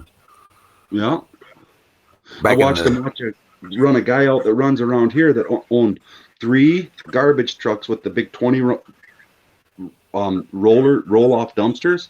Just made a killing for 20 years in this town. I mean, just really built a huge, excellent business just off this town, Rochester, Minnesota. And all the clinic buildings, all the big buildings going on. And as Mhm. soon as that business got up and really going, Vite, which is national, Yeah. stepped right in and cut its throat on all the prices. He couldn't even afford to operate. And in 2 or 3 years here, he had to sell out to him. He lost everything. And Yeah. Carnivorous, you know about MTI? Yeah, I worked for MTI. I was a district field manager for about a year. I was I'm the one to set up their prototypes for that position. Yeah.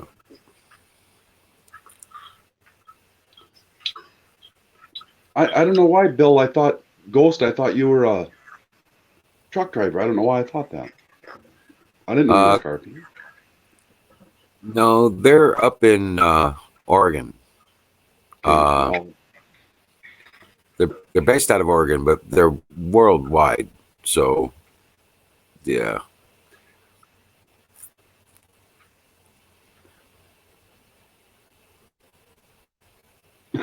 Florida. Hillsboro. Yeah, Hillsboro, Oregon. Yep.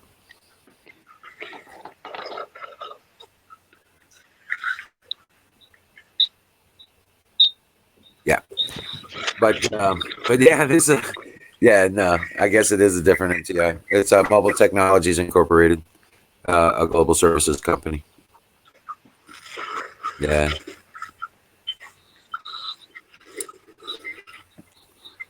But yeah, they did all the display security for cell phones and technology based displays.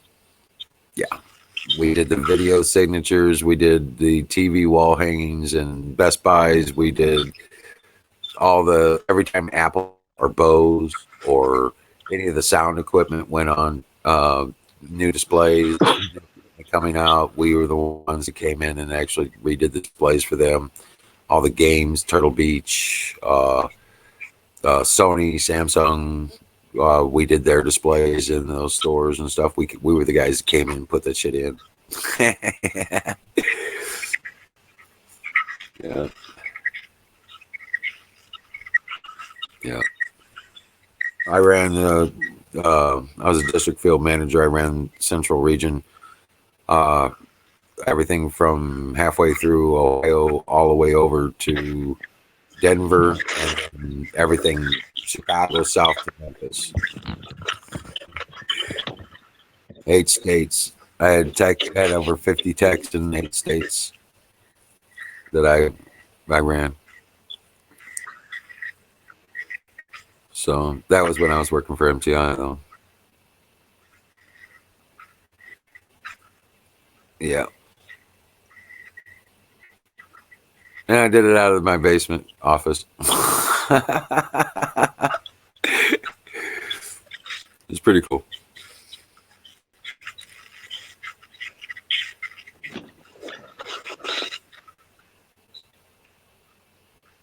Nah, I had 50 managers out there, man. I empowered my people. Yeah, I was only a coach. That's the way I put it forward. Yeah, they're the superstars. I was just the support structure. That's how it works.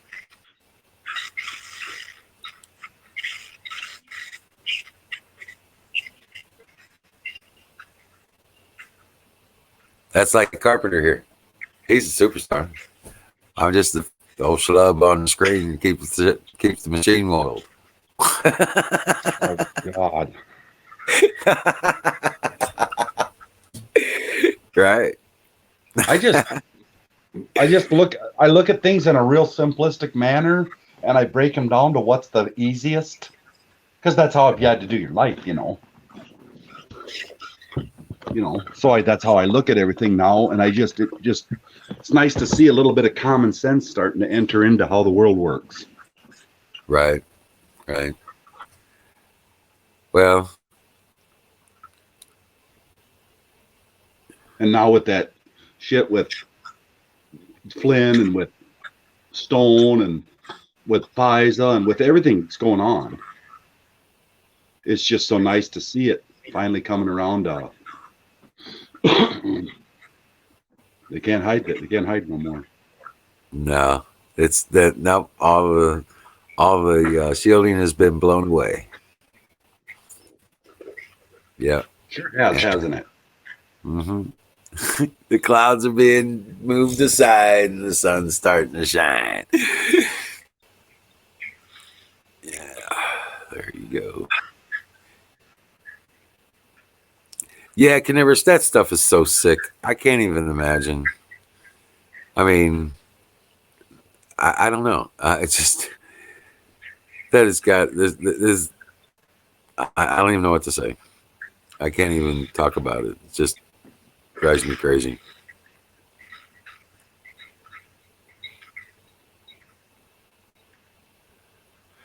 Right. Egg pop. I man. I don't even know what to do. What to say about that kind of stuff here. Because it's going on here too.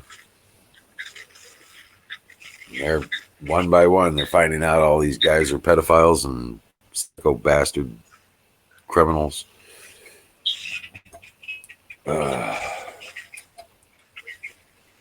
They want to be accepted, but they can't even accept who they are. How the hell is that supposed to work?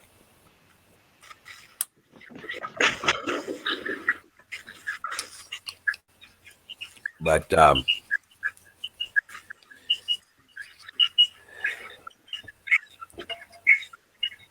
soon, where's that goat?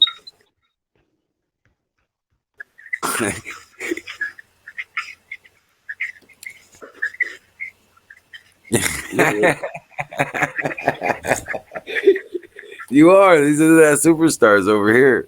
We just got to get them up on the screen so they can be heard. Yeah. Come on, canoes. Come on back up. Egg pop. You should come in, man.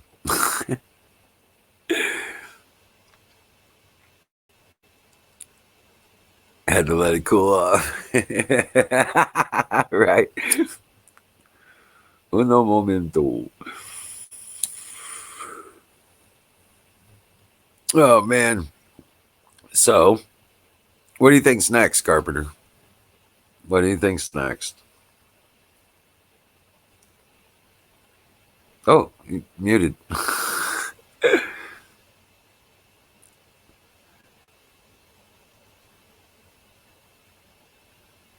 See this is faster.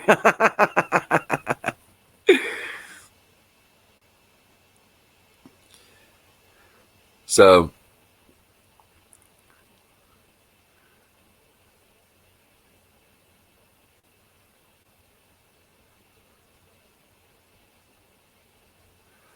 well, here, let's see.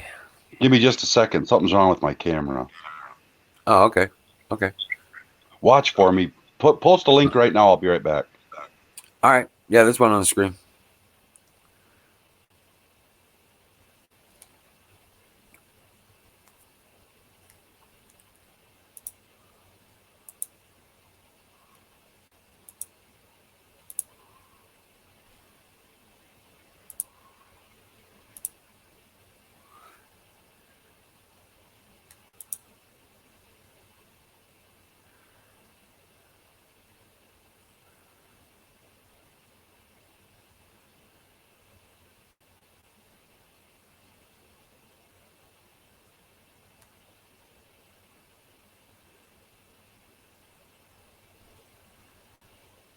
Well, we'll be able to work with that. I think maybe as long as it works. I know.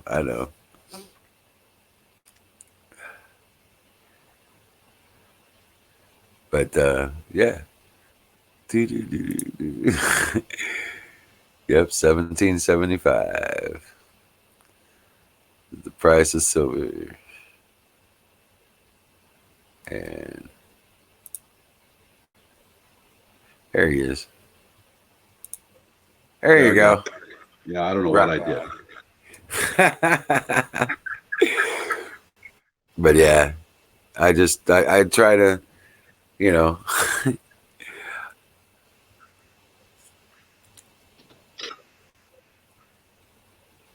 Where'd Canoe go? Back in the chat? I don't know. He's his phone was heating up or something. Then 1773. I just seen 1775. Yeah, I was checking on JM Bullion. That's what I do. I stick with one source. Yeah, right. You know, it don't really matter. I heard if for one thing, if you sell them, say you buy them at $17.50 an ounce, if you sell them off at an ounce at a time, like to your friends or whatever, it's about $1.10 an ounce over spot. Right, usually. Yeah, so you can. If you can catch a sale when you got the money, sometimes you can catch a sale and get, really get that spot price. You get the spot plus down quite a bit. You can catch a sale. Yeah. Especially if they handle shipping. That's a big one too.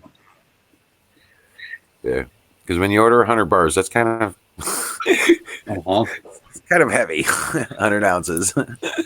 Yeah. I got a dealer down in Iowa that it goes there, and then you pick it up from him. Oh, really? Yeah. And then I do a little bit of like from the local stores, but I don't really use them much. Oh, hey, there's Michelle too. Hey guys, sorry, I was just on a panel and they were discussing how these parents are just forcing their children to change their sex, and it's just disgusting. I think it's more than child abuse. My daughter, when she was younger, she wanted to be a mermaid. These kids have these imaginary, fine-even imagination like the war, and these parents choose these decisions for them, and I just think it's child abuse. It's fucked up. It is. You know what I mean? And you have companies in America, like I've said before, I think, they make little plastic penises and little plastic vaginas to put in these kids' underwear, and the parents buy them for them. And I think that's fucked up too. Excuse my language. Yeah, sometimes there's not a good way to say it. Yeah, I was gonna say that sometimes it's just not a good way to say it. Right. Yeah, you can. It is what it is. Yeah. It's sad that we got to say that. Being somebody does that to my grandson, there is going to be hell to pay. I'm glad, because a lot of grandparents either they agree with it or they just don't say anything. But you must, and if you have to get custody, make sure you do. That's what I would do. Yeah. Yeah, I'm the sole. I have sole custody, sole responsibility over that little guy. They don't make it. They get to make no moves without me. That's good.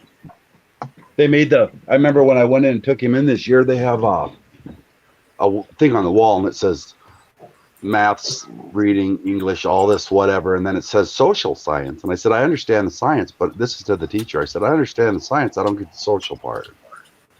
She said, oh, that's where you learn to get along with others and how to get along in society. And I just looked at her and I said, well, I'll tell you what. Why don't you teach him the math, reading, and arithmetic, and I'll teach him his manners. Yeah. She just looked at me kind of funny, and then we went on with our Meet Your Teacher Day. Well, it's been going on for over 20 years. When I was in high school 20 years ago, social studies was basically government class, and History. they've dumbed it down to the level of what you're talking about now. It all started like 20, 30 years ago. Yeah. Like Yeah. we didn't have civics in high school when I was there. It was social studies. Right, right. Yeah. Yep, that was part of social studies. Yep. And that was just the different cultures. That wasn't like socializing you to act a certain way. No, it was history. It was government class. Yeah, it's just teaching you the different societies and how other people's, one people lived one way and one people live another. And No, back when I was in school, it was just about American history and. It's changed for almost every generation. Oh yeah, I'm sure. Yeah, for me, social studies is completely separate from history. It was basically socialized civics, is what it was for me. Yeah, we even had civics. We even had American history, world history, business economics, and then you had like trading options where you could stay after school, learn electricity, plumbing, mechanics, technology, where you actually learn how to build stuff like birdhouses and lamps and all kinds of stuff. And it's like they don't do that anymore. They even take band away in some schools, and music arts and all that. They take it all away, and they put it in these programs that I would say are so ungodly. It would make you sick. Well, there was a time school was actually meant to teach you how to, be successful in society and have a job, own a business, do whatever. It actually taught you useful. Now it's useless. Like I was telling these guys the other day that $2.4 trillion worth of school debt over the last 30 years. And of that, that's outstanding right now. That's sitting there right now unpaid. Mm-hmm. Okay, out of that, 80% of those degrees that were gotten in that time period are worthless. So that puts like what, $1.9 trillion? Yeah. That totally unfunded and unbacked, and you get nothing for it. It's just this death for nothing. Mm-hmm. Right. Yep. Stolen money. Partially the reason why I never went to college is because I did not want to be enslaved in debt for the rest of my fucking life. Of college when I was a kid, and there was like no way my family or me could afford that. Or were we going to go into debt to do that? Mm-hmm. I got accepted to 2 colleges. I had an offer from my grandfather. He agreed to pay for my first year, and if I kept my grades up to his expectations, he would consider paying for some of the rest of it. And even then, I realized there was no way I was going to be able to afford that. Yeah. Right. Well, looking back, I would have I would have taken up an offer to go to a trade school. Yeah, that's what I'm pushing for my son. My son decided he doesn't think he wants to do the Air Force now. I said, well, you can't just sit at home. I don't recommend going to a liberal college, but I definitely think you should go to a trade school.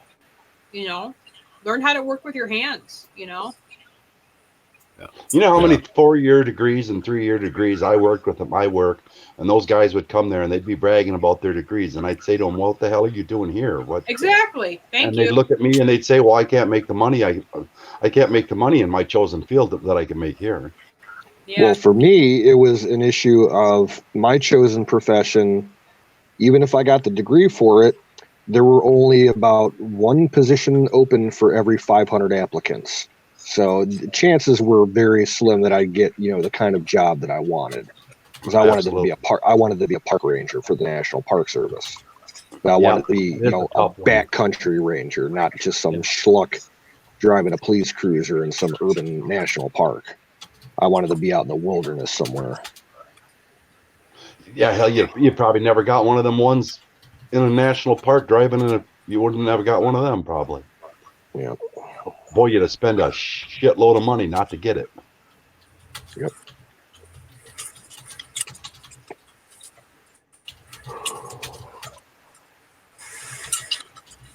Well, guys, I'm about out of All right, well, I figured one last go. about 1 o'clock, maybe. Oh wow, I didn't realize it was that late. Yeah. Thanks for putting up with me, you guys. Oh, Always a pleasure.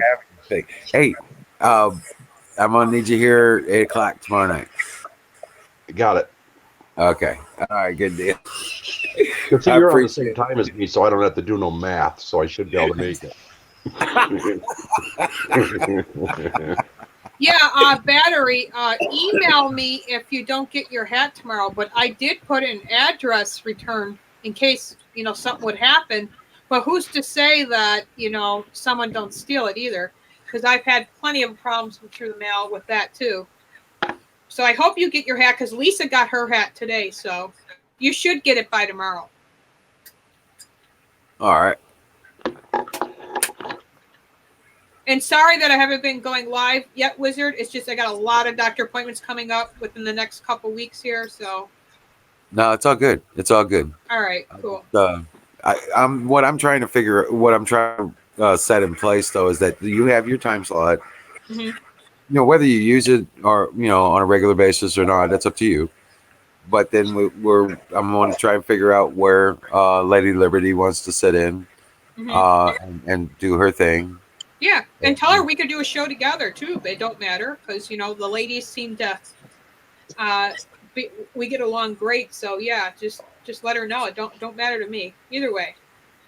All right. Yeah, we need Kay on board too. Yeah, that'd be cool.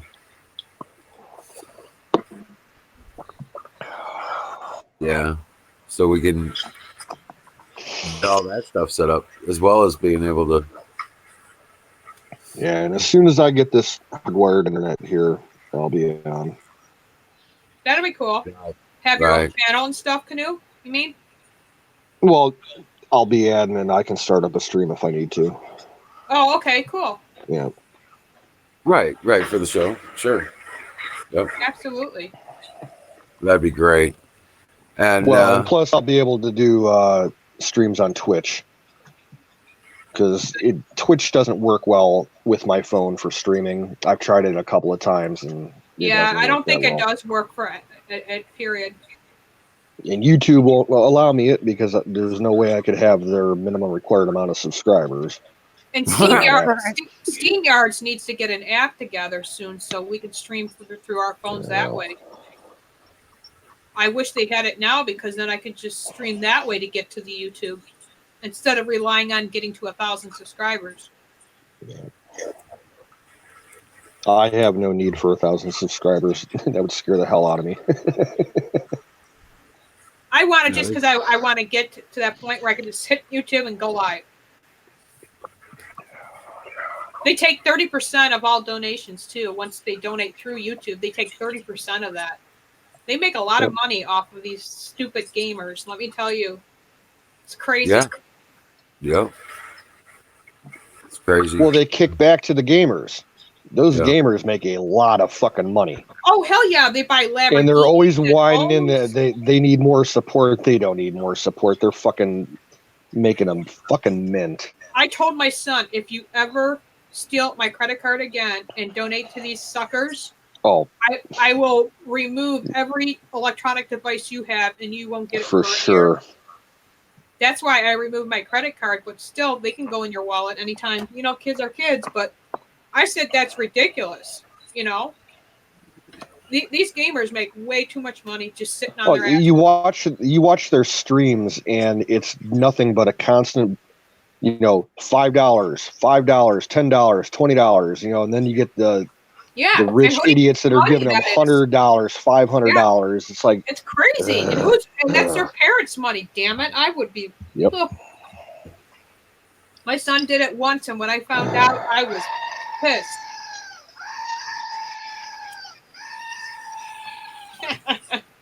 Oh damn! Last call.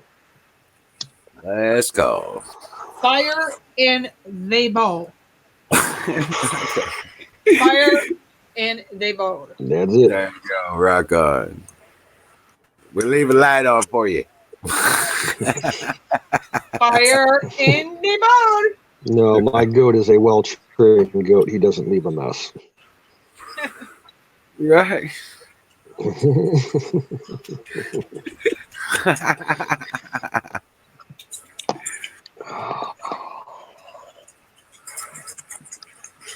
I want to thank everybody for showing up.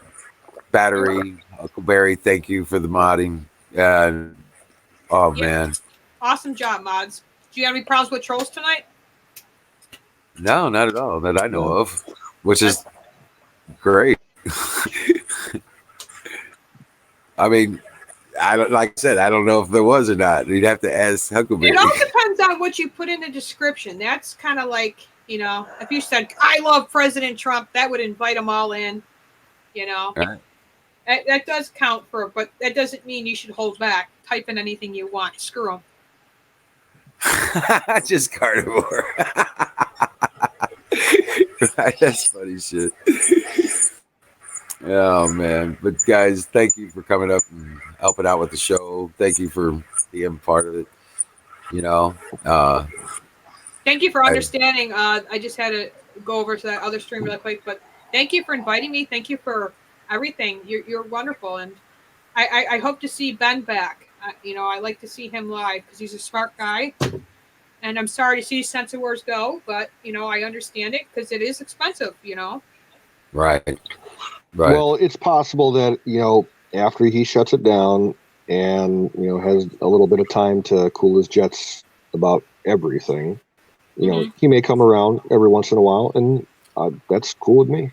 Yep, that's cool with me too. Yeah. He's been at it for what, 3 years, he said? Yeah.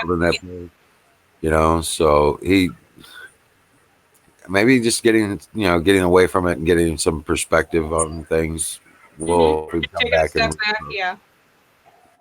reapproach it properly or maybe better. You know what I'm saying? So, absolutely. He's always in my prayers. yeah, I was gonna say just keep the prayers out for him because well, he's struggling. He went through a lot. Keep the prayers out for everybody. Absolutely. In the whole group. Amen there. I pray and definitely for our brother Jimmy Beam. Awesome seeing him tonight. I can't tell you how happy that made me. I thank God for each and every one of you. Oh, thank you, Wizard. Same back to you, brother. Same back to you. You guys are all my brothers and sisters. We all got brought together for a reason. Remember that. And that's God's doing. So, amen to that. So, thank you again. You're welcome, guys. I'll see each and every one of you. Buffalo Bill. We got Ego. We got Karin. I think Carnivore, Florida. Huckleberry. Buffalo Bill.